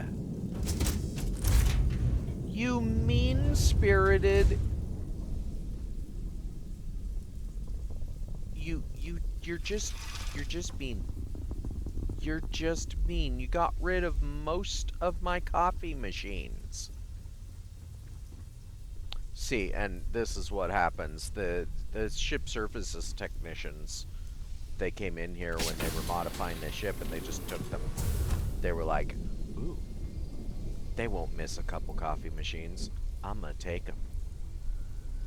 Well, guess what? You're wrong. I did miss them. I know where my coffee machines are supposed to be. Took that one too, didn't you? You son of a bitch. You dirty, dirty son of a bitch. At least they left most of my decorations intact. Alright, alright. We gotta do... Hold on, let's do two things here. One...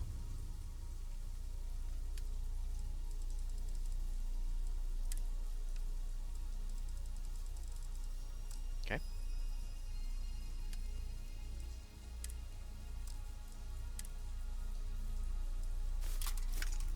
Oops.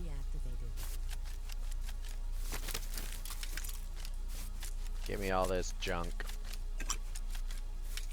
Stay out of my cargo. And then two.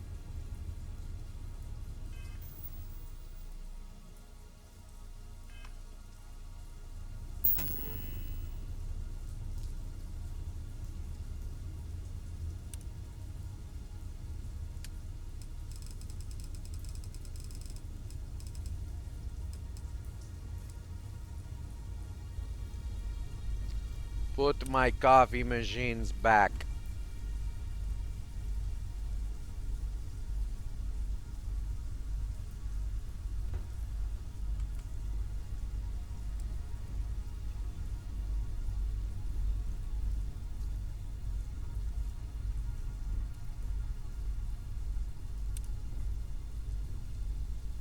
I did not put a coffee machine here before.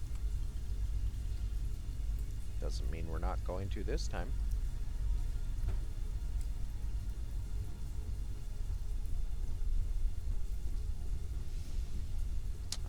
There won't be a space like that in Hope Tech Habs. But there is in this one, because this is a Nova.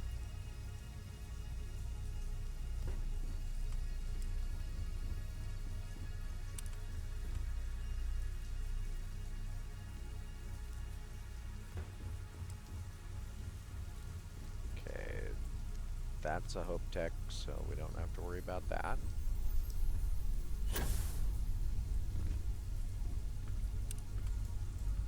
Just can't believe they stole all of my coffee machines.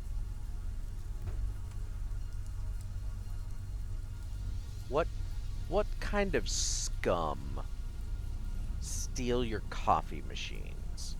I know they're great coffee machines. Why do you think I have so many of them? But just like, wow, man.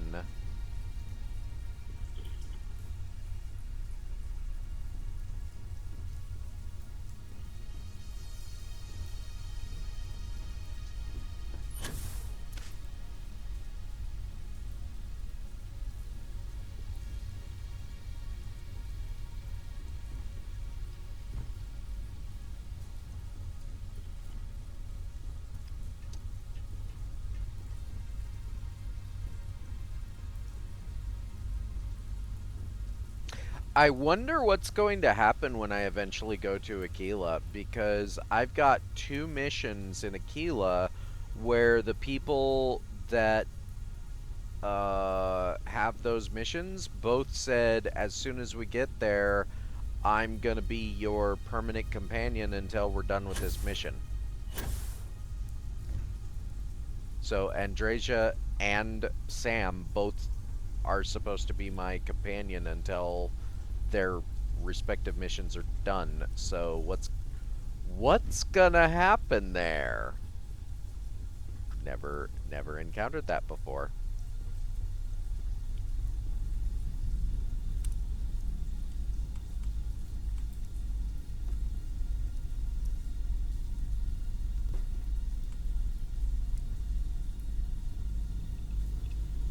It'll be fun to find out.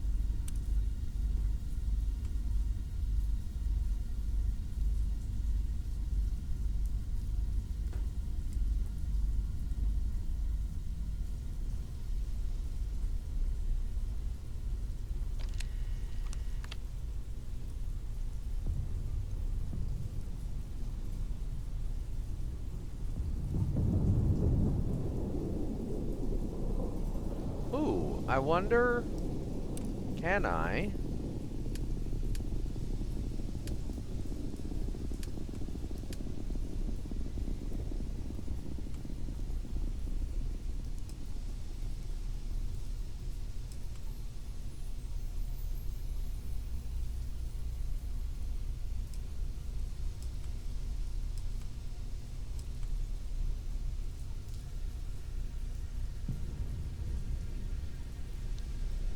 La la la la la la la.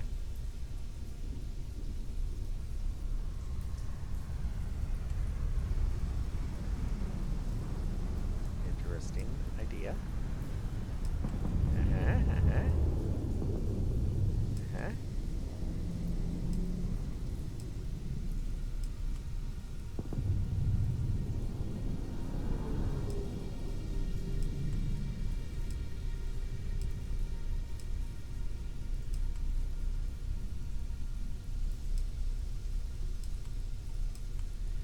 Okay, this should be roughly the same because it's roughly the same, but okay, Stroud.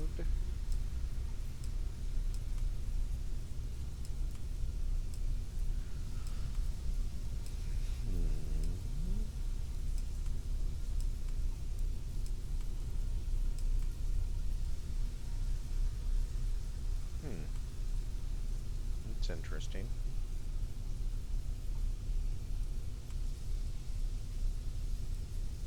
Mostly because it doesn't match anything.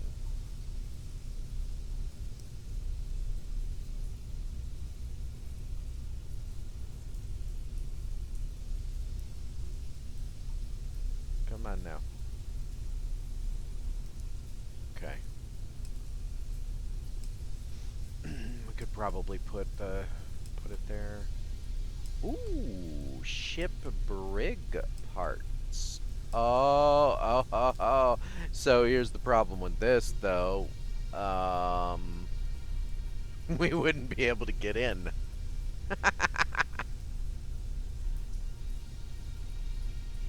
However,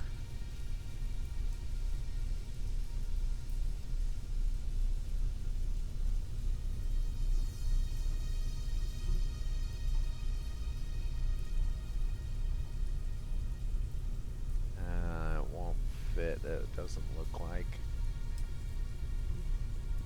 That's a shame.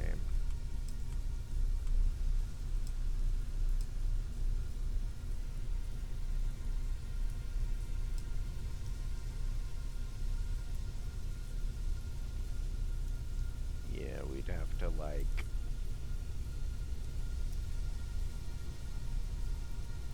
really figure out a way to...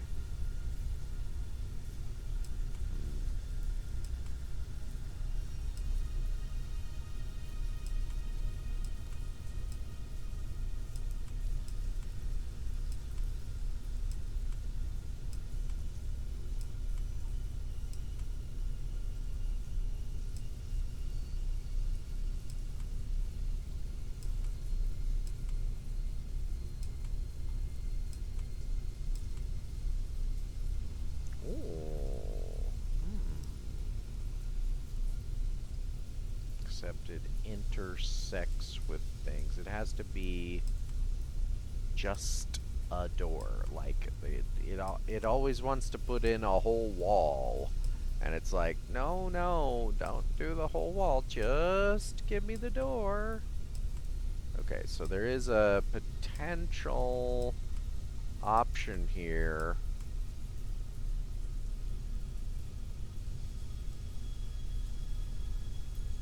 I think that's literally a panel. It won't, like, yeah, nope.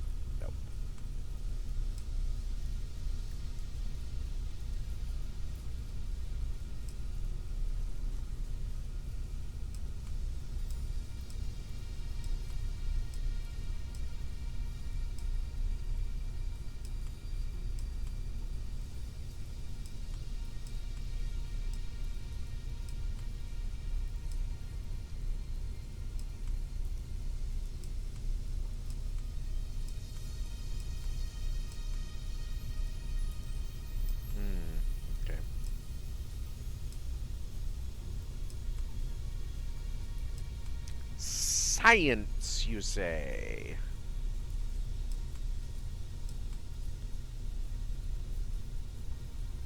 Well, that would be neat. Good. It even almost wanted to place.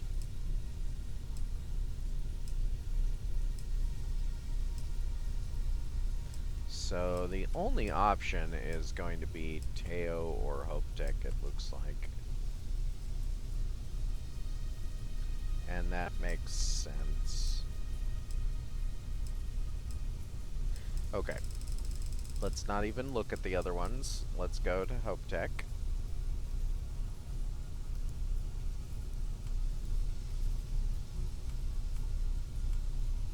Okay, it doesn't really matter which direction, seemingly. We just have to make sure that it's...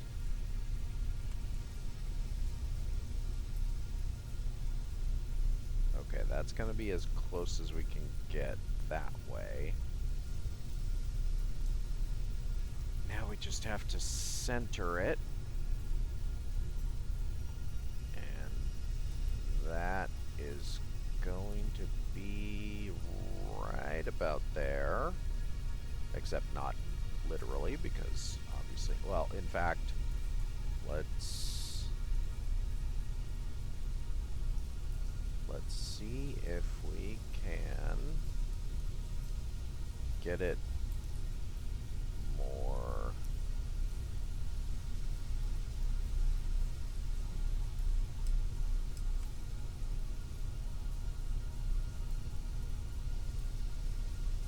Might be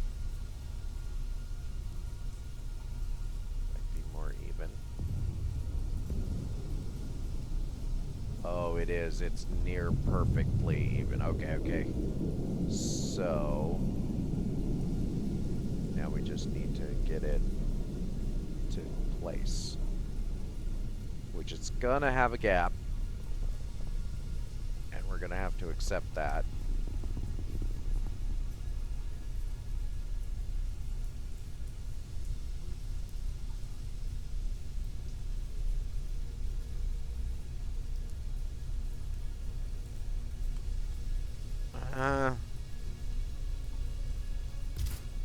Let's call it there.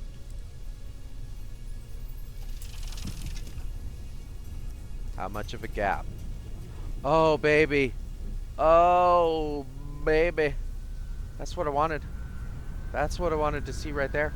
Oh. Looking so good. It's so good.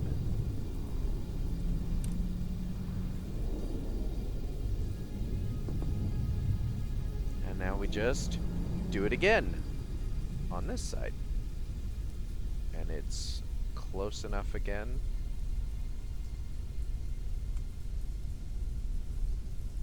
That we just have to find the right...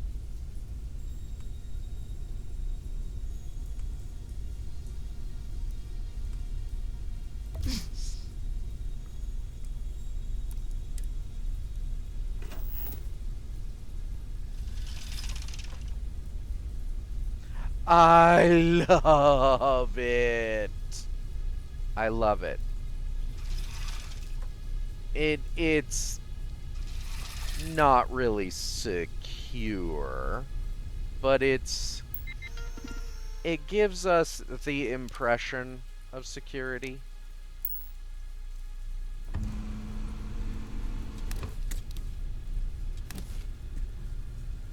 I love it. Ooh. Ooh. I wonder. Well, I'd have to make some changes, so, okay. I don't think we're done placing coffee machines, though. We already checked there. Were there any down here? Yep, there's one right there.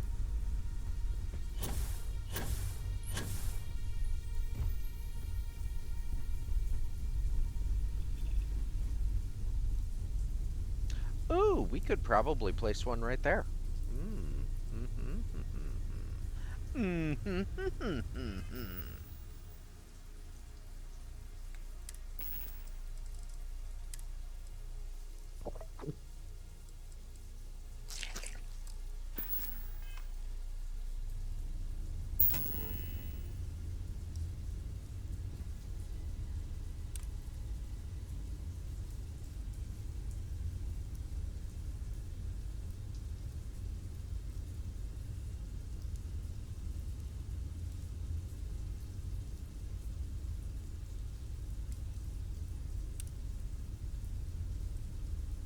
Not that we need it, but I want it.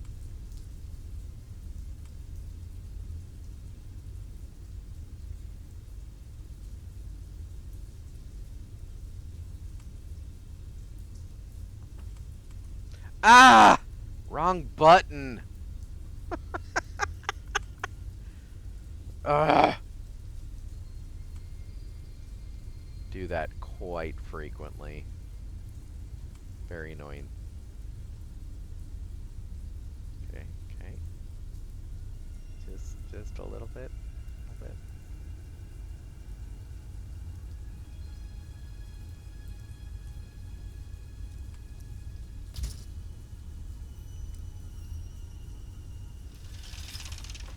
Yay!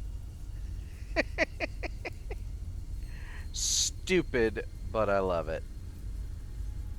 Pointless, but I love it. Now the only question is, do I love it more on one side or the other? Okay, so it's going to be noticeable probably. Ooh, it might be less noticeable on the other side. Okay. Let's do that then.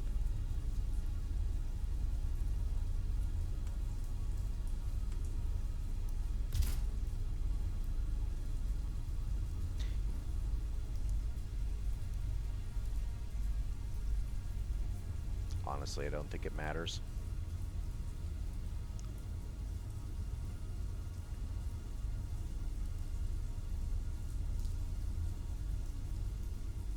Nah. Nah. Okay. So, we had put all the ones in here, because the last one was in there, and that's good. Oh, wait. Hold on. Oh my word, you creepy weirdos. Would you get out of the way? Okay. So we need one right here.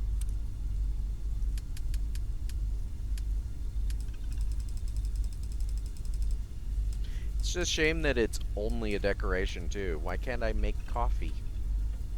You know, if I have a coffee bag on me, shouldn't I be able to just make a coffee?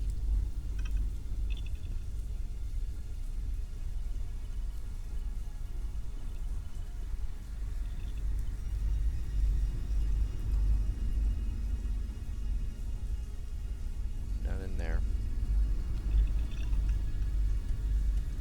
Pardon me, Andresia. Okay. Now, how many guns do we have? Oh my word, we have so many guns now, and I haven't been keeping up. I'm not going to deal with that right now. Alright. Let's go to Nero.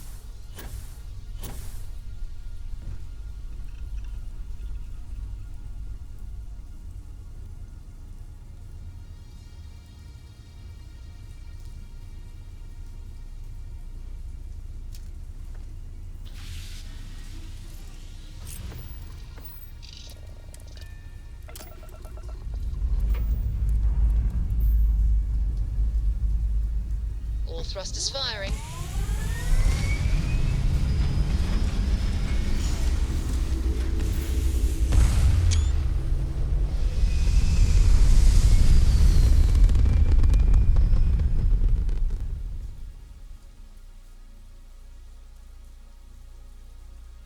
Stay in orbit or jump. Your call. This is UC Security. not.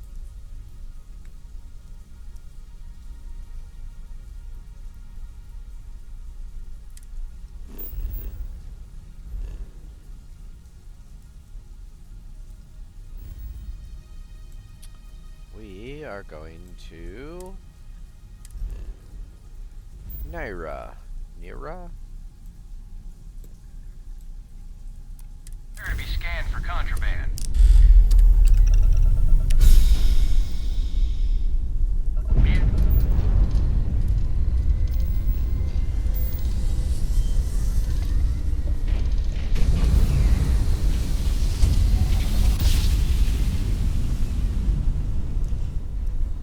Must have been a good jump. We're still in one piece.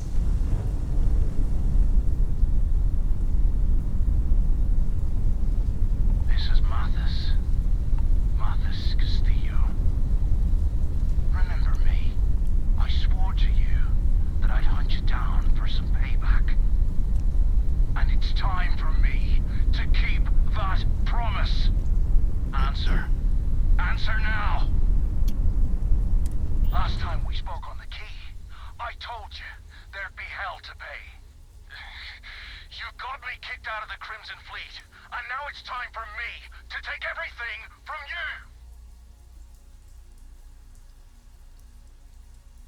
I'm sorry, who are you again? What? You gotta be kidding. You don't even remember?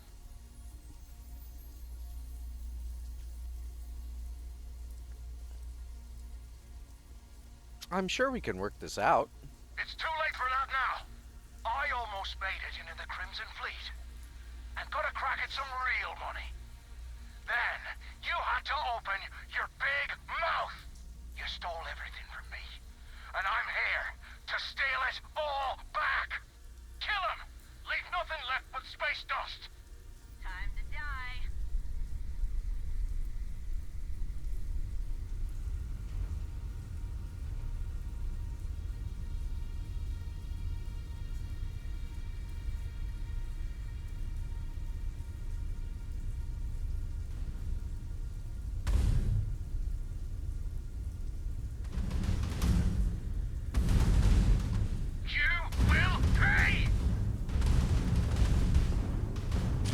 Enemy's shield's gone.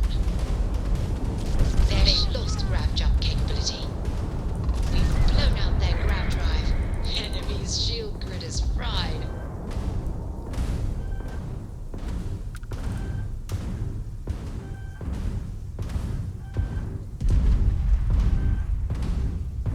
Oh, you got my shields down to 97. Enemy's shields are dead in space. We've charged their engines.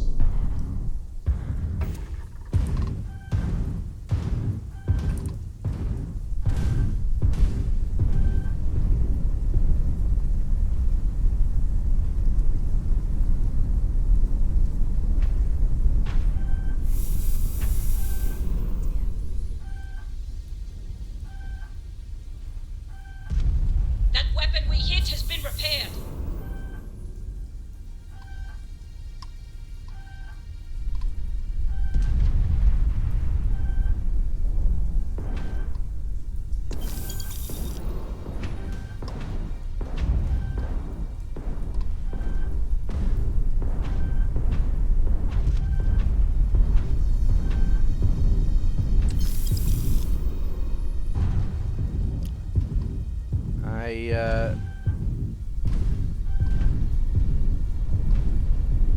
I don't have time to deal with you, sir.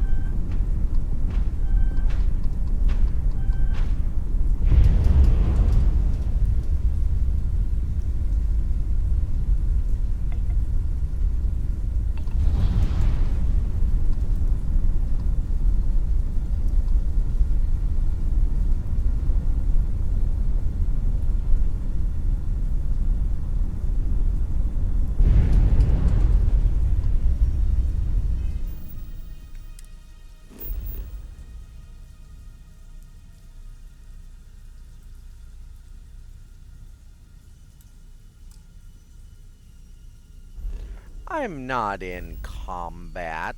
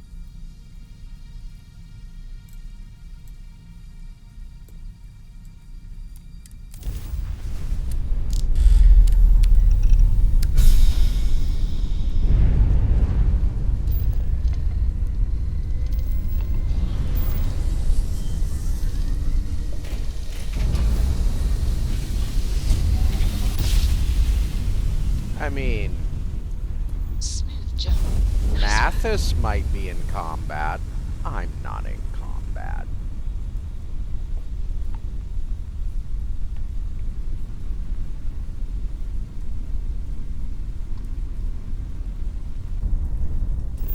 Whatever. I've got contraband to drop off anyway. It's fine.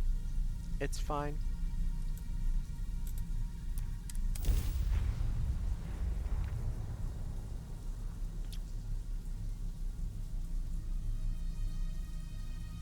So, really dumb thing about that blind bat encounter, you can't board Mathis's ship. At least initially. You can glitch your way into it. Hydrocarbons in abundance. It's weird. Let us see how they have arranged themselves.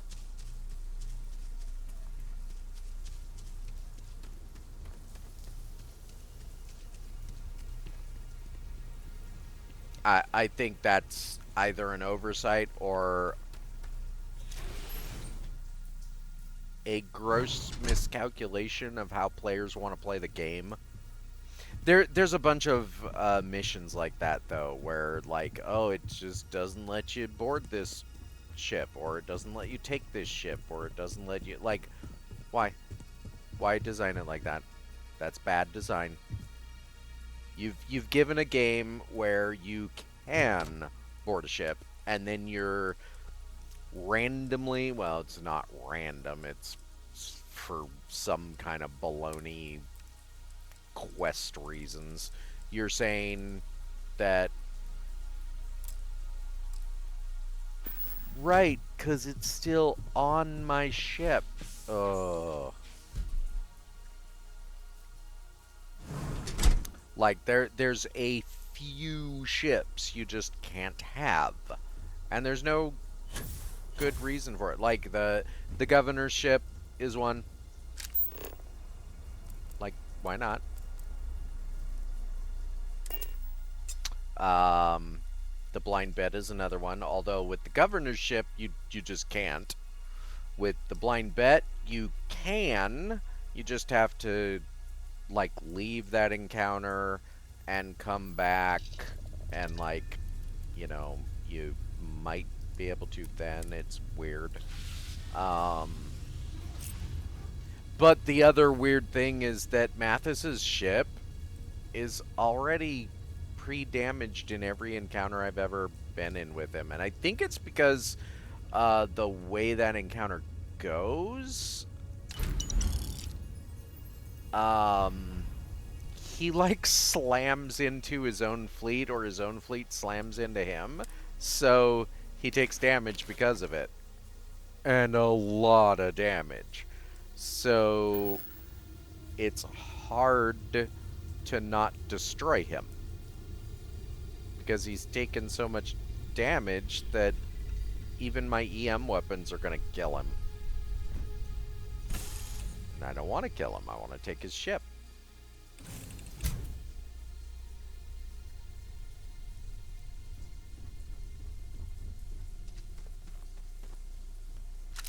Which you can definitely do. I've done it before. You just have to be careful.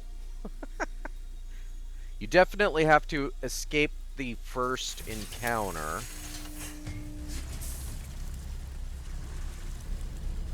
What the fuck?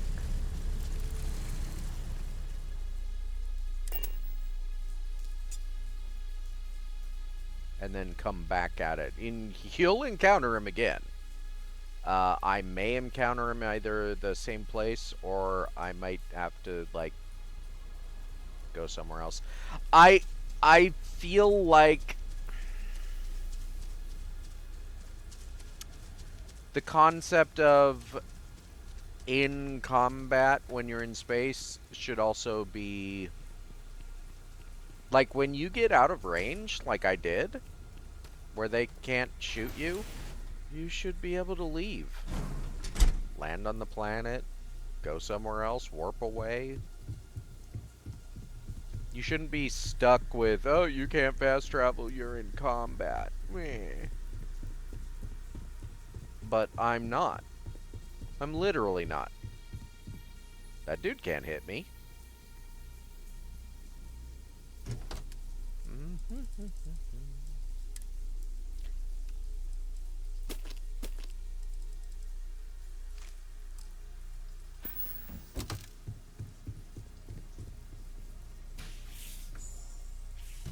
I think I have weapons too. I'm not gonna do a full unload. Just gonna get rid of the contraband.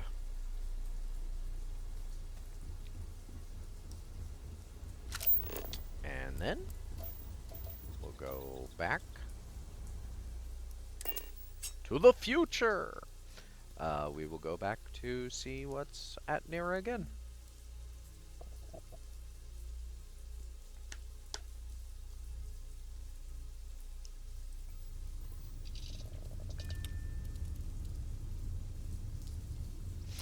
The entire encounter with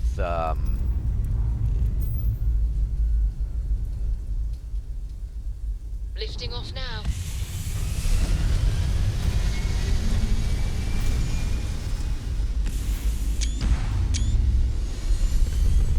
the entire encounter with Mathis, really dumb. The dialogue options presented and the way that he interacts, like the game, the Crimson Fleet storyline is both the best and the worst of the storylines in a lot of ways. It's the best because I think it has overall some of the most enjoyable elements. It's interesting on a conceptual level, but the dialogue for it and the way that dialogue is encountered is really bad. Obviously, there's the issue with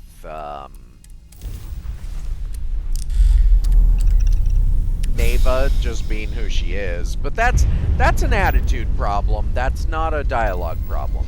Neva's just that way. I get it. I've actually encountered people like that. That's fine. But the whole Mathis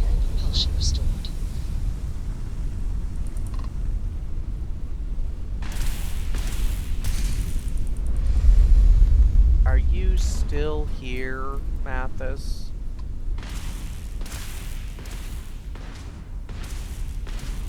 Pound them to dust.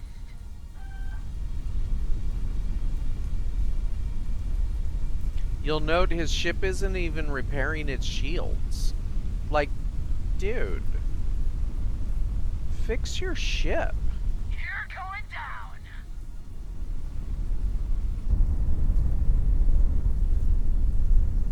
And it's just a random spacer now.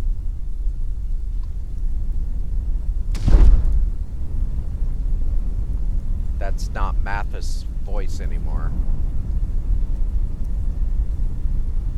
I don't think I can get his ship.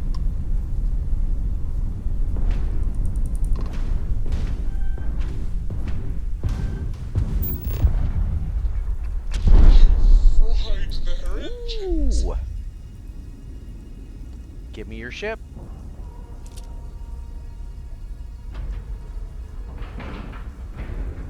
Docking cycle complete. Like, I'm not sure that I will find Mathis on this ship. Now, here's my justification for that.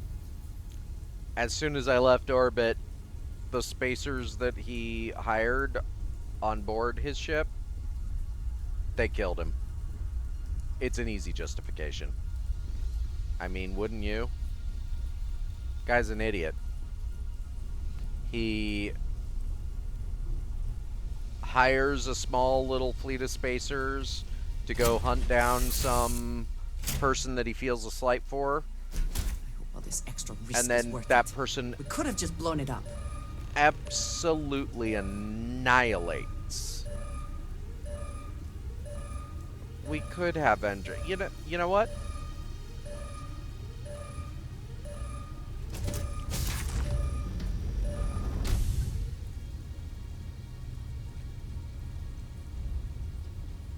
Here.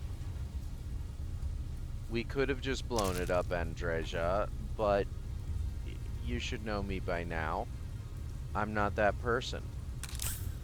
I like to board. So here. I want you. No. No! God damn it!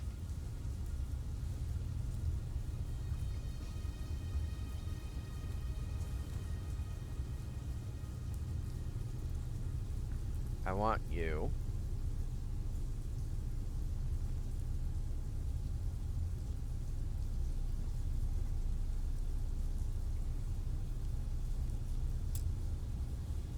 Oh my god.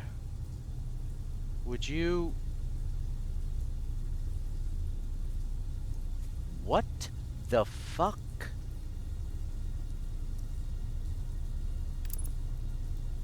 Go sit in that chair.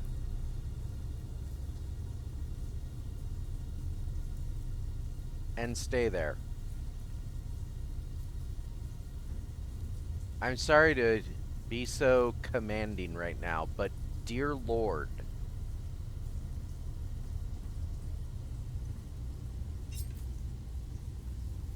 I'm on a mission.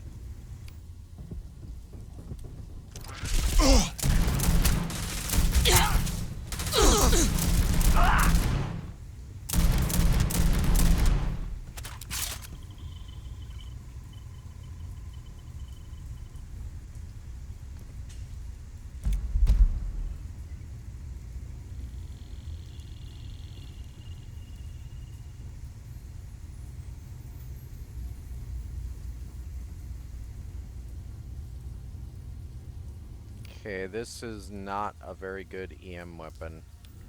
Let me try the other ones.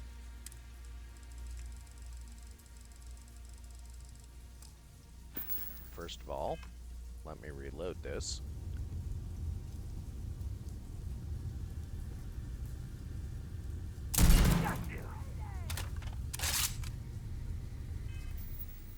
Oh, it only holds 12 rounds, too. That's terrible. Like, extra terrible. Okay, going to our grand list of EM weapons. Let's go for the Equinox.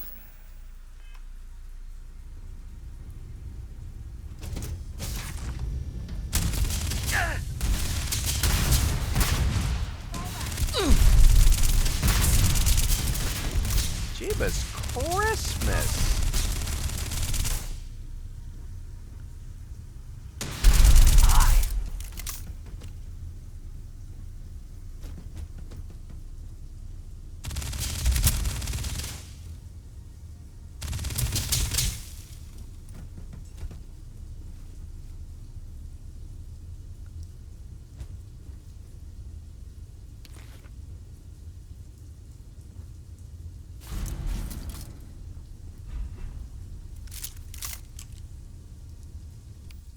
Okay, that's not really the best option either. It's better than the other one, but not by much. So we'll go ahead. We know that's actually a really good option. That only has 12 rounds too. Let's go ahead and put that one in play for now. Oh, and let's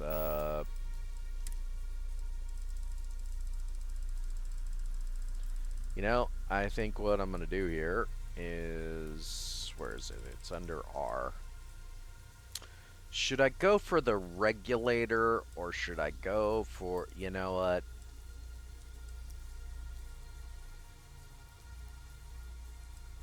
No, it's gotta be the regulator.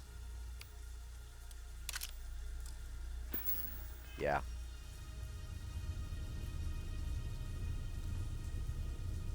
for the sound.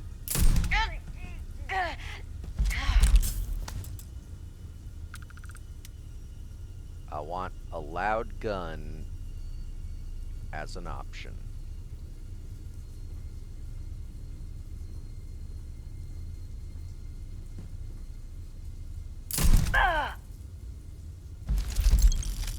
So yeah, my justification is that when you first encounter Mathis, he's an idiot, of course, and he's not really a challenge, and you annihilate his fleet, and then you leave, and on your return, by the time you return,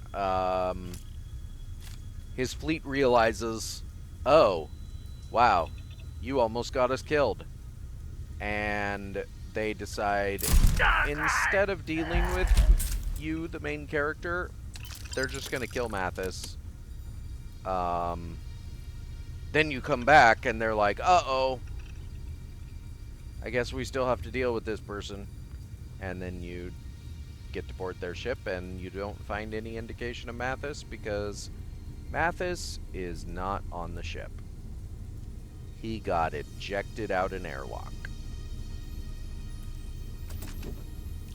And can I just say, I really wish that was an option in this game to eject people from airlocks. I mean, come on now. That's a classic of space fiction. How could you not allow the player to eject people from airlocks? That's not just an oversight, undersight. That is an excellent way to lose an eye. Not my eye.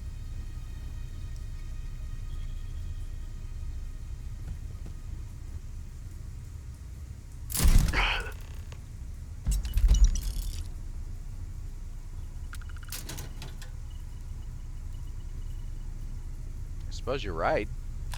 It's an excellent way for them to lose an eye. But I mean, they're dead now, so I think a lost eye is the least of their worries.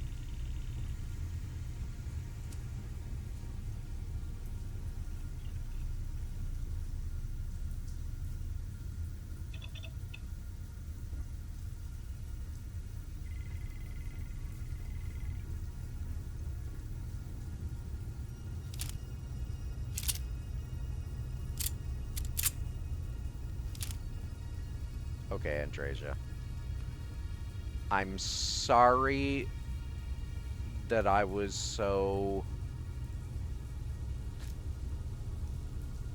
Well, I'm just sorry. We'll get past it, hopefully.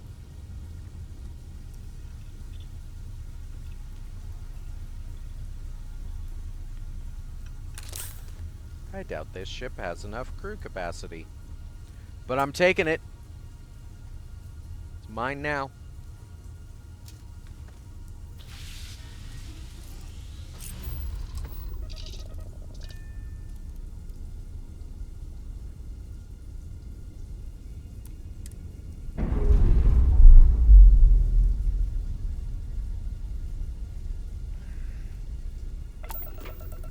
The irony is, we're going to go all the way back to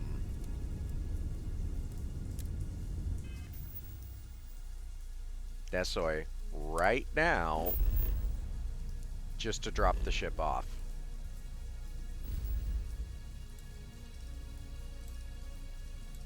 Because I'm not going to lose my crew over taking this ship, but also...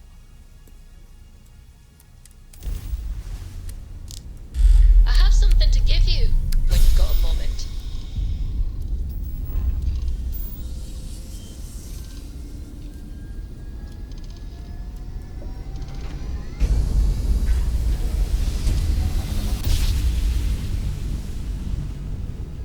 Jump complete. Normal propulsion restored.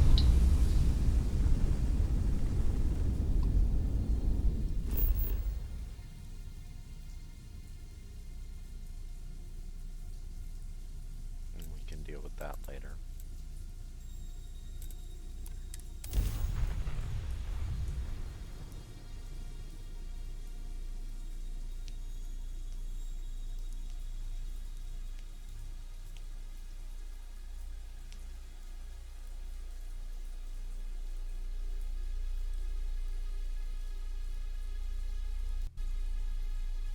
Every world with living things is a treasure.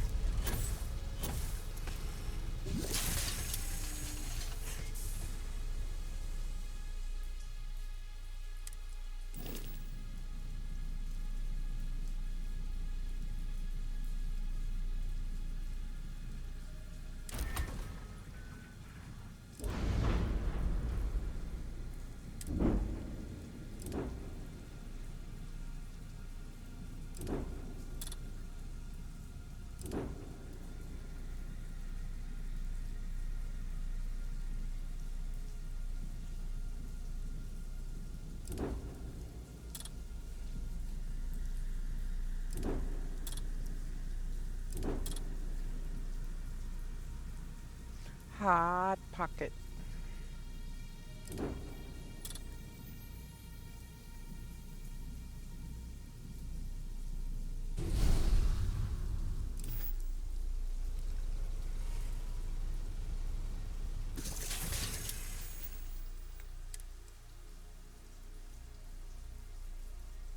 Got to make sure we reassign our crew.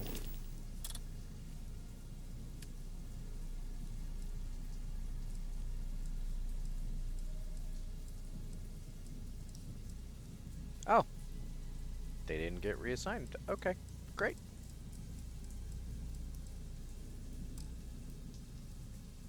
I guess the blind bet had enough crew capacity.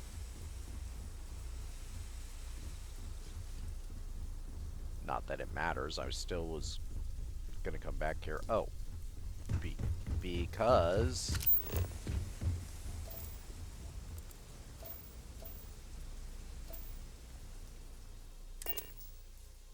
let's put some more contraband away. We keep collecting all this contraband.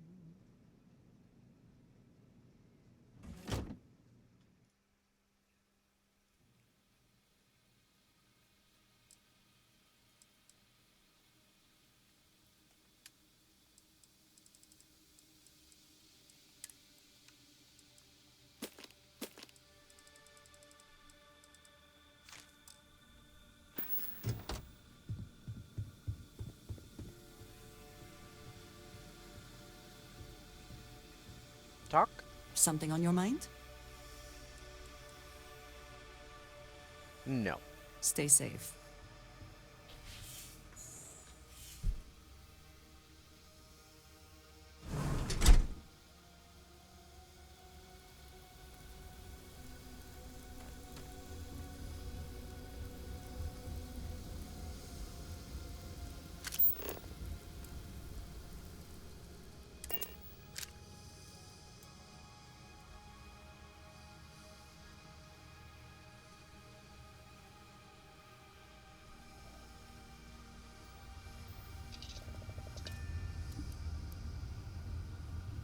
Something in my pack's got your name on it, Cap.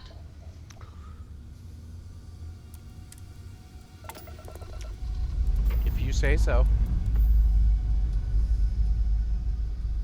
Pressure holding. Takeoff looks good.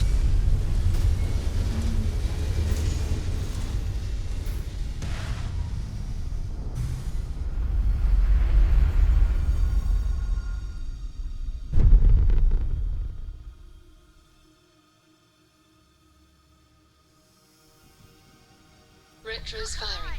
Orbit stabilized. Weapons online. Opening fire. Starship Frontier, this is United Colony Security. Maintain course and prepare to be scanned.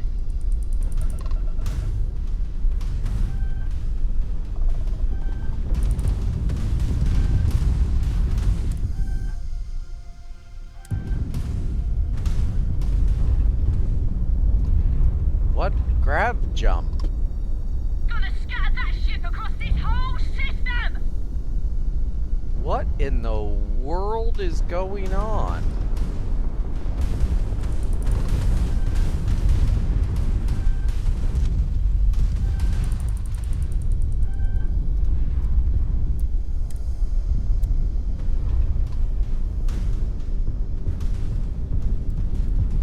You think you can win this?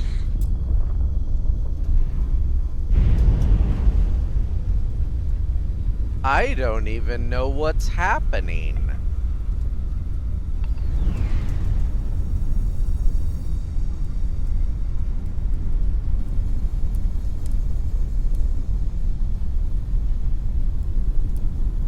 Like, I legitimately have no idea what's happening.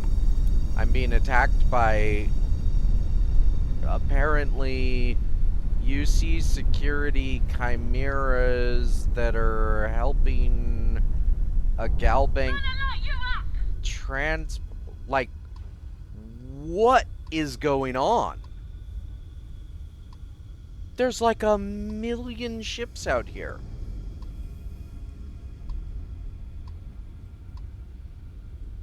Can't get away from me!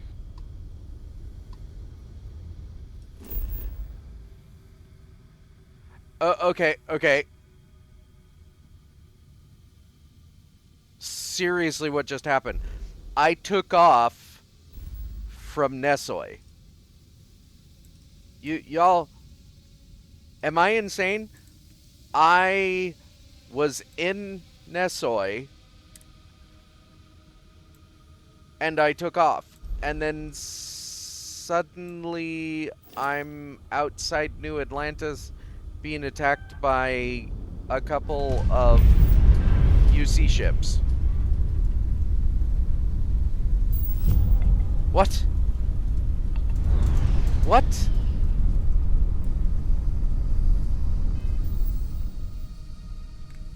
No, I will not accept this. I will not accept this on any level.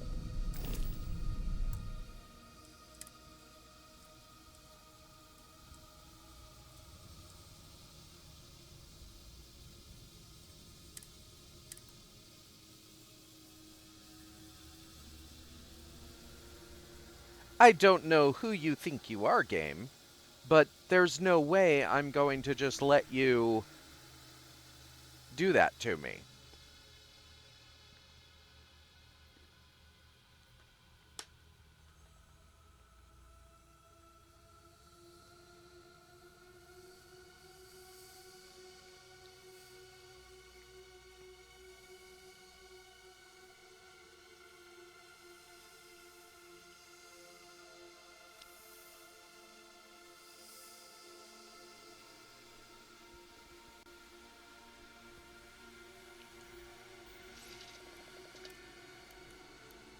Okay, here's what I'm going to do. I have something to give you when you've got a moment. I did fast travel into the ship. Okay, so here's what I'm going to do.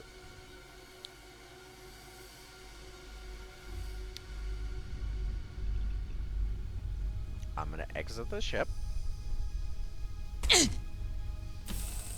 Yet more problems with not having proper landing and not landing and etc. You know. I'm going to get back on the ship. Taking off immediately, or are there other matters that require your attention? Well, that depends on what happens next. Pardon me, Sam.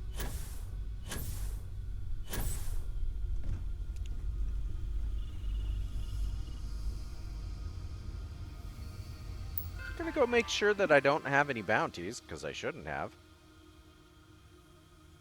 How do I have a bounty with the United Colonies?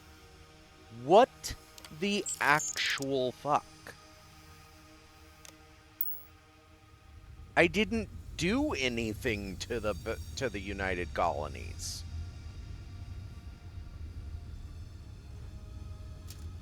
Whatever. Okay. We have no contraband on our ship.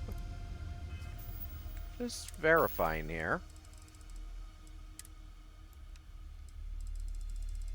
No contraband on me. I've got no contraband to hold me down. Let's make sure we don't have any contraband in our hold, too, just in case. Oh, you know what? No, I did. I gained a UC bounty when I jumped away with contraband from a different before I came here. Like before I left. Where the hell was it that I left that I gained that? I remember now though. Yeah. Accurate, but unfair because it... Oh, that's what it was. I was leaving...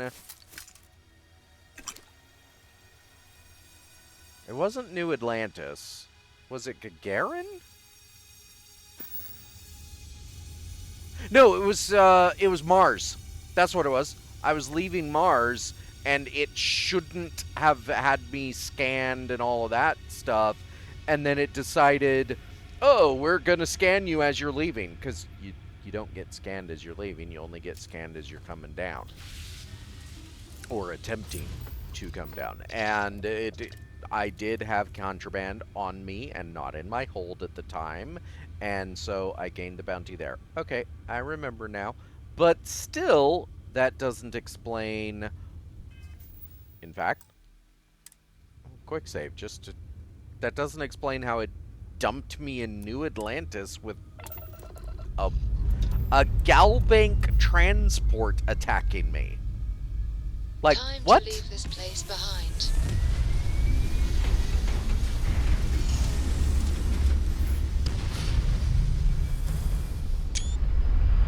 What?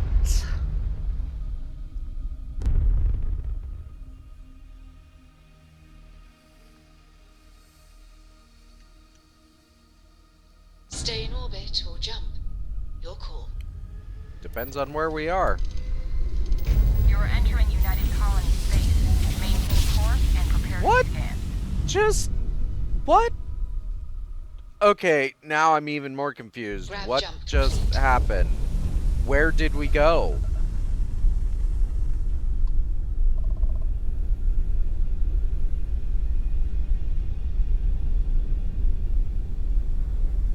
What the...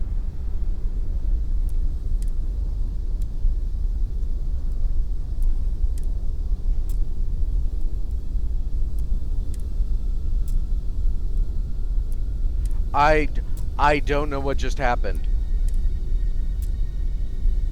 When was I trying to jump to New Atlantis? Like, what? Huh? Okay. Okay. I have no idea what just happened. I don't know why it happened. I don't know what's going on anymore. What we're going to do is we're going to jump to Nira again. What is this, like the 5th time I've jumped here?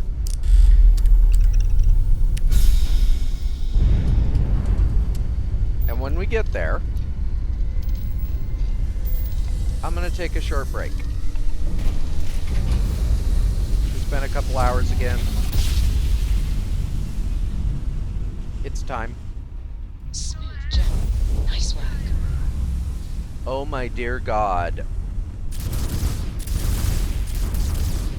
Wrong place, wrong time. Shit. The Mantis. Grab drives down. Yeah, it's the Mantis. You tagged their grab drive. You've taken down their shields. And you're not getting away. They're not jumping out of here. Target's shields I'm are sick down. of you people.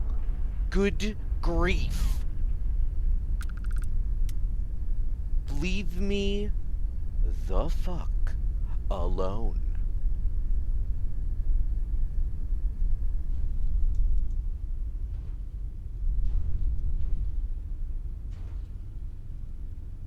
Now,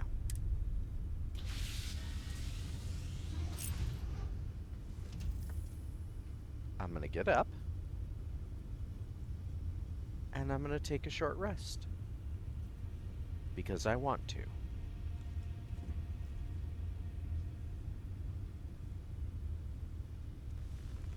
Well, I also need to, for various reasons. And we'll watch the planet drift out of view, and whatever happens after that. So, I'll be right back.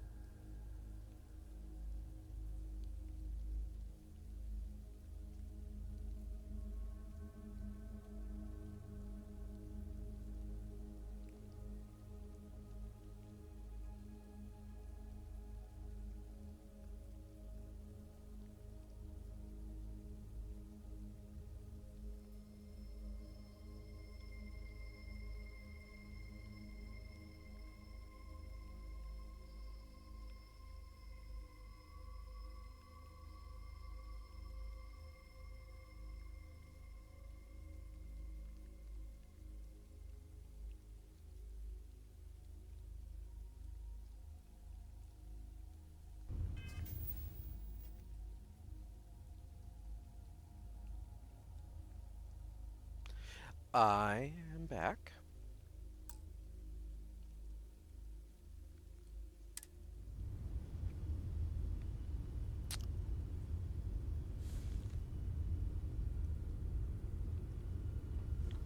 Let's actually go to this planet that we've been around 3 or 4 times now.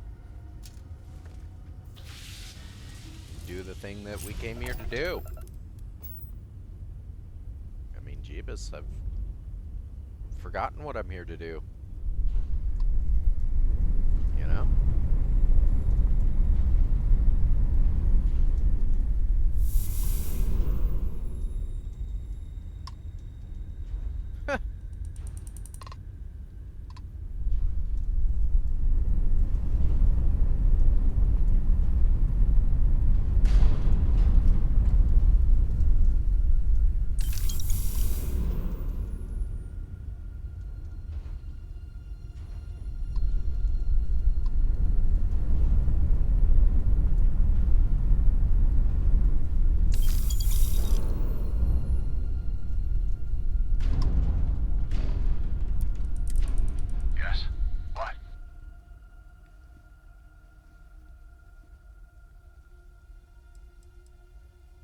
Heard anything interesting?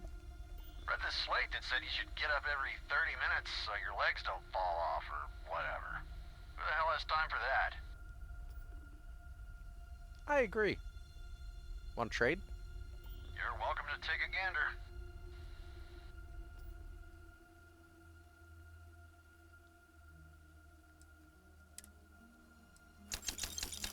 Wow. Actually have some stuff.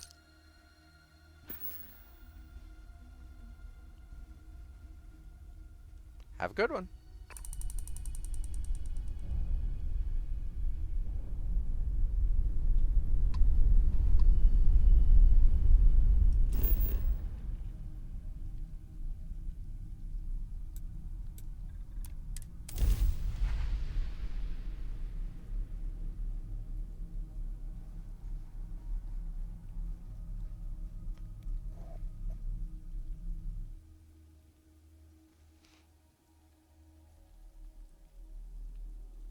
Good to go for landing.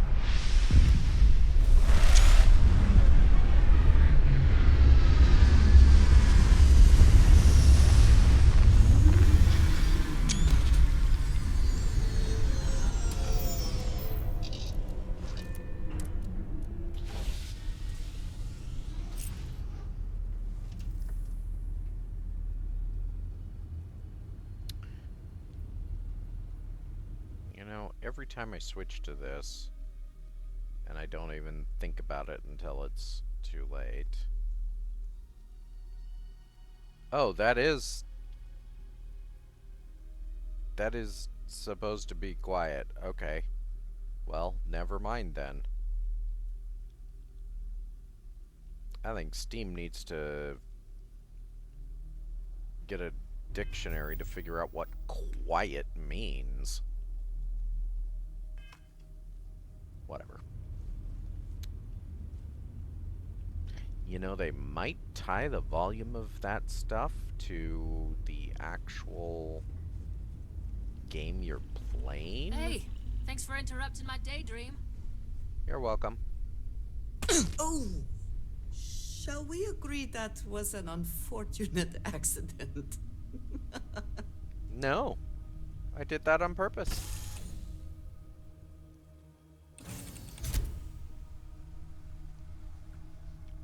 It is impossible to imagine what this looked like before the colony war.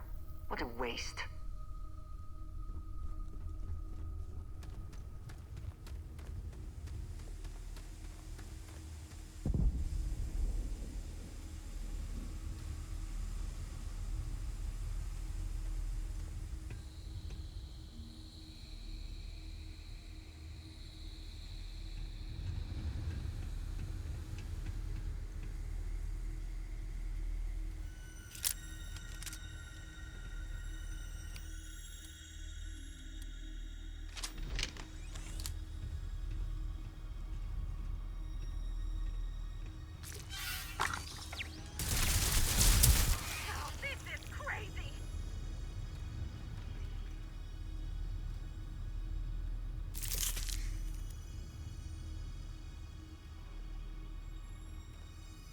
Well. Alright.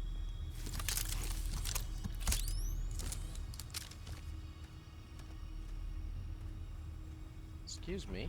Custom?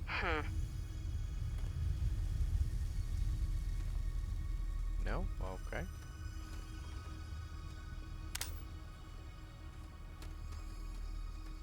Just gonna assume that people here aren't my enemies, based on the fact that these turrets are not trying to kill me.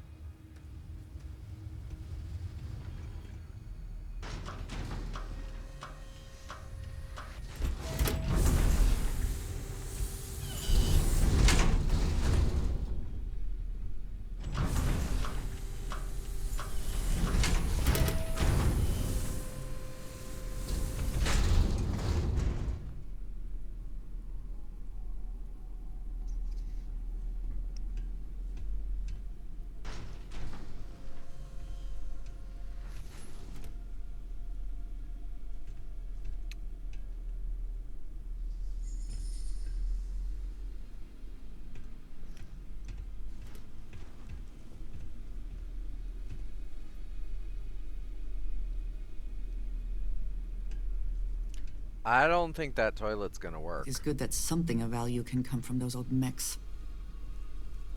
You might not want to be in there. Oh, hey.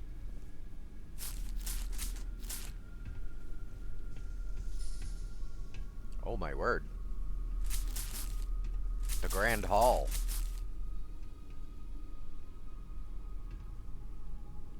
Well, that just looks awful. I don't even want to know what that is, considering that the toilet in the stall next to it is broken.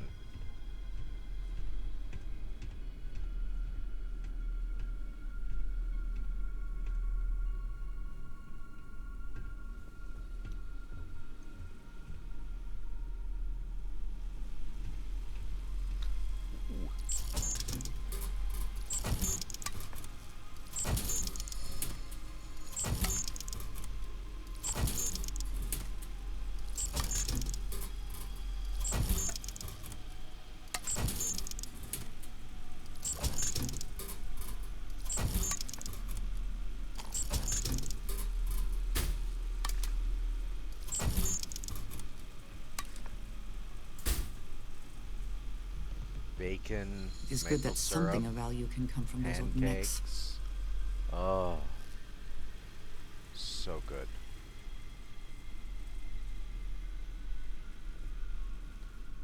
Excuse me, person outside wasn't very helpful. Can you be helpful? Hey! New model on the floor. Welcome to the one-of-a-kind. Refuge and rest home for the hardest scrappers anywhere. Name's Jill. Proprietor.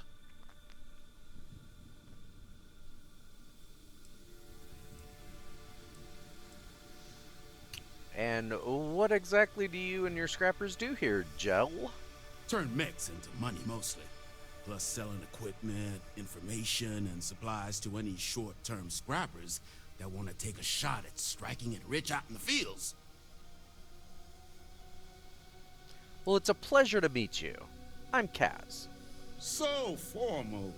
The pleasure is all mine, my friend. Angelo Alonso, at your service. You can call me Jill. Can I get you started on a tab, then? Or you here to try and make your fortune in the fields? I'm happy to take your credits however you want to hike them over.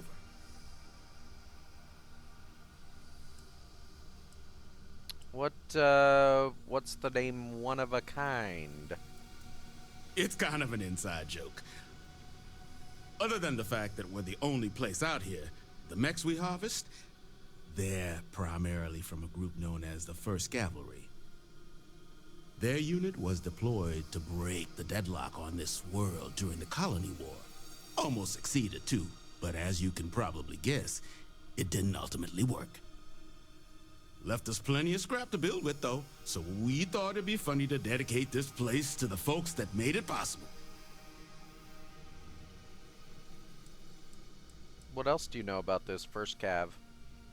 so they were pretty widely considered the best damn mech unit in the Freestar Militia. Maybe the galaxy. Their leader? Major Paxton Hull. They say he was some kind of tactical genius. Whole damn war, he always seemed to be just one step ahead of the UC. But all that changed here on Nera. The fighting was brutal, apparently. Between the aliens and the UC defenses, most of the first cav was wiped out. They say Hull snapped, that he couldn't handle the loss of so many good soldiers. When the ceasefire order finally came, he ignored it. Said he was too close to victory. Didn't want his people's lives to be sacrificed for nothing. So they court-martialed Hull and the other survivors of the first. Locked them all up. And that was that. Well, I'm here to make my fortune. Lots of money to be made on mech scrap if you know where to look. And I just happen to sell a guide that'll show you the best spots to get started. Couple of words of warning, though. As you may have put together, Nera's more dangerous than a cellophane airlock. And it's not just the environment that'll kill you. UC brought xeno-weapons here during the Colony War, and more than a few decided to put down roots. Sirens are the ones you really need to watch out for. You've also got the unauthorized scrappers, Ecliptic being the worst of the bunch. Kill you for looking at them wrong. Luckily, we sell a wide array of problem solvers in various colors and calibers. Any Nera scrapping expedition starts by checking my stock. What are the sirens? Nasty kind of alien left behind after the Colony War. Pretty much blind. Original ones brought to Nera were all xeno-weapons, but those critters have long since passed. But they left behind more than enough untrained babies to keep the fields plenty interesting.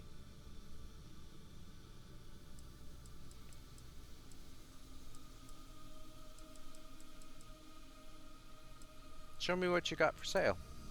Here's what I've got.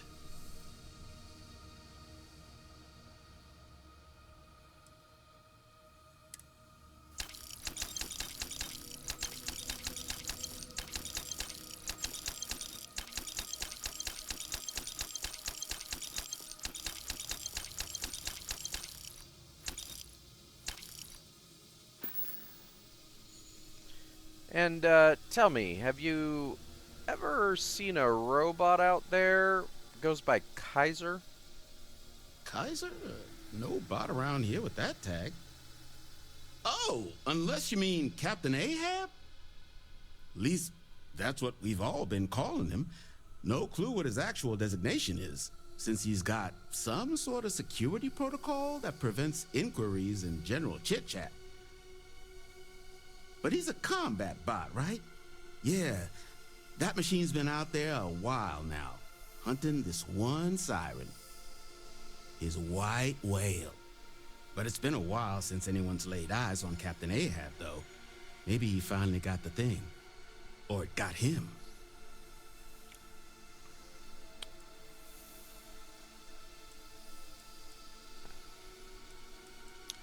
That could be him. It. The robot I'm looking for worked for the UC for their Xeno Warfare team. That's where I recognize that insignia. Red Devils. Yeah, Ahab's definitely your bot. So, sounds like you've got two options. You can wander around out there, hunting your bot, little old white whale of your very own. Maybe you find him. Maybe you get yourself killed. But knowing this rock is part of what we do here. So if you want to find him a whole lot faster, I'll sell you what I know about this. Kaiser's location. Going rate's a little steep, but I'm willing to negotiate.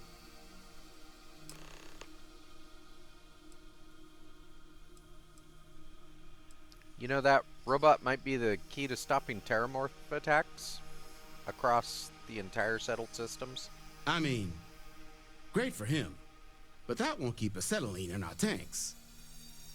And honestly, would you be able to tell if a terramorph was attacking outside? Sorry. Let's see what we can work out here. I'm listening.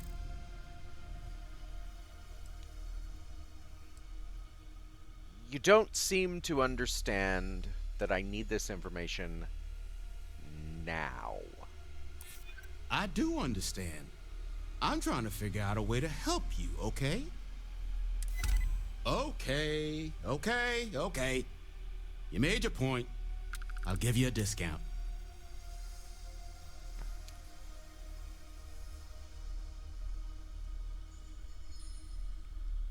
You know what? I'll just take my chances out in the fields. Suit yourself. South Dock's a good place to find your bearings before heading in. And if you change your mind, offer stands. Yeah, I don't think so.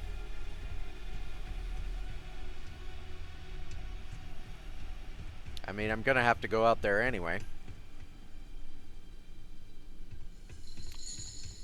But you know, you did make it easy for me to make a decision on something else.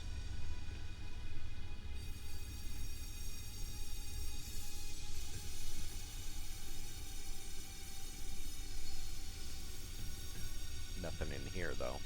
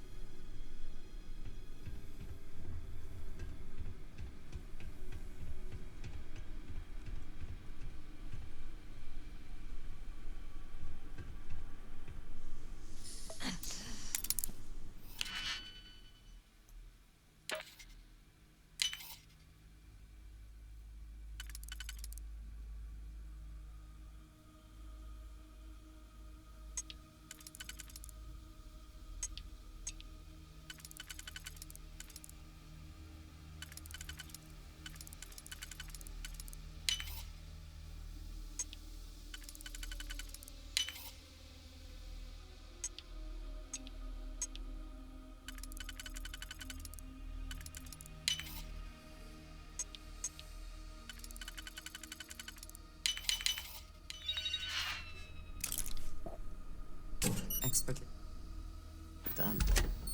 Let us see what was being protected.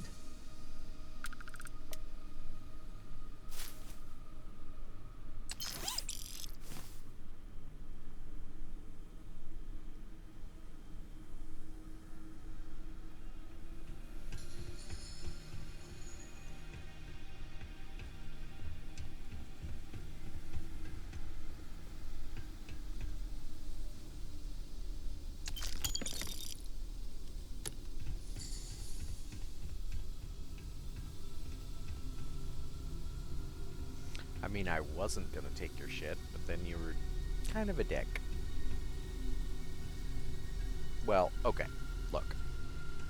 I could have paid you the money, but you also could have just told me. It's not that you were a dick exactly, but...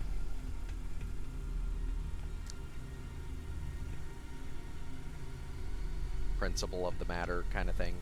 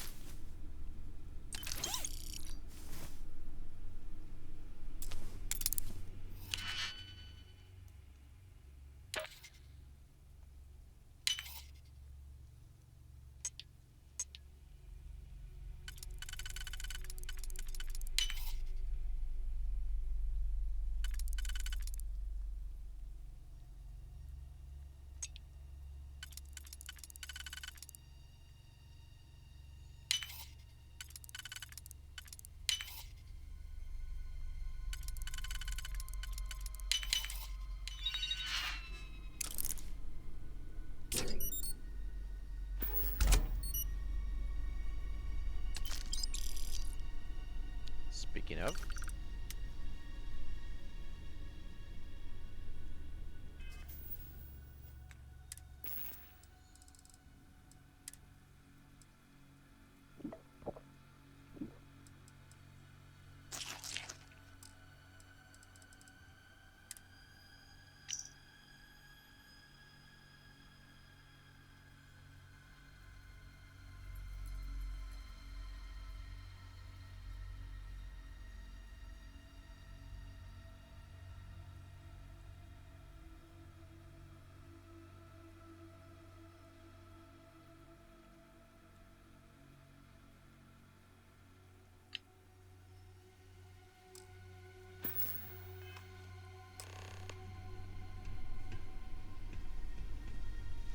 And I got my information anyway. See, now if you had just given me the information, I wouldn't have taken all your credits as well. But no, you had to go and be like, yeah, you want to pay me. Greed never gets you anywhere.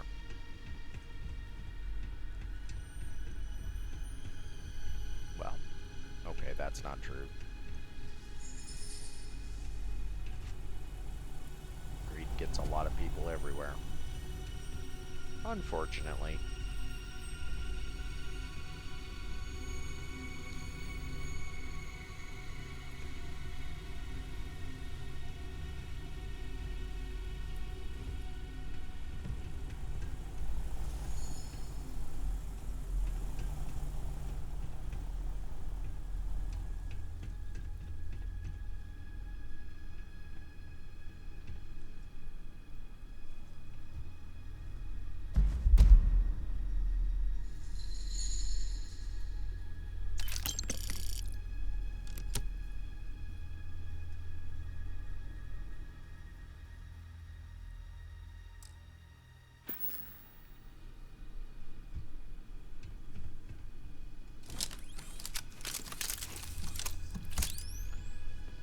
That's how I've been doing that. Okay. I get it now. That's actually kind of cool.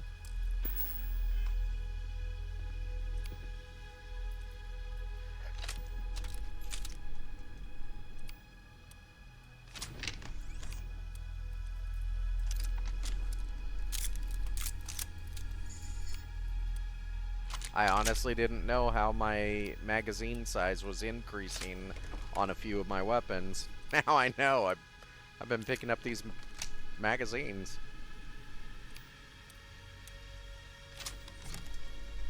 Let's see, not that one. It should be this one. Yeah. That's actually really good now. Alright,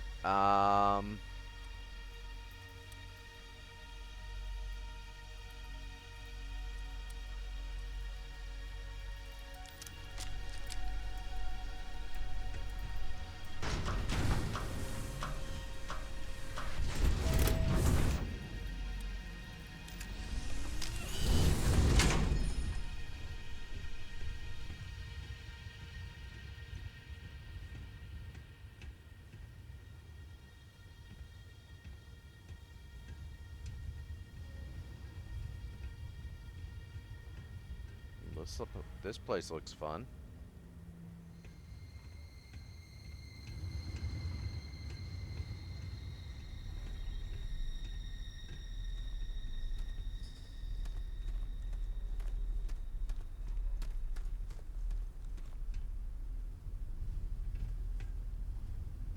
Profit is never necessarily the aim, but if there is something worth taking...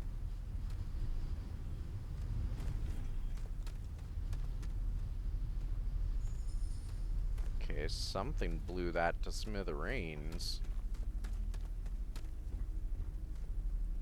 Doesn't really give me a lot of confidence here. The question is, what happened?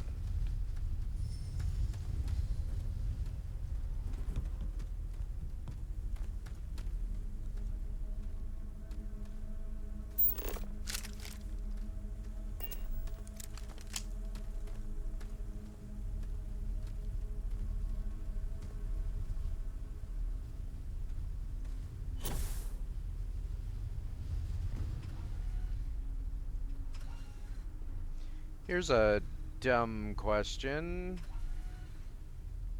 Oh, I guess they would be... That's a scrap, not a repair. I get it. Okay. I was gonna say, if these things are supposed to be scrapped, why are they repairing it? But apparently they're not.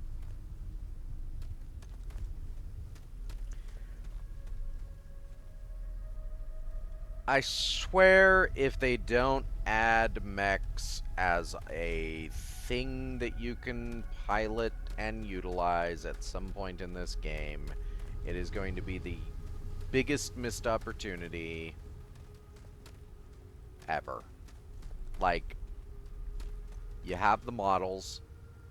Similarly, since Xeno Warfare is a whole thing as well, they should add pets. Both, what do you call it? Non-combat and combat pets. I would say the easier one to add would be pets, because you can just add a second companion that is a pet.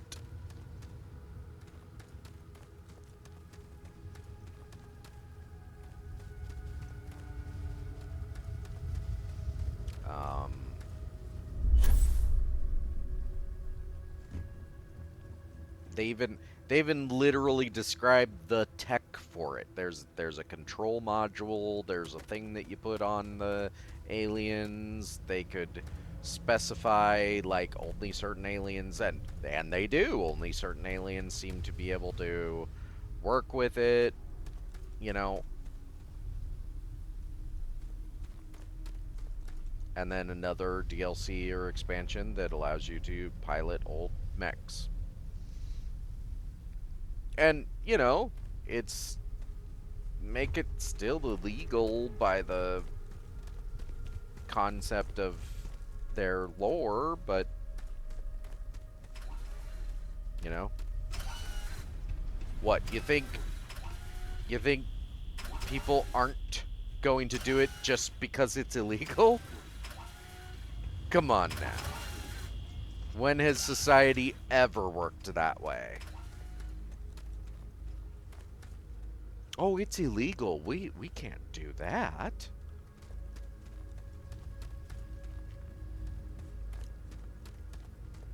What I would do is write an entire storyline that either adds a new faction to the game that has decided, screw you all, we're not part of the UC or the Freestar, and we're going to do what we want. Or just use one of the many factions that already do that, such as Ecliptic,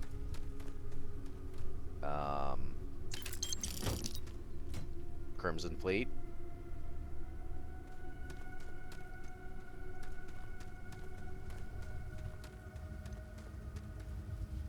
I would say Crimson Fleet already has its own storyline, so don't do it using the Crimson Fleet. Do it with Ecliptic. Spacers are too disorganized, so also don't do it with Spacers. Do an entire Ecliptic storyline where Ecliptic has gotten too big for its own britches, and they have decided to start using both Xeno Warfare and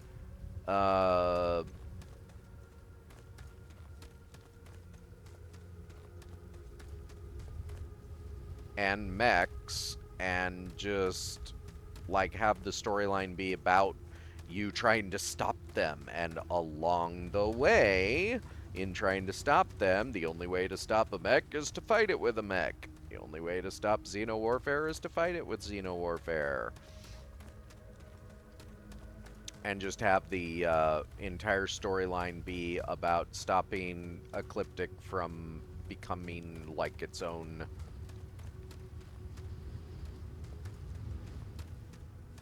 becoming what essentially it is, which is way too big, way too powerful, you know.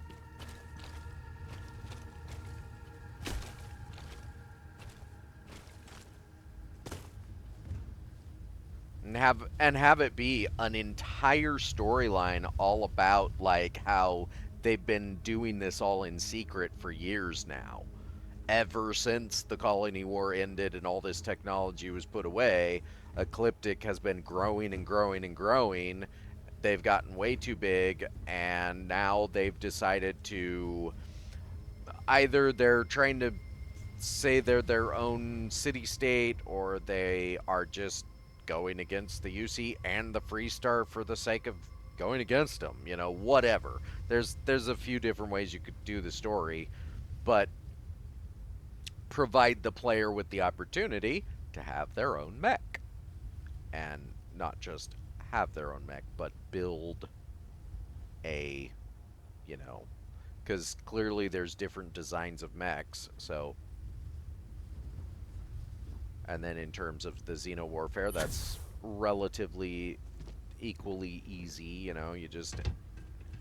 Here's your controller, go slap a thing on an alien creature that you find, and see if the controller works. And if it does, great, you've got a beastie that you can control. And, like, have an outpost option for a zoo. Now, if you choose to start using mechs or Xeno creatures for warfare, you should be, like, it's illegal, so you can't have an outpost on a known Freestar planet, for example, that has these options on it, or else they'll immediately, like, hunt you down, etc. And otherwise, if they find out that you're using mechs on some planet somewhere, well,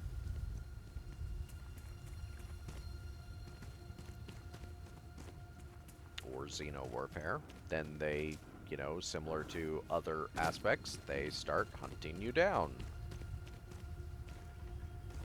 Oh, you're a bad person. You're breaking the law. Here's a bounty, and we're gonna kill you. I heard something. I know it.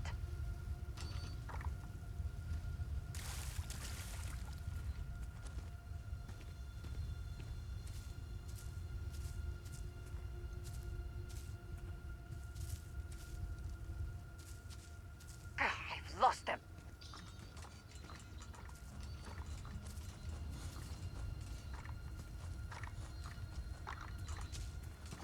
They could not hope to win, so they fled. Possibly.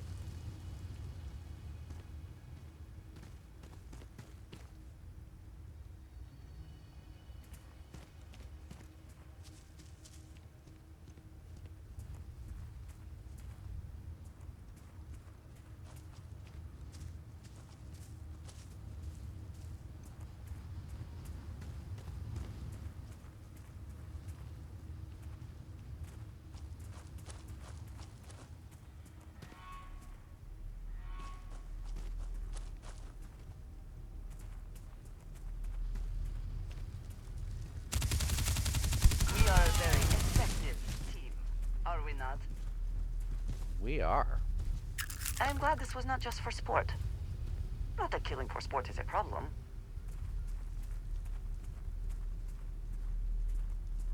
You dare challenge me.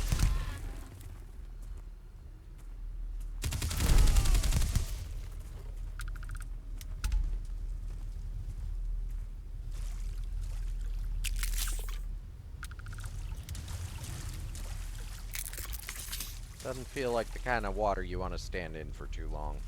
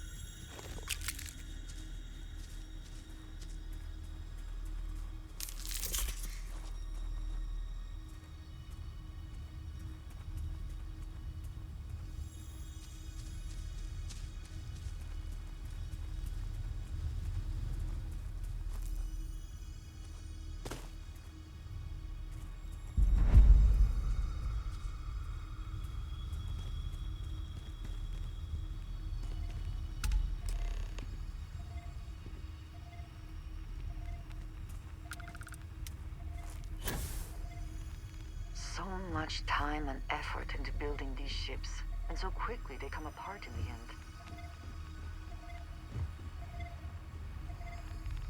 Well, I mean, yeah.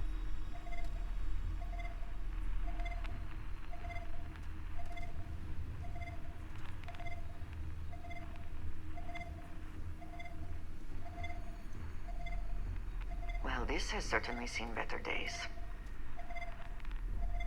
You could say that. You did say that.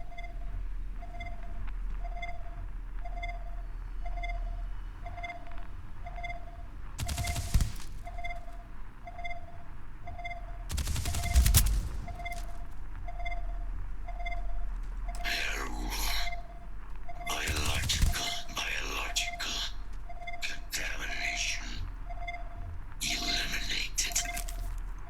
Password required.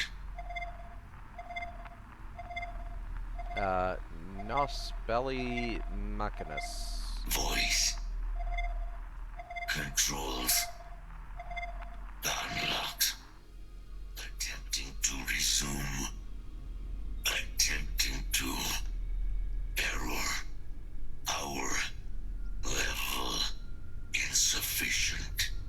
Battery required. Type microcell. Inquire at salvage yard. Well, I bet they're gonna charge me for that.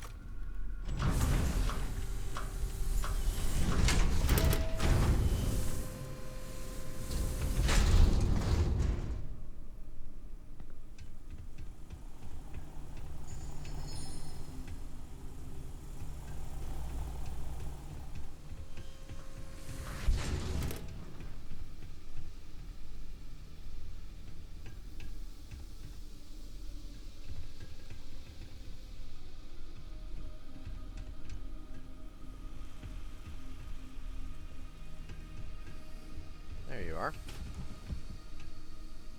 So, about that robot. Get you something?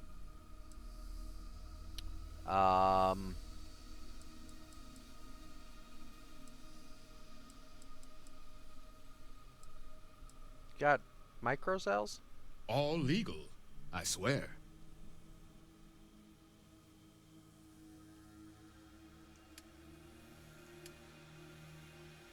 You know what?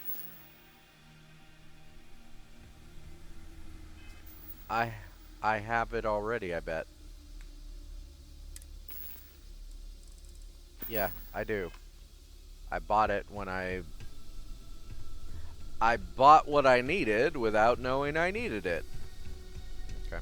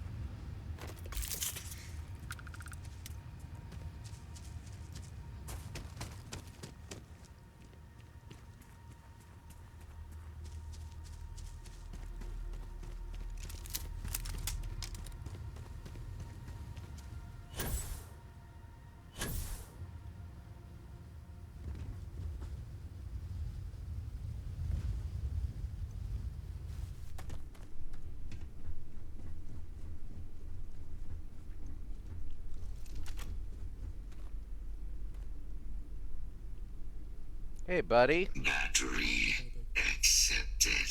Operational power levels restored. Analyzing. Residual damage detected. Impact shielding. Visual systems. Damage within acceptable limits. Thank you for your aid. I must resume my mission. Please step aside.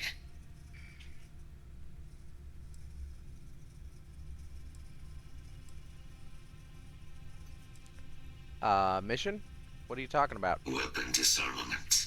High risk. So I will ask you to stand aside.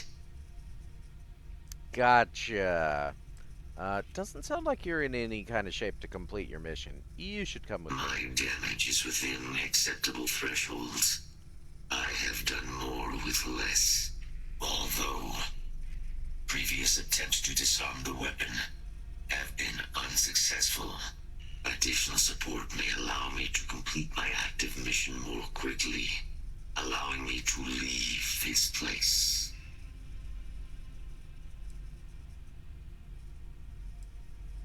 The galaxy's at risk here. That takes precedent over whatever your current mission is. Request denied. My current mission requires completion.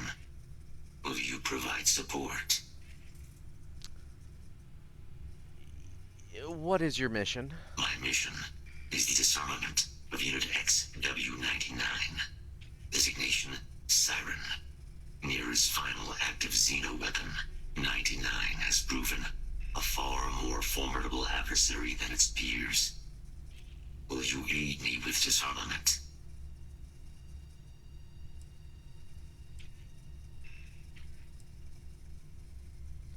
What about all the other sirens running around?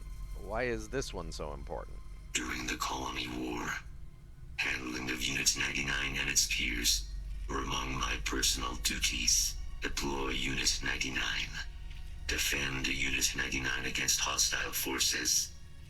But above all, ensure Unit 99 was never used against non-combatants. When I was separated from the Xeno warfare team with the Armistice, Unit 99 and its broodmates remained here, causing many non-combatant deaths. So I am here to correct my mistake. I have nearly succeeded in disarming their brood. Only Unit 99 remains. Well, if that's the only way I can get you to come with me, let's go disarm a Xeno weapon. Correct. Unit 99 is a siren, a deadly biological specimen deployed to Nera during the Colony War. Engineered for combat efficiency, execution of said specimens is the standard method of Xeno weapon disarmament.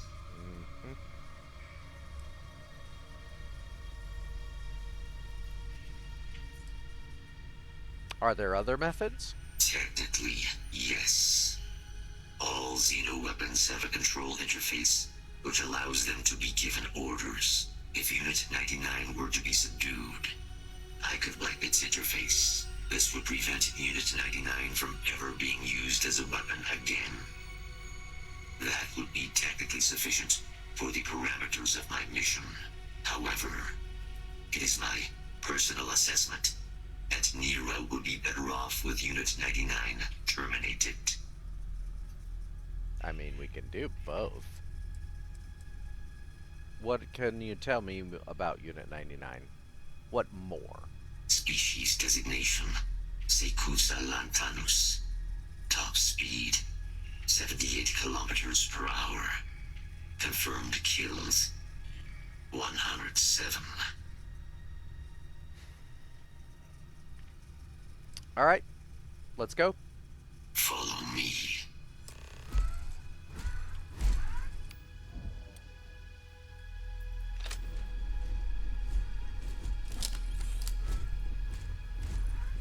Mind your step. As you have no doubt witnessed, this region can be hazardous to organics. Hostiles in area.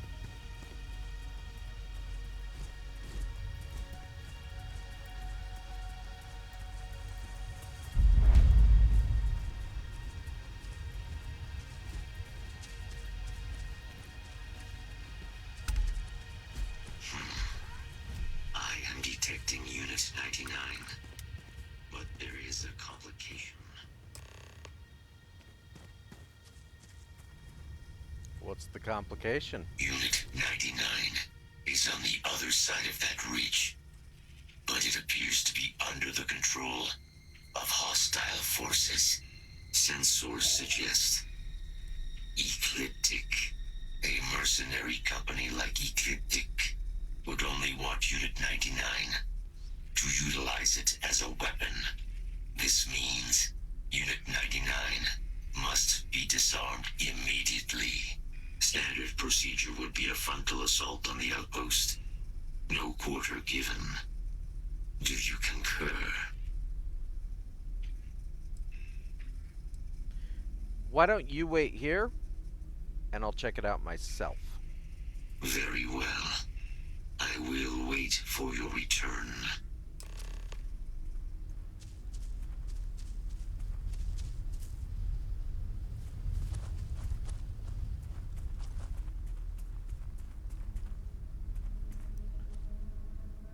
Andreja, I'm gonna ask you to do the same thing.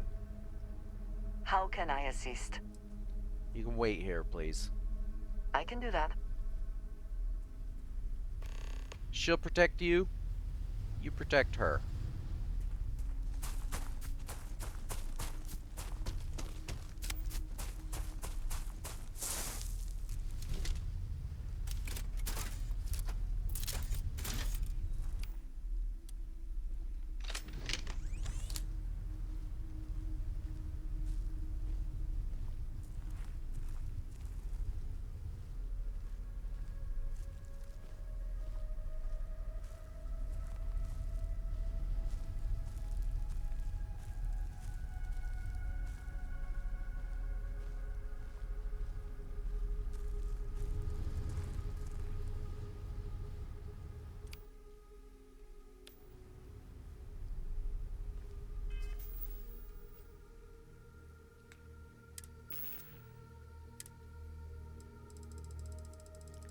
We're not going to test weapons out here. We're going to use what we know works.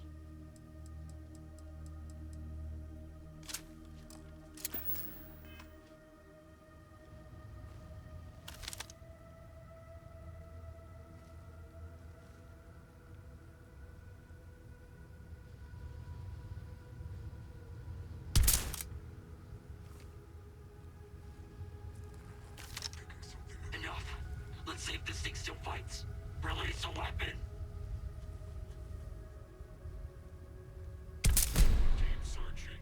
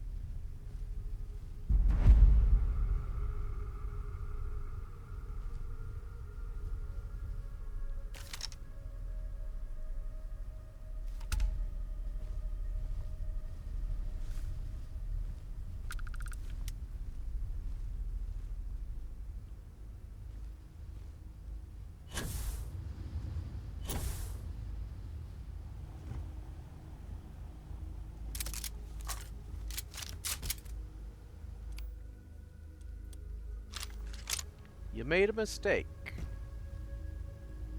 I'm here to correct it.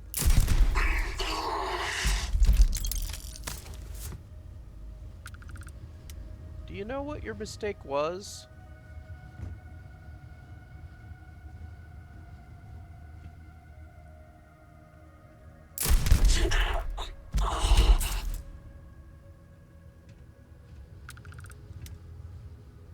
I mean, your first mistake was trying to activate a Xeno weapon.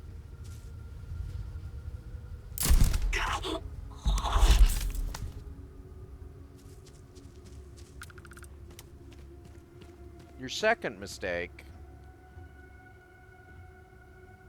was trying to utilize that weapon against me. And I would say you should know who I am.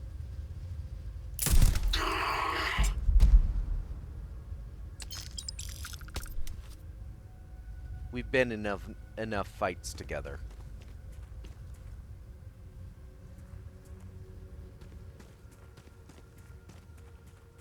Maybe not you specifically, but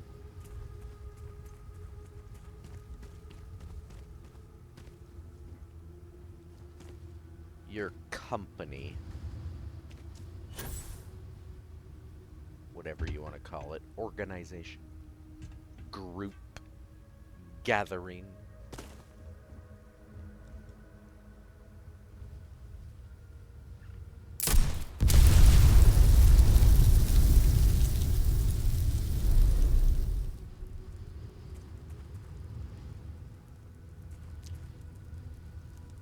Maybe in the next life you'll learn.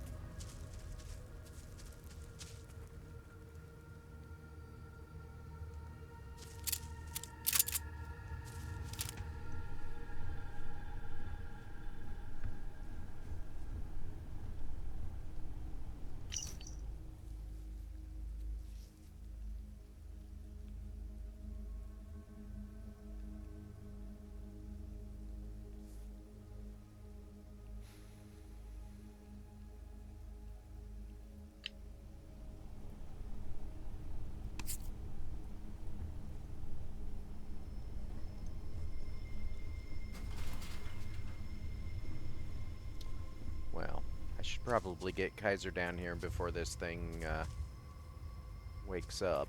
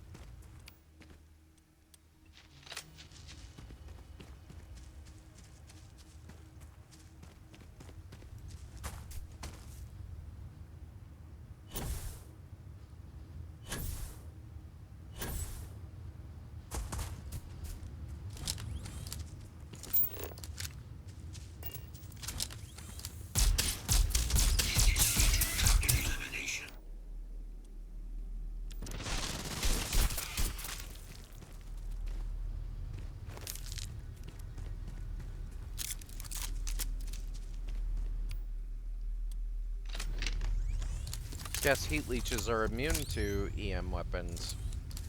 Makes sense, I guess.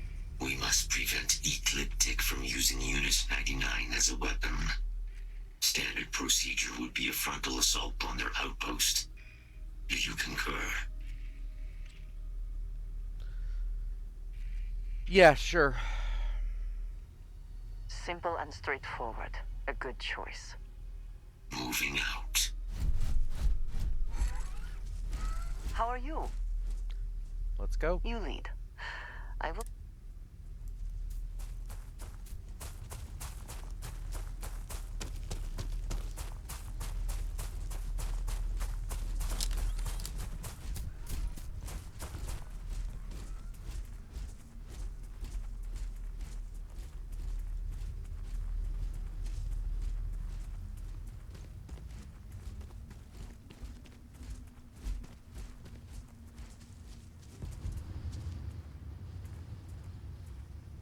Scanning for targets.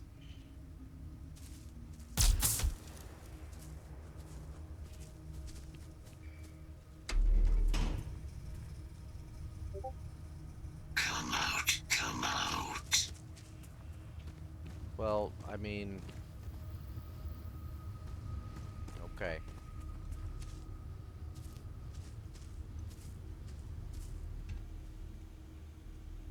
We're gonna let this thing...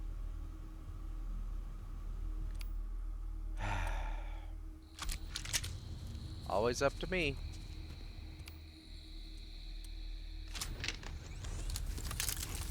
And I have to admit, I don't disagree that this thing is probably better put down.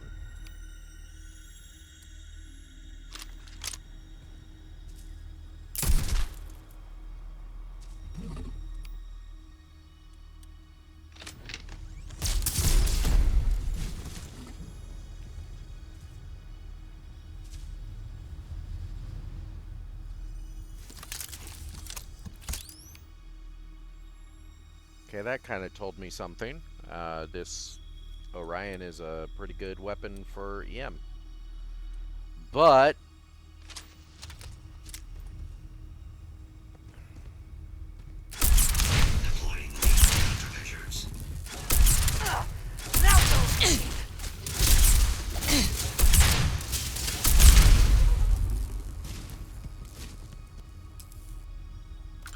We should move on, if there's nothing worth taking. I mean, that thing was tougher than a Terramorph. And controllable. Unit 99's service is now complete. Mine, however, continues. Our work here is finished. Now, what is this mission that requires my expertise?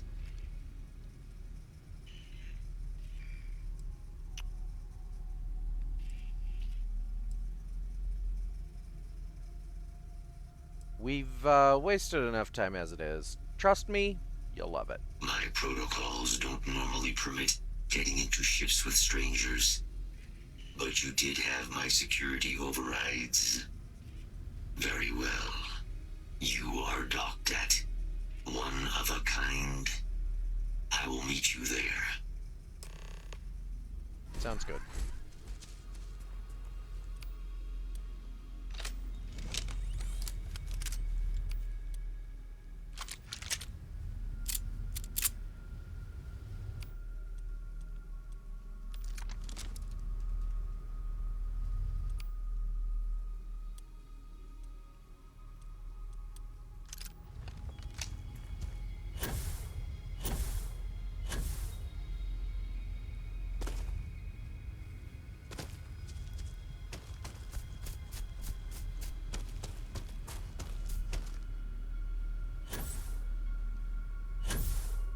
Kaiser is a swift robot.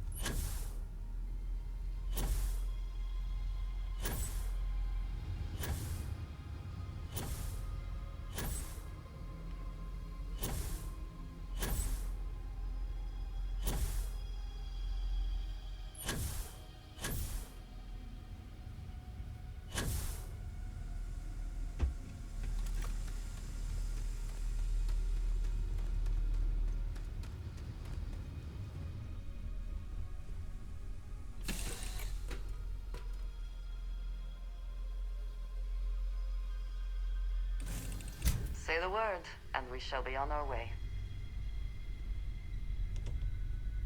Yep. The word is given.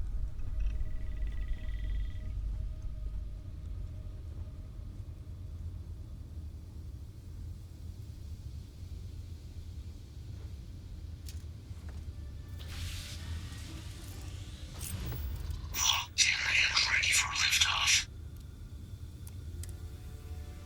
Away we go.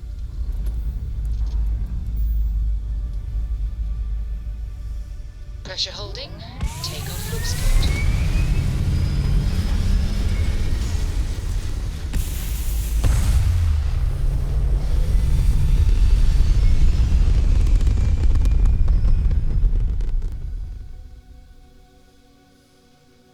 Apogee kick complete. Orbit steady.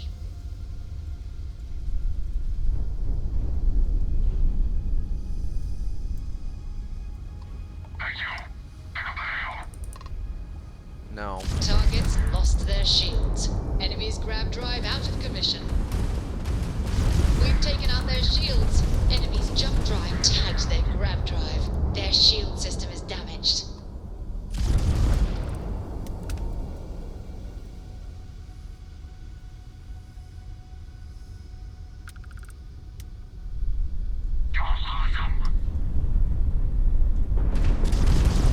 Enemy's shield system is offline. We've tagged their engines.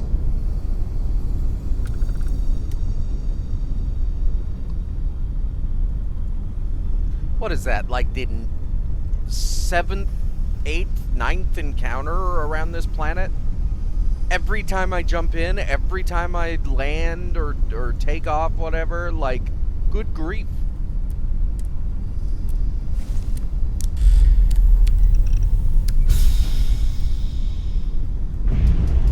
What a terrible planet. Or a great one, depending on your perspective.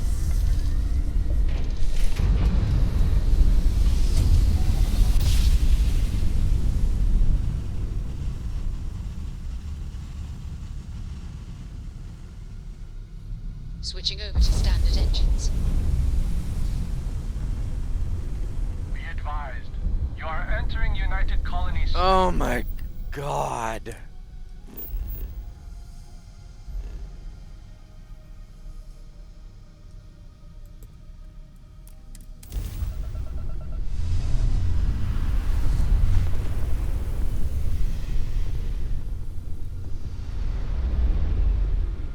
Every fucking time.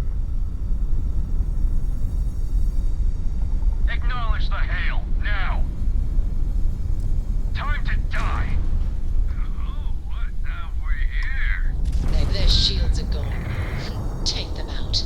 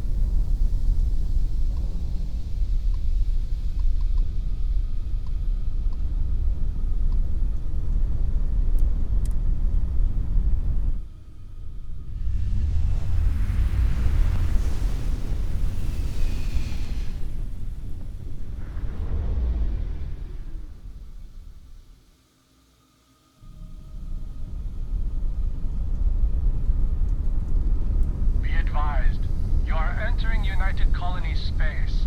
Please maintain course and prepare to be scanned.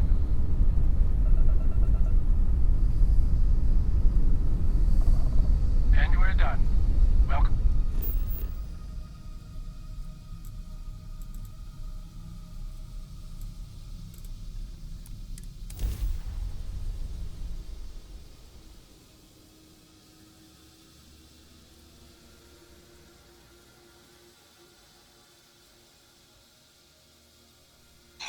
good to keep the location of the ship in mind when suits are required. Hey, anything I can help you with? Sure, have at it. Yeah, you can move my ship back where it belongs.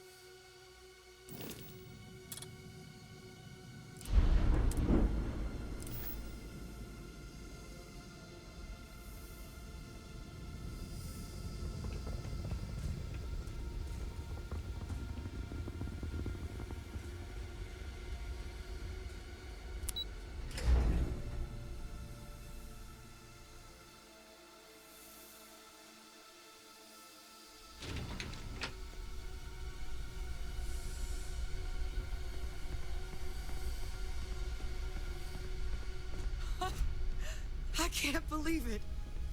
Major Sanon, Dr. Walker. You're in better shape than I expected, Kaiser. Shouldn't take us long to get you back up to full fighting capacity. This is good to hear. I was told there is a new threat on the horizon. I wish to learn more. Percival will give you the full story. Plus, get you dressed for the occasion. Occasion? Where are we going?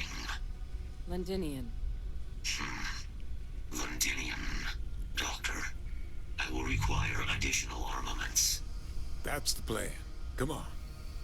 Captain, you're with me. Time to walk you through what we came up with. So the problem we're up against is vast. Terramorphs, they can be anywhere. Meaning us finding and disposing of them ourselves isn't an option. But what if we could let something else do the work for us? Come on, I'll walk you through what we're thinking.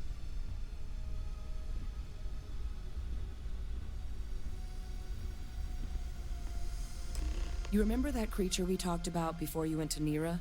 The thing that eats terramorphs, the Asylees? I remember. Apparently, they were bloodhounds for terramorphs. But when the UC ran low on synthetic foods during the Colony War, the Asylees were chosen to fill in the gaps. We thought they were harvested to extinction. But in the data, the research team found the location of a few remaining specimens. As you can see, what we're proposing is bringing them back. We'd breed populations of them, distribute them to human worlds, and then let nature take its course. Using a method that thousands of years of adaptation have already perfected. We could speed up their breeding process using some of the same technologies that were used to create me. We even think that with some time and investigation, we could use the Asylees' hunting skills to track down the terramorph transmission method at long last. Find out how humanity spread them and put an end to the terramorph problem definitively.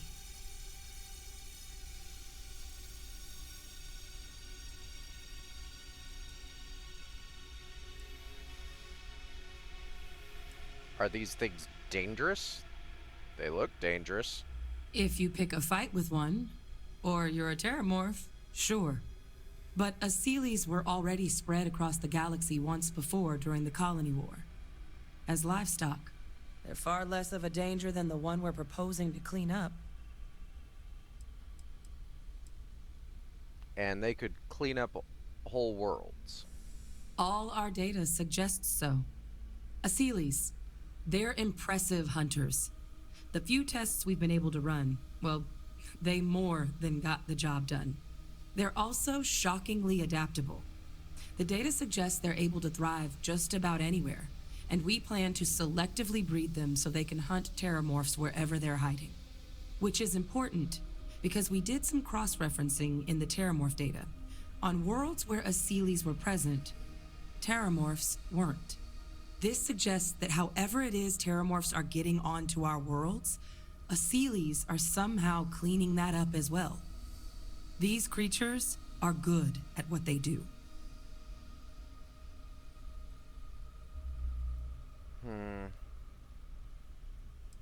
I mean, using aliens to our own ends sounds like xeno warfare all over again. I I suppose that's a fair comparison. Except that this time, we'd be protecting human lives, not ending them. Now, there is another option for removing the terramorphs from our worlds. It's faster, maybe even more efficient, but riskier. A microbe. Something we could aerosolize, let spread, and have it clean up anything with terramorph DNA for us, which would include morphs, and we expect their transmission method. It'd still take time to build, test, and distribute, but no other method could hold a candle to it when it comes to sheer efficiency. Not even the Asylees.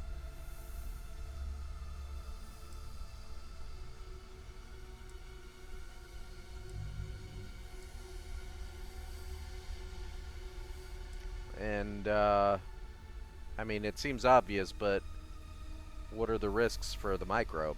Percival assures me that they're minimal. Mm-hmm. He'll be able to encode safeguards against mutation in the agent's genetics, so that they stick to the task of cleaning up terramorphs.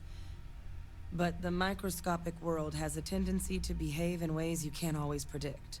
Yeah. So to say there's zero risk would be a lie.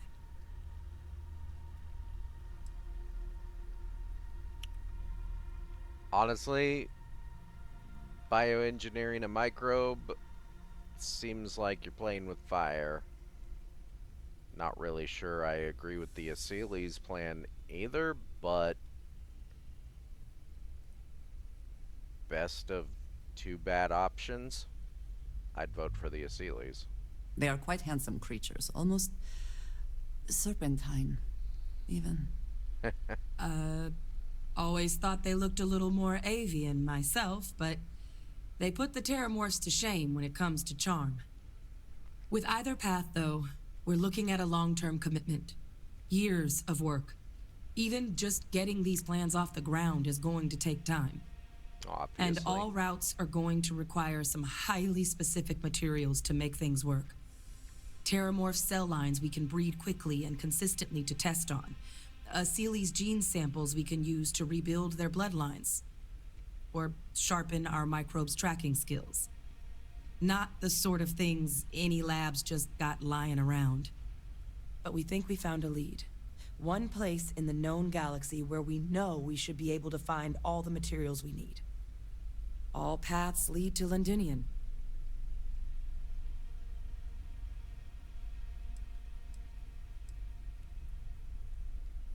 The planet overrun by terramorphs. Sounds awful. It's dangerous, yes. But Kaiser, Percival, and I, we've trained for this. And you're not so green yourself. And the last thing I want right now is for the UC to stick us with some gung-ho jarhead who's gonna put us and the mission at risk. Captain, you're the reason we're all here right now. You're the person I think can help us finish it. Will you join us on this?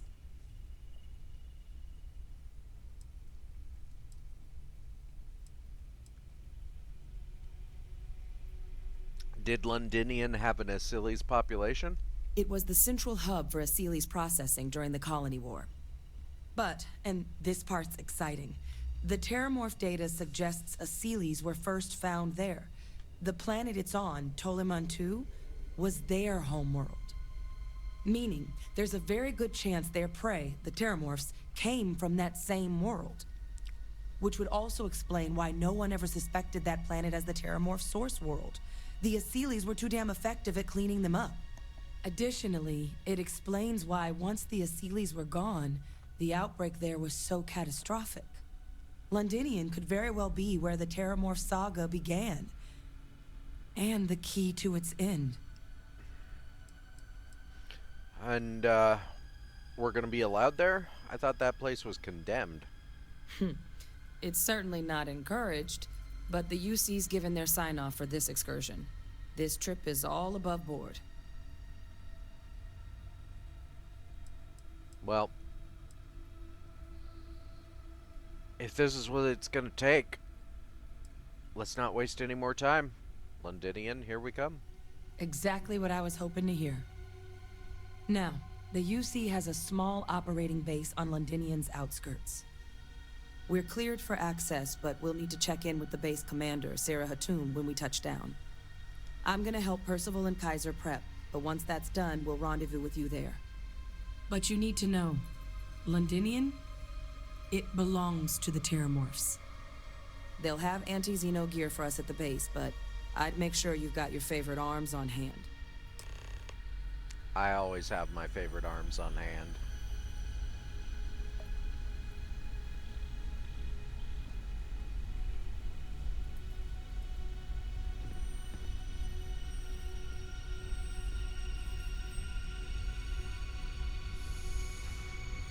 Yes?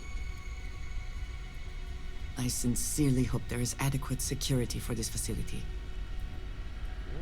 Seems to be. We'll see how adequate later. Lieutenant? I hope that we have not ultimately made a mistake in resurrecting this place. Oh, this goddamn planet. You romanticize a place when you're away from it for long enough, but I forgot what a dust-crusted pit Mars can be. Now you, what do you need? Well, aren't you just a ray of sunshine? It's come up on my performance evals. But I know the needs of this facility inside and out, so everyone has to deal with it. Not that it should matter to you. I'm sorry, who are you again?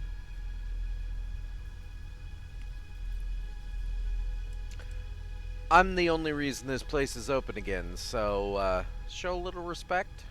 Oh, that's you then. I was informed we might be working together. Don't much care for Vanguard.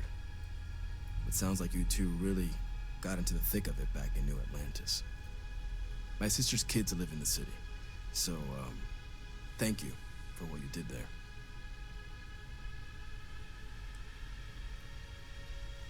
What's your problem with the Vanguard? Don't think it's a controversial belief that the UC should spend its money on its own people first, rather than doling out credits to pilots from God knows where. But, considering the evidence before me, I guess the program's not a total waste. So, what you did for New Atlantis, I appreciate it. You sound like it. I hope your family was alright. Yeah, they both came through okay. One science division, others an artist. Effectively useless human beings that would have had no reason to be anywhere near the fighting. Still, would hate to see anything happen to them. Now, what was it you needed?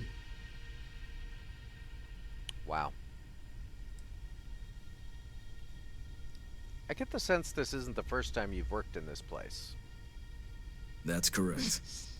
Ran logistics for the Devils for years before getting the assignment here.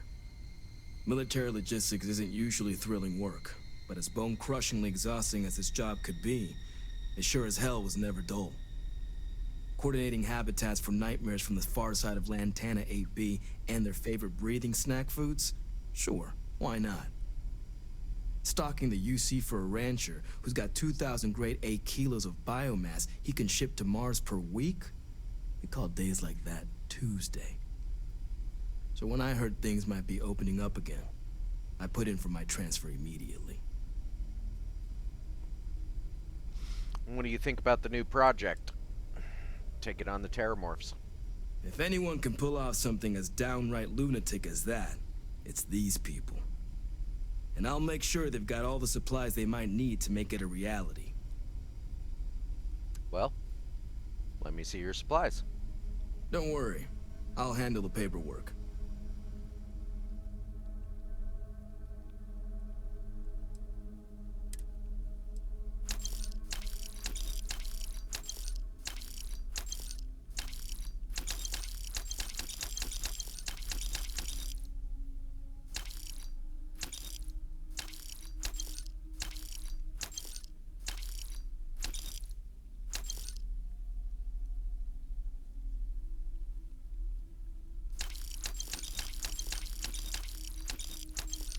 I'll tell you, that's one that bothers me in this game. Why did they make all of the named weapons blue? Like, they should be way better then, and they're not, it's not just that they're only, like, this has crippling, okay, but they're not even advanced weapons most of the time. They're calibrated or refined or just baseline. Like, why would you do that? Why would you make the named weapons lesser effect than other ones? Huh.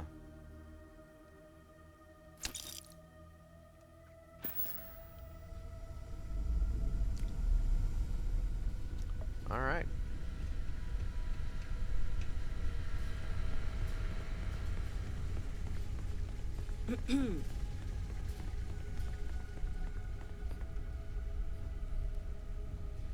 So, I guess I'll meet you both there.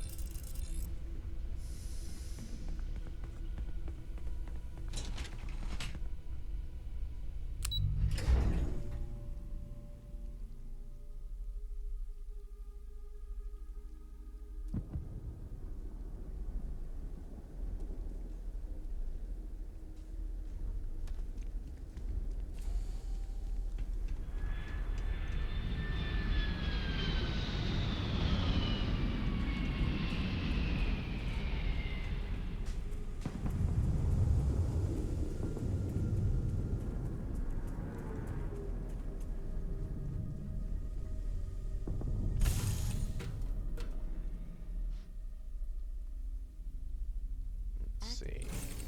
Seems to be where we left it. Activated. Activated. Activated.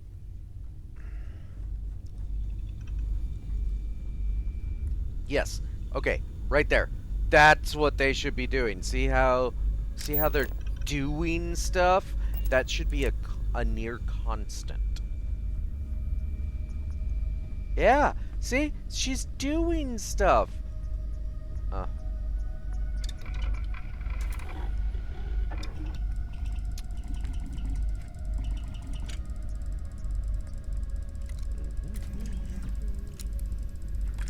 Need a hand?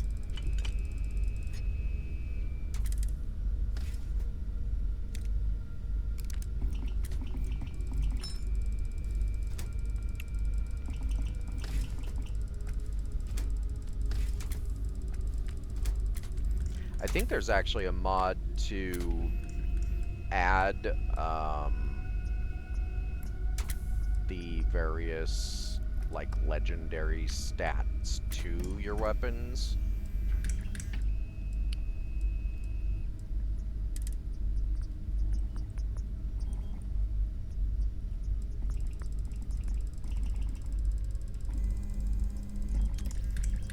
Might look into that too. In fact, I should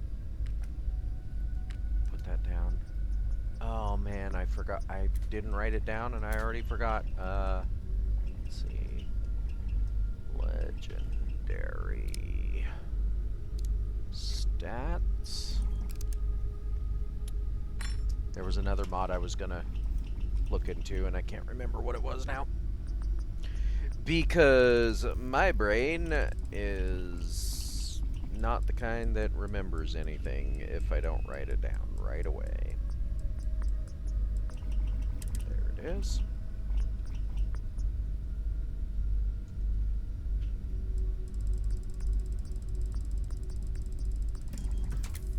I don't know if I got anything else that would matter. I don't think I did.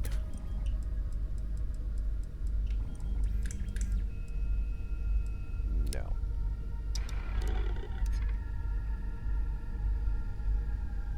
And then I believe I already have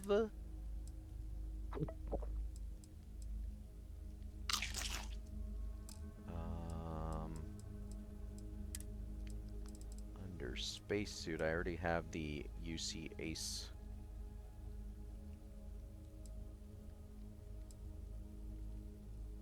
I don't know, maybe not. Let's see, UC Ace, Star Troop, War Dog,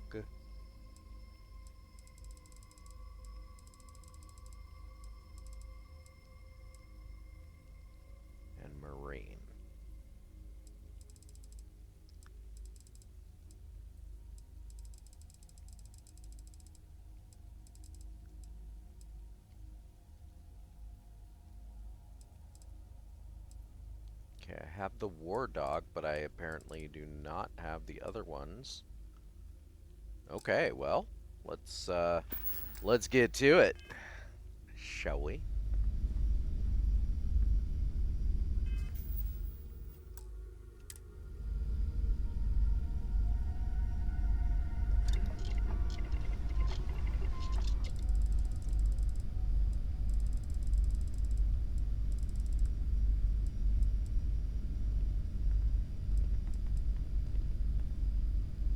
Okay, so you see Ace.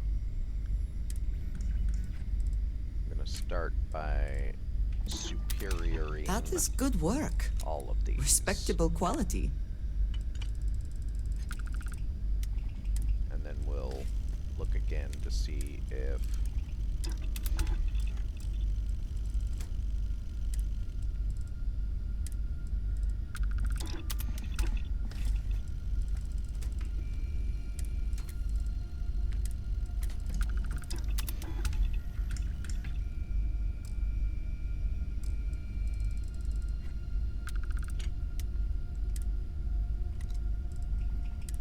I think all of these might actually be new.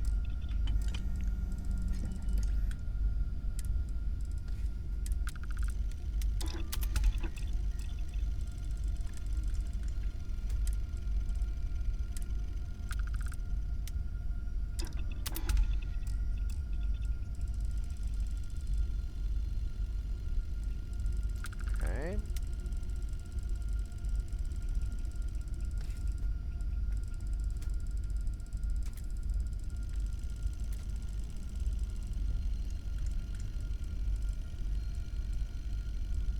Okay, we know we have that one.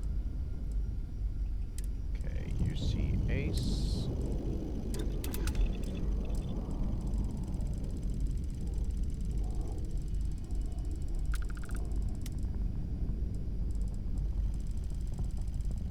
Let's see about Sentinel repulsing.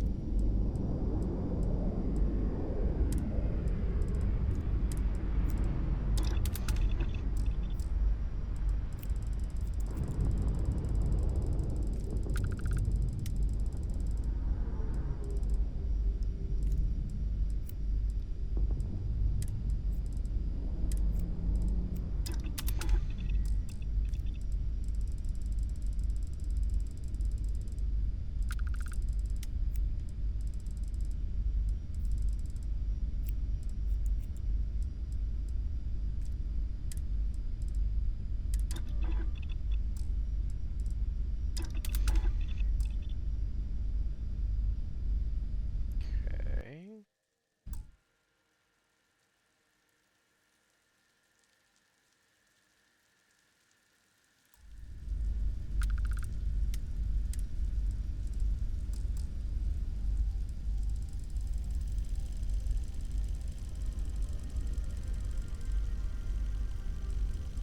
I believe that's the last of those ones.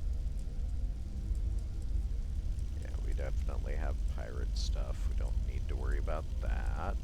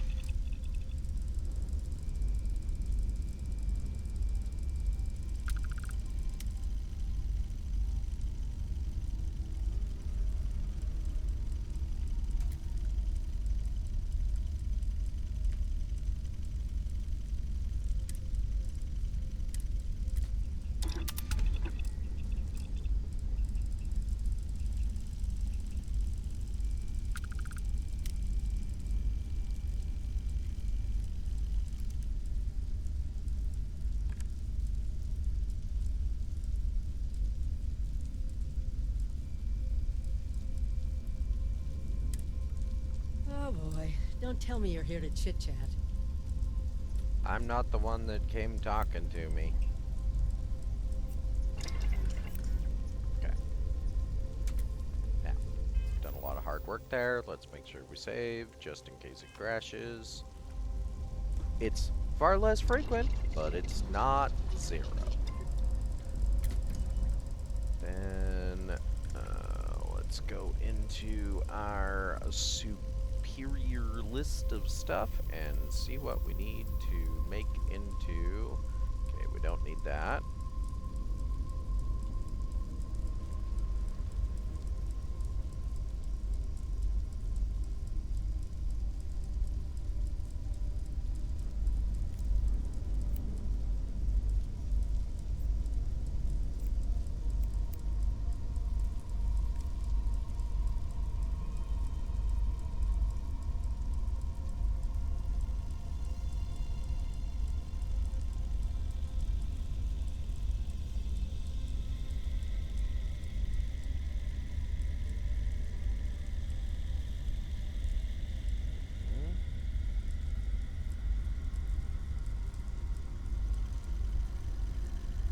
Okay, alright, so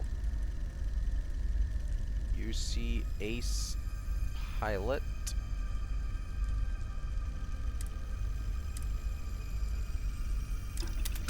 I trust that will make it more to your preference. Balanced.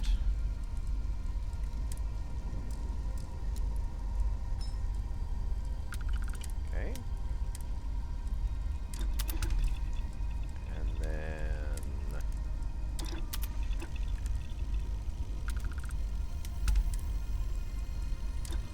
power.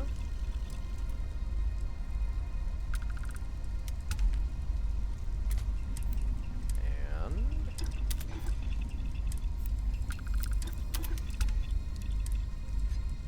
skip.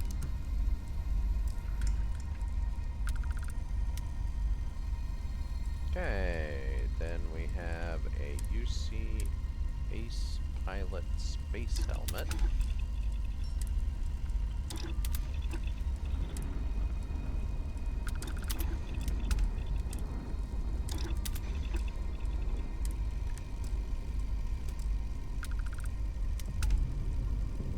And an Ace Pilot Spacesuit.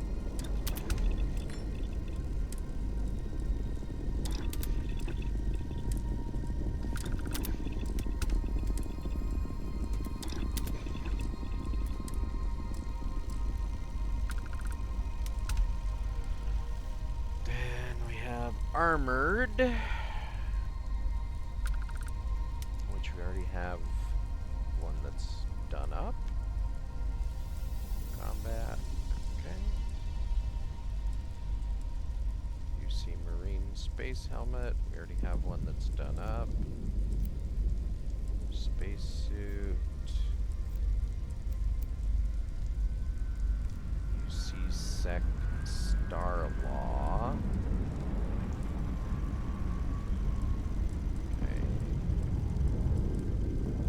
Okay.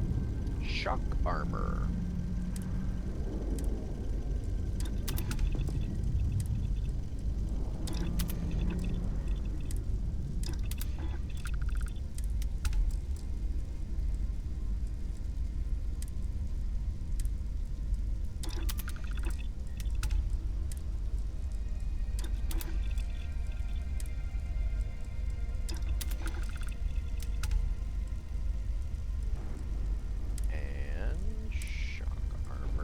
Skip.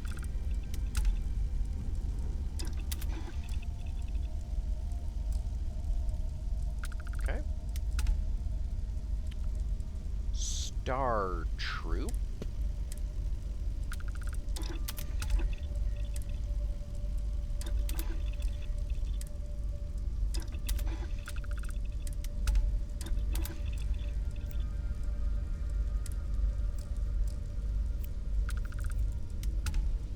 Urban War Space Helmet.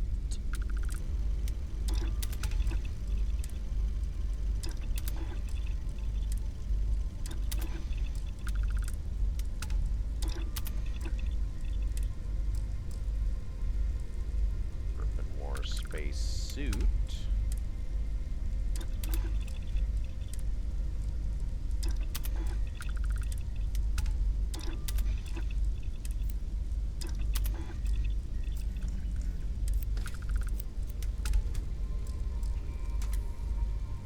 Okay, then we have these.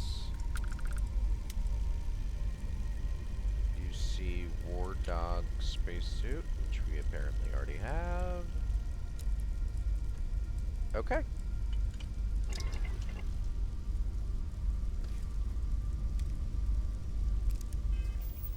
Get our save on and head to Londinium.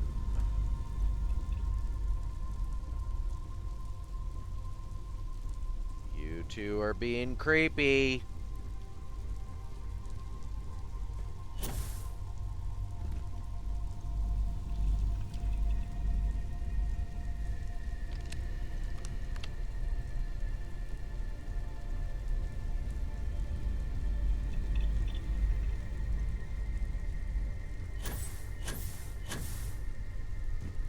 Legitimately got lost for a second.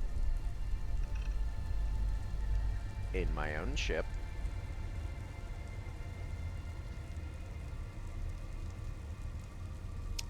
Alright.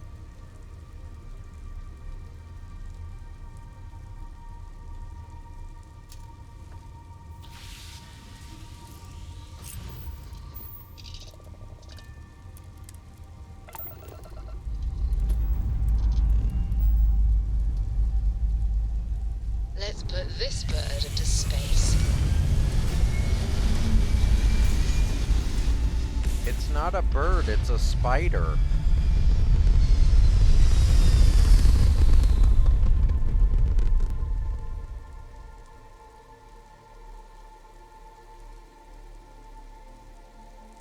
Orbital insertion completed.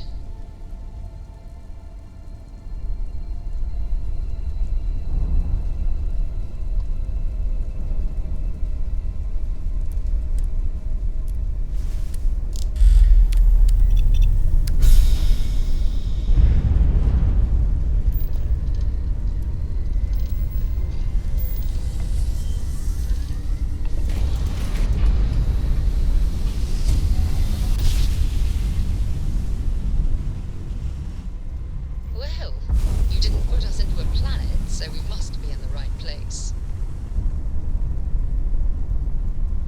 Hello? Vessel. You again. You're advised to leave this orbit immediately. The United Colonies will not be held responsible for any harm you suffer by proceeding. You're interfering with a mission. Stand down. Critical mission? Oh, you're with the collection team, aren't you? Fine. We'll send word you're on your way down. You're cleared to land. Yeah, that's what I thought. What? Do something.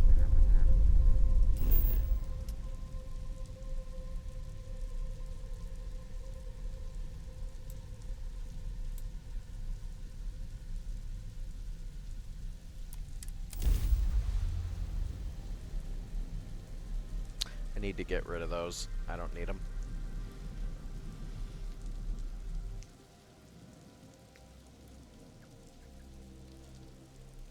Landing site locked. Take us in.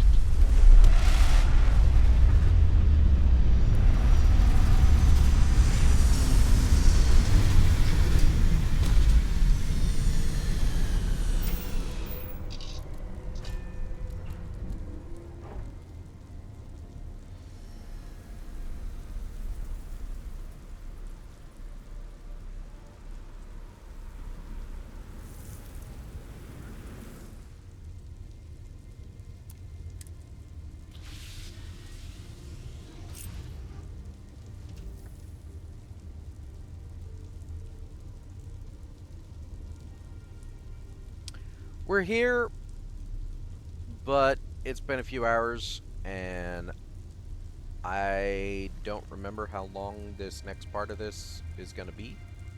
So what I'm going to do instead is take a break. Like from the stream. So, thank you for watching. Hope you enjoyed yourself. I will see you next time. And until then, I'll see you in the stars.